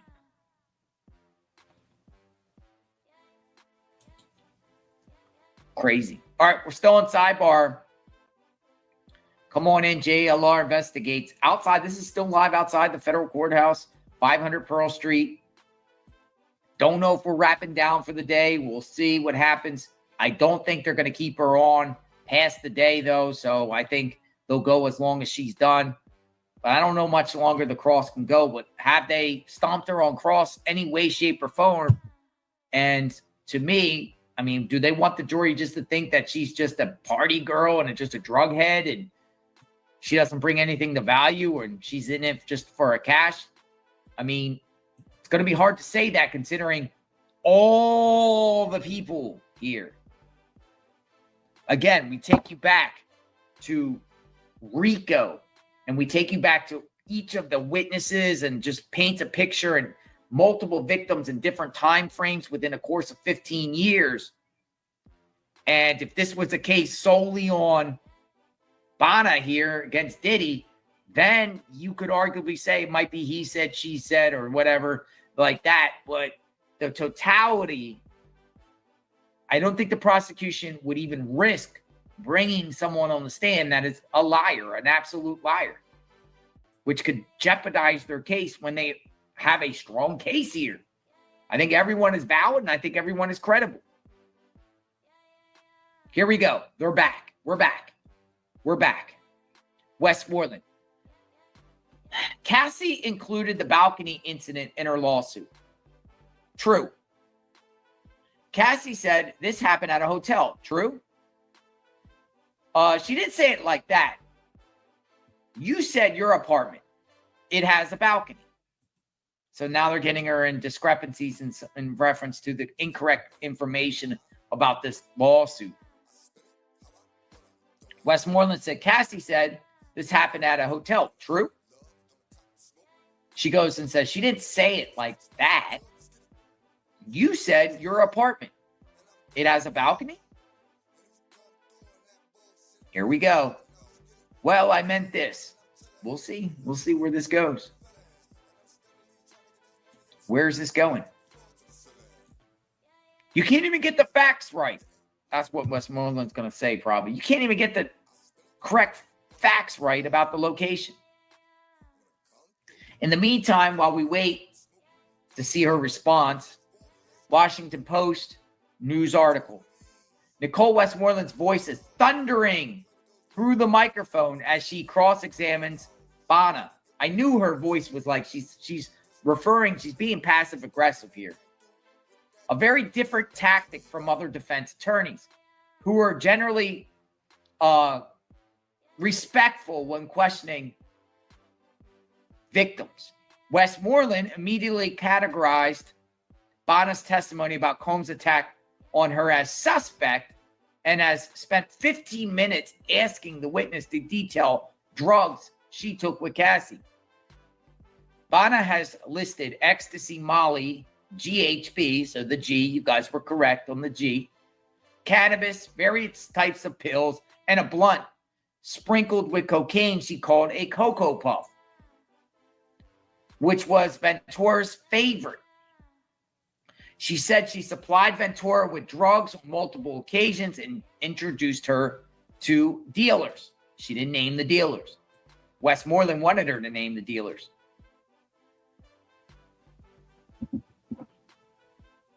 I think that also, folks, in defense of Cassie and her in reference to the discrepancies in the location about the incident, the balcony incident, it kind of to me shows that Cassie and Bonna didn't collude with one another. And they didn't even know each other's stories. Therefore, they couldn't huddle together and say, ha, ha, ha, we're going to sue Diddy. Here's what we're going to say. Seems like things weren't right. And some didn't know specifics about others. So they didn't talk about the lawsuit. Because if they were colluding, they would know, they would have all their stories jiving up. Ducks lined up. You know what I'm saying? Like, there's some issue over here that Westmoreland is hounding on in reference to the balcony incident, where some of the facts of where this balcony is not right. They didn't talk to one another. So I just wanted to point that out.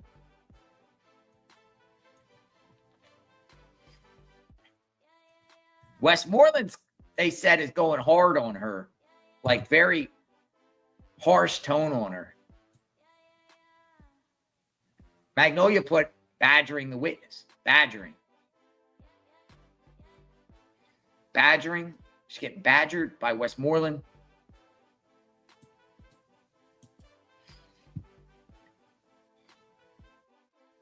All right, we're still on this discrepancy here in the balcony about whether, okay, here. She goes on to say, I didn't say it like that. Combs says, Westmoreland, Cassie told you she never saw you over a balcony. No, ma'am, I don't remember. Westmoreland laughs. All right, right here. Read this page and look it up. You had these conversations. She goes, I don't know. So Moreland's trying to stomp her by saying, Cassie told you, in a question form, Cassie told you she never saw you over a balcony. And she goes, no, ma'am, I don't remember. So she wanted her to get she wanted her to admit that. Where Cassie's like, I didn't see it happen.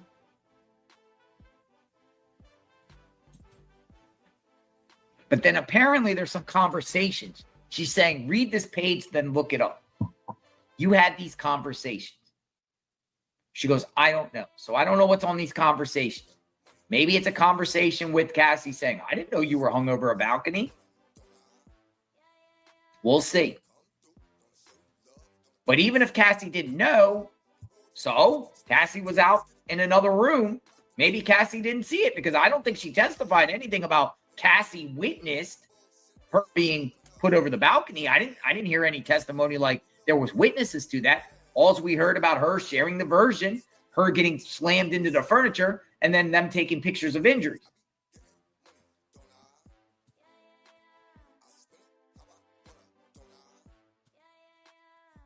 So maybe Cassie didn't see the balcony incident. So are you trying to say that didn't happen because Cassie didn't see it means it didn't happen? Or are they trying to get her to say she made it up? The balcony incident. Well, explain the injuries. Are they trying to say that balcony incident didn't happen and she got thrown in the furniture and only that happened, which caused the injuries? Where are we going, Westmoreland? What do you got? What do you got? Let's listen in. What do you got? What do you got? Let me show you this.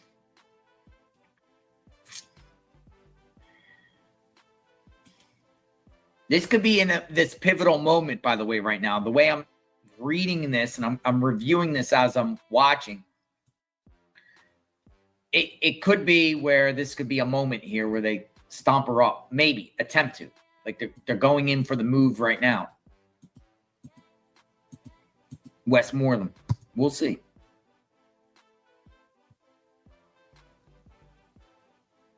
Okay, so we got CNN is reporting in reference to this.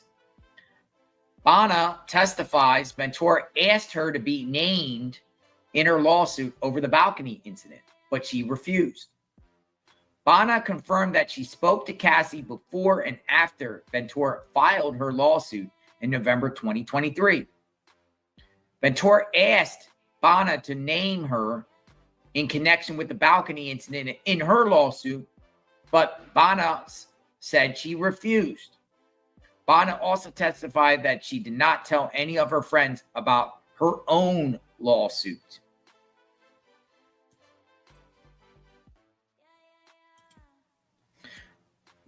The reason they chose Westmoreland, a small, sweet black lady, is because Bana wouldn't.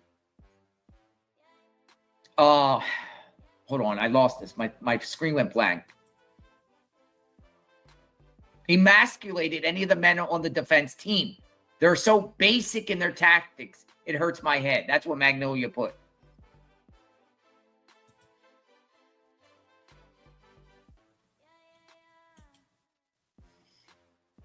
I'm trying to figure out here where Westmoreland's going to go with this. We'll see. Nobody saw you be hung over the balcony, therefore you're just making it up. That's where I can see this going. But we'll see. My screen just went blank.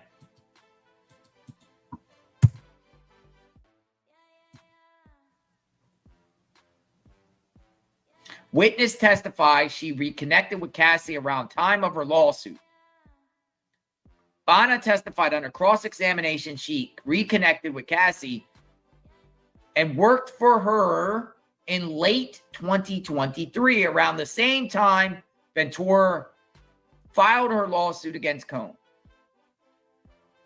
Defense attorneys probed Bana about her conversation with Ventura at the time, asking if they discussed filing legal action as they worked. Bana said she did speak to Ventura before and after Ventura filed her lawsuit, but the two didn't discuss it while working. That's what she testified. You think that's true? The pair did discuss the balcony incident in relation to the location and date it happened, Bana told the court. She also testified that Cassie asked if she could use her name in her lawsuit when discussing the incident, but Bana said no. See, Bana got her own lawsuit going. Probably why she said no. I got another lawsuit going on. Here we go. We're going into these conversations that Westmoreland, who laughed, by the way, told her to read this. Conversations about this alleged balcony. Combs says about this alleged balcony incident. You and Miss Ventura talked about the date, the place, who was there. She goes on to say, true. In 215 and 216, you didn't see any signs of violence, true? She goes, I don't know the exact year. Interesting that Westmoreland used the language that said about this alleged balcony incident.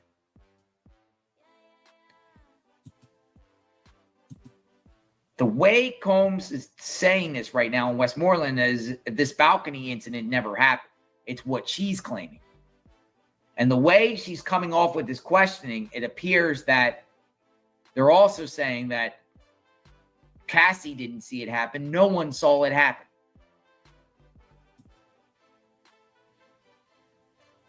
Because they're referring it to alleged. So Combs and his team are not admitting at all that this balcony. Well, would they? Would they do it now when there's a pending lawsuit? Following what I mean? I see where they're just trying to say it didn't happen.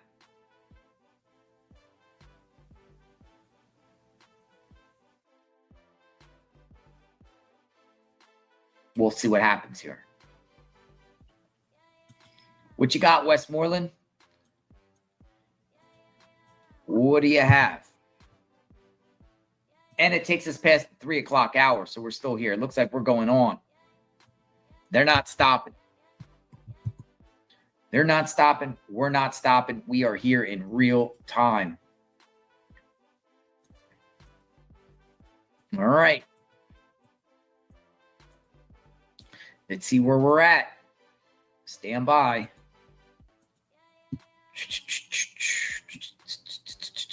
33 seconds. The birthday party. What drugs were you doing? I don't remember. Westmoreland says, the alleged knife throwing incident. He just walked in and threw a knife. She goes, I don't know. I'm not sure. She goes, "Are you telling the truth?" Objection. Oh, man. What's happening here? So now Westmoreland's going in on the knife incident and called it the alleged, just like the balcony, the alleged knife throwing incident. Remember Diddy throwing the knife? She's like, he just walked in and threw a knife? She goes, "I'm not sure. Are you telling the truth?" Prosecution objects. Objection. So that's one thing. Two things I've noticed so far on cross is the defense feels like she is lying about the knife and the balcony.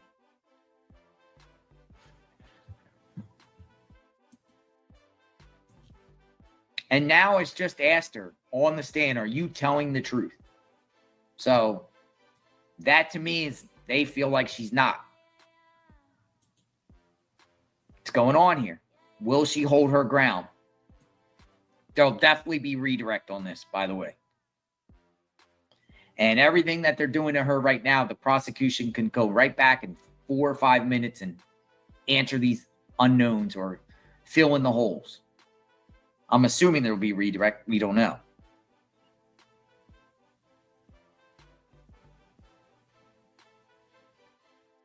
Will she get impeached? Will they move to impeach her? Some people say she's getting badgered. Badgered.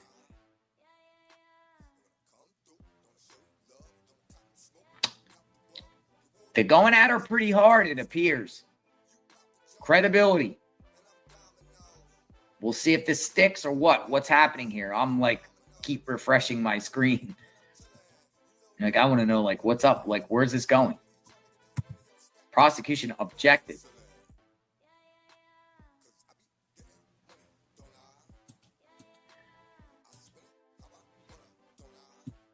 They're going hard on her.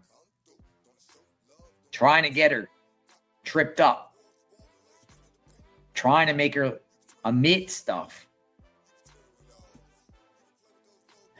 She says she's telling the truth. The whole truth and nothing but the truth. She has immunity.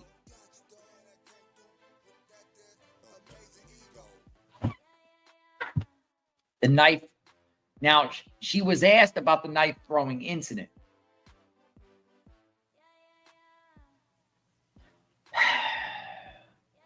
What has happened with the knife incident? I mean, she says that he came in, right? Came into the apartment and threw a knife at Cassie, and she threw one back. She threw the knife back. Does she remember? She's asked what happened there, and she says, I'm not sure. He just walked in and threw a knife. She goes, I'm not sure. Now, sometime, oh, here we go. Are you telling the truth? Objection. Sustain. Here we go. Westmoreland goes, didn't you tell the government they would get in knife fights? Plural. Knife fights. Plural, she said, Westmoreland. Bonna says, I don't remember. Let me show you. She goes back and says, I was suggesting where the knife came from. Westmoreland goes, because it makes no sense. Ooh, they're going in. They're going in. They are really going in. They're accusing her of lying. They're straight up saying that the knife thing doesn't make any sense whatsoever. Because it makes no sense. Oh, boy. They are going in on her right now. We'll see where this goes. And they're also saying that she told the government that there was a knife fight.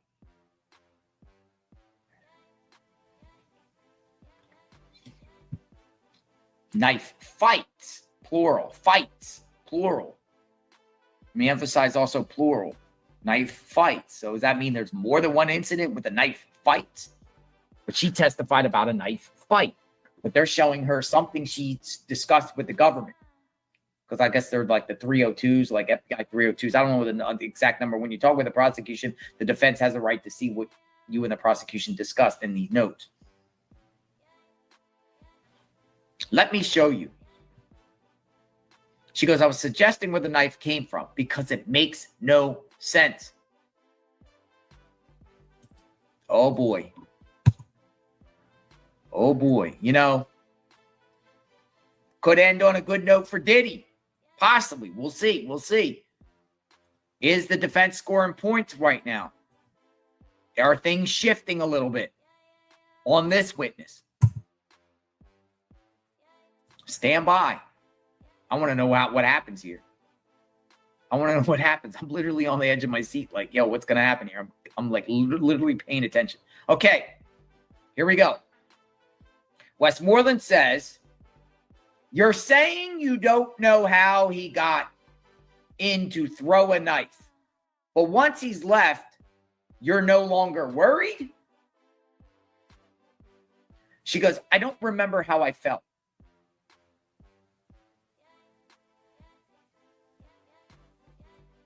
Do you understand what she just said? She asked the question. You're saying you don't know how he got in the apartment to throw the knife, but once he left, you're no longer worried? She goes, I don't remember how I felt. You say at a photo shoot, Mr. Combs said, I could kill you. Yes. At a photo shoot. So now she jumped topics. She dropped topics. I don't know if that worked. She should have honed in if she was going to call her a liar. She's now going into I could kill you, where she claims that Diddy said I could kill you. At a photo shoot, by the way. That's one thing interesting about the defense. Like, I feel like the defense, if they have someone in the ropes, they go on and ask another question. And I mean, I don't understand that. I guess it has the jurors here, this tactic, kind of wondering here, is she telling the truth? What's going on here? Or, is it just the strategy here? Or what? Doesn't appear they went in for the kill on that one. And now is jumping onto something else. I guess what they're doing here is just saying everything you said in every situation just doesn't make sense. The knife incident, the balcony incident, and now they're going on the I could kill you. I'm the devil. You know I could kill you. Remember that talk?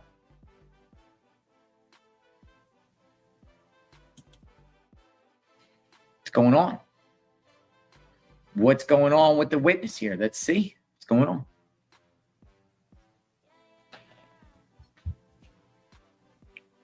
And a lot of people in the chat, I'm looking around the different forums and stuff, and I do see some people in our chat here as I'm reading are like, well, now she suddenly doesn't remember.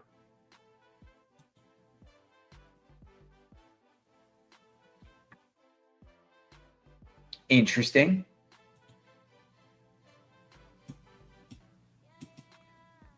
What do we got? Rico. No, I want to know what happens here. Like, I generally, like, I'm here, like, are they going to get her or not? Because so far, I don't think they got her. As far as the defense got her and tripped her up or anything like that. They're just leaving open the possibility that she's lying, but can't prove that she's lying. Oh, she goes on to say, this is about the killing. At first, you told the government it was at a party. She goes, I don't know. Your first demand letter said Mr. Combs said I could kill you while he hung you up over the balcony. He did both, just not at the same time. Oh. Now she's saying in a first demand letter, in the demand letter, she said that Mr. Combs said I could kill you while he hung her out on the balcony.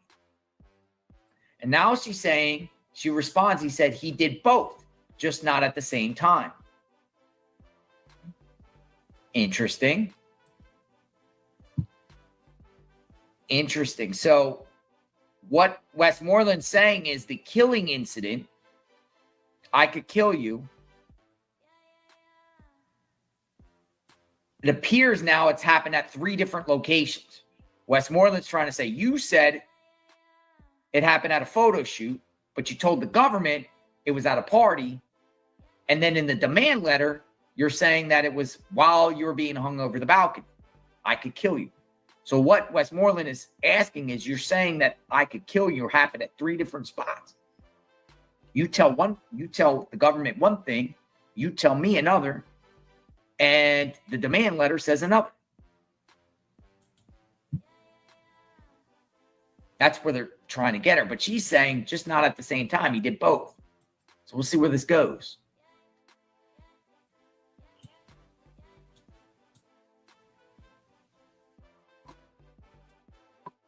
Interesting. No, this is getting interesting.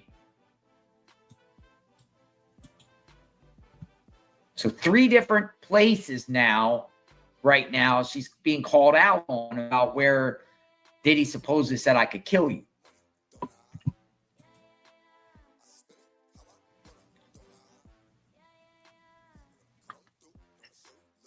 Now but didn't we hear something that she testified she fired that first attorney? Keep in mind that. She also testified that she fired her first attorney because of some stuff, incorrect stuff. What do you think the jurors thinking? Puzzled? Like, what's going on here? What's going on? I saw somebody say in the chat, why did she change the topic? The knife part was interesting. Yeah, that's what I'm saying with the knife. Like, she jumped away from the knife. And then now it's talking about, I could kill you. I see where they're going here. They're just trying to say that she's making all types of stories up from different places and then don't remember this and don't remember that. And these incidents happen at different places than the other.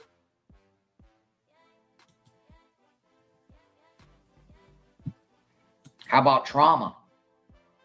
Trauma messing up your timeline. Does anyone consider that? Tricking her in her words. All right, let's see the updates while we're waiting for more information to come out. It is 3:19. We are still here, past the 7-hour mark. I think we're going to be here to 4 o'clock, possibly. They're supposed to have Enrique Santos on the stand today. I don't think that's happening. All right, so a CNN expert, in the meantime, I just want to share here, while we wait for more on this, goes on to say, Bonna's testimony is shocking and damning and goes directly to RICO charge, legal expert says. Her testimony has been shocking and damning and shows Sean Diddy Combs' alleged abuse also extended to those he was not romantically involved with. A former federal prosecutor by the name of Elise Admison said, a former federal prosecutor says this. Bonna's was not in a relationship with Diddy Combs, and if you recall, the defense has really tried to frame their alternative narrative of what was happening with Cassie, between Cassie and Combs, as a toxic domestic violence. But here we have another witness who was not romantically linked to Combs being violently abused. She says, referring to Bonna's testimony, that Combs held her over a 17-story balcony. Admison said Bonna's testimony goes directly to the racketeering and conspiracy charge prosecutors are trying to prove because it demonstrates that Combs was operating in a way that through threats, violence, and abuse that goes to the corrupt enterprise aspect of the RICO. So that's probably why the defense is trying hard right now to trick her up, get her to say things, because it's important here to discredit her in their eyes, because it takes, if she's believed and the jury believes, it takes you away from just the DV between Diddy and Cassie. It expands to more people, not just simple DV, what the defense wants the jury to think. So they're doing their best right now to trip her up or say that it's not true. Will it work? I am listening and waiting for more information to come out on that one. But if she is believable and she can hold her ground here, this expert pretty much said that it is damaging and it shows directly into the RICO charge. In the meantime, another report came out and said defense attorney questions Bonna's memory after she earlier said that Combs threw a knife at Ventura.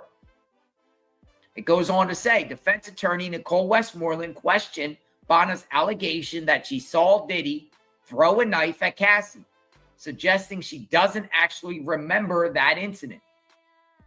Bonna told prosecutors in an interview that Ventura and Combs would get in knife fights, plural, sometimes, according to interview notes referenced by Westmoreland. Bonna said she doesn't remember saying that and stands by the memory she testified today. She said she doesn't know how or where Combs got a knife to throw at Ventura. And it goes on to say, remember this morning, Bonna said that on one occasion when she was staying at Ventura's apartment, they were awoken by Combs, and that once inside, he threw the knife in Cassie's direction. She testified that she didn't call police following the incident because she was scared.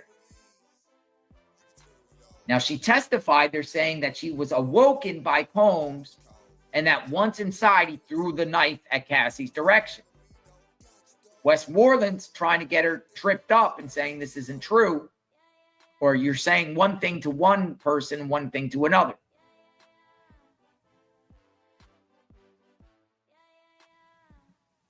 All right, we got a sidebar. After a long sidebar, we were at a sidebar. Combs is Westmoreland. You met the government on January 18th, 2024. You didn't mention I could kill you, but put it in your subsequent demand letter. She goes, yes, in a demand letter. I don't know when, she said. So she's saying Westmoreland got her to say that when she met with the government, I guess the first time because she met them numerous times, on January 18th, 2024. So this is just a little bit after Cassie's lawsuit. But she didn't mention to the government then about I could kill you. That reference that Diddy told her. But put it in a subsequent demand letter. She's saying yes, true. Okay. What do we got?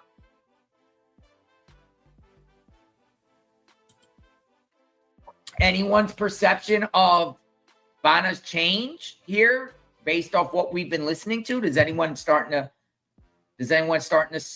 feel like she might be lying a little bit, or lying, or she's not truthful at all, or what? What is everyone thinking about this right now?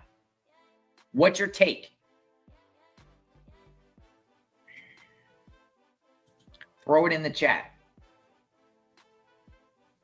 In the meantime, Washington Post put out a new report. Cassie Ventura discussed her pending lawsuit against Sean Combs with her friend Bonna. The latter testified on cross-examination. Bonna said Ventura asked for permission to name her in the suit, and Bonna's told her no. The suit mentions Combs dangling a friend of Ventura's over a 17-story balcony, but does not name the friend. Bonna also sued Combs herself, a matter she said she tried to keep private from her friends. defense attorney Nicole Westmoreland kept pressing the witness, asking questions that suggested Bana and Ventura didn't just compare notes on their memories of the balcony incident, but made details up.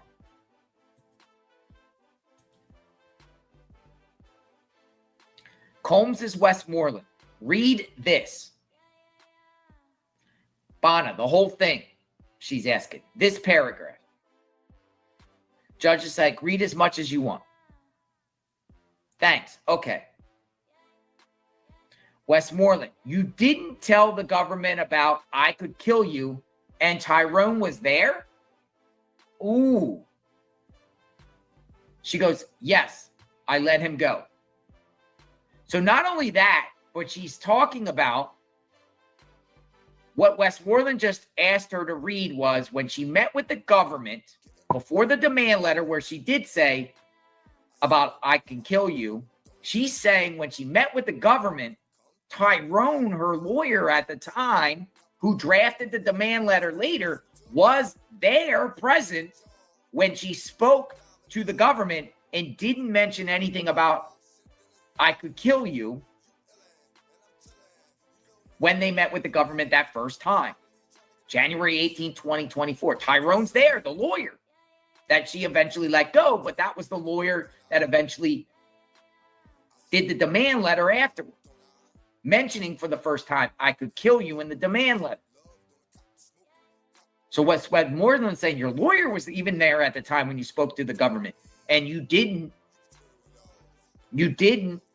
say anything at the time about I could kill you with your lawyer there.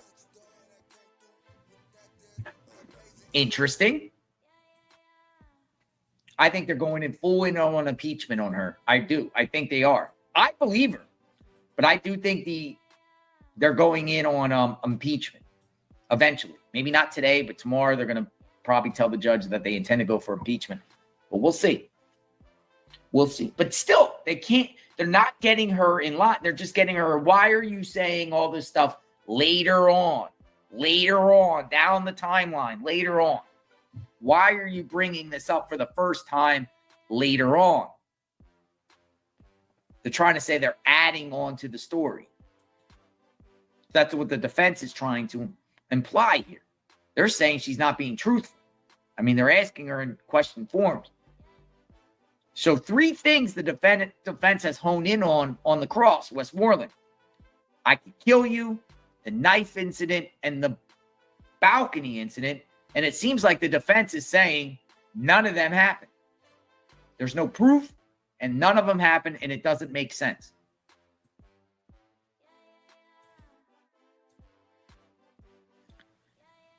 All right, so Westmoreland goes to drugs.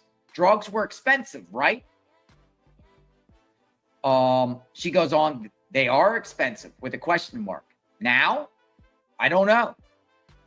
Oh, she wanted to trip her up and say, are drugs expensive now? I don't know. Well, she wanted her to trip her up to say, you're still doing drugs? How would you know if drugs are expensive now or not when you claim you're sober? So she just tried to trick her. Didn't work on that aspect. Did you run out of money for drugs? She goes, I don't remember that. She goes, Westmoreland goes, you and Cassie had a drug partnership. She goes, yes. A drug partnership. What is a drug partnership? Does that mean that you all do drugs together, like a pact? You sign a pact with somebody to do a drug partnership? What exactly is a drug partnership? So yeah, man. Listen, she's getting it hard from Westmoreland right now. We'll see. We'll see if she can hold up. I think Westmoreland's trying to go for the kill herself to try to get this whole lawsuit, the 10 million one discredit based on what she's been saying on the stand. And all this testimony might down the line be used against her with the lawsuit. Or what she's saying today. Prosecution's doing redirect. Don't get it twisted. They're doing redirect.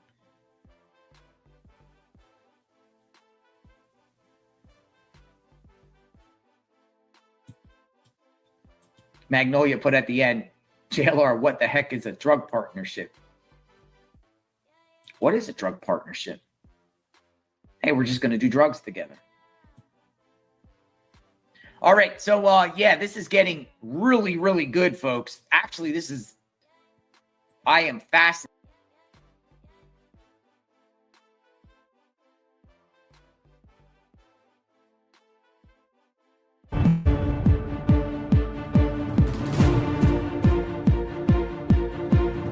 Hi, I'm Eva Pilgrim. Thanks for streaming with us. 2 new witnesses taking the stand on day 16 of testimony in the Sean Diddy Combs sex trafficking and racketeering trial. This morning, a forensic video expert testified about that 2016 hotel surveillance footage showing Combs attacking Cassie Ventura.